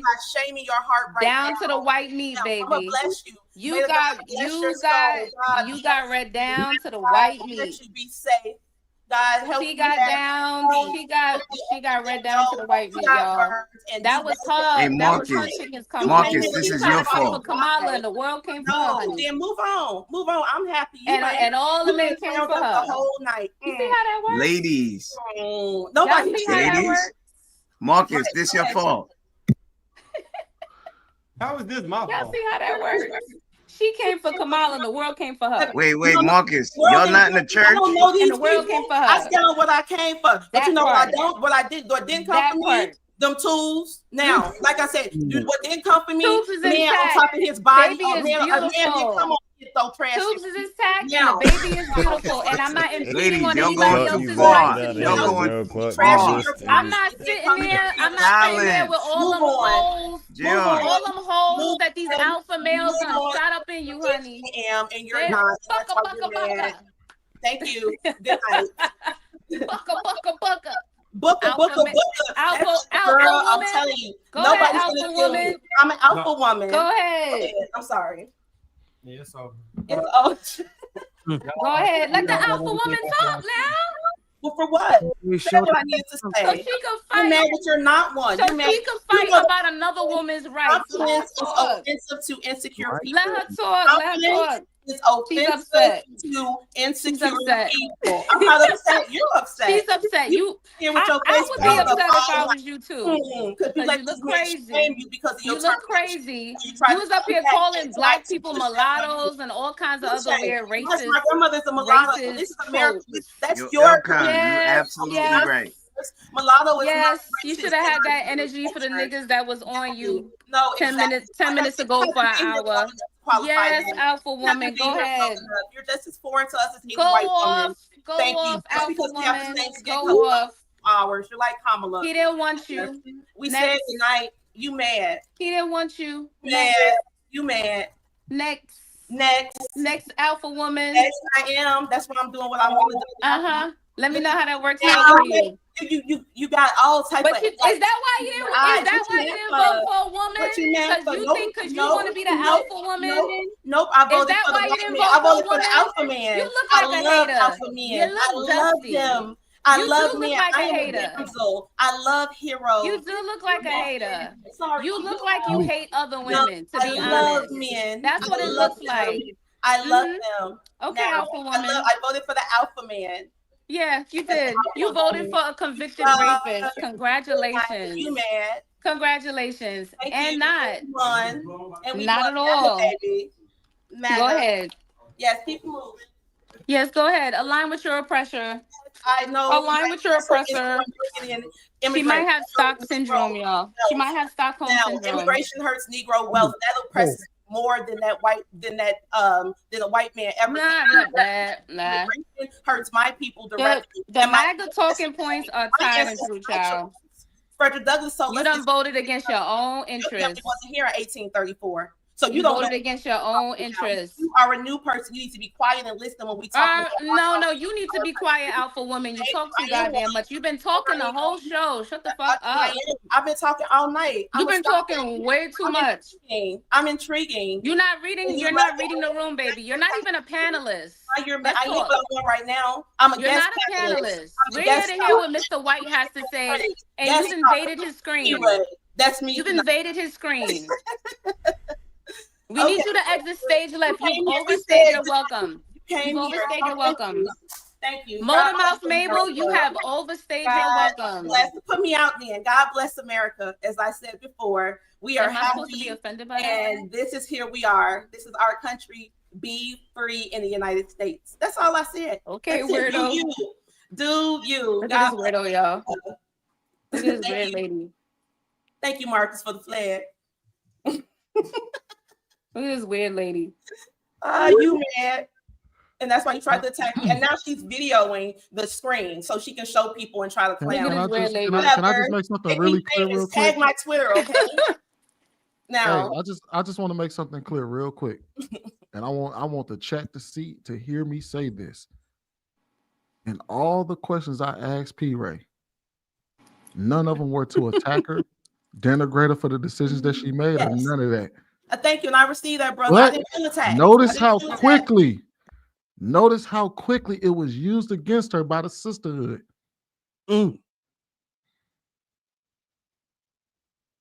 But we are the problem, though. And I've never said that y'all were the problem. I'm not talking about you. I'm not talking about you, P. Ray. I'm not talking about you. I'm not talking about you, P. Ray. I'm just talking to the audience right now. But notice but we the problem, though. The men are the problem.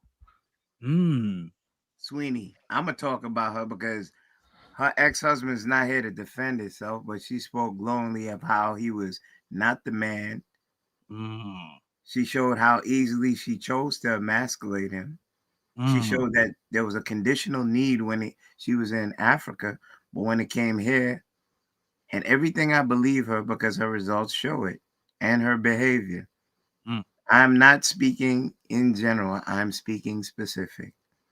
You just went on a 5-minute tirade with another sister, proving Sweeney right, proving me right about your behavior. I don't know if you still adhere to being a Muslim woman. I don't know no true Muslim women that are loud, abrasive, or call themselves alpha females. Unless you came back and, as you say, switched up your religion. Welcome to America, brother. Welcome to the West. We got a few more super chats came through. Angelique, $2 says Team DJ. Ali, $4.99 says, "Stay out of it, fellas. They don't need us or our protection. This is how women that don't listen to men end up." Smiley's just a $1.99 says, "DJ voted for Trump. She trolling." And saying $2 says, "I know DJ ain't talking about someone talking too much." Ali 1999 said, "This is what unruly women do.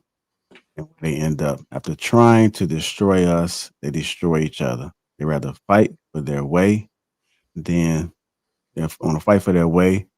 keep their families together. They lead themselves to nowhere in no man's land."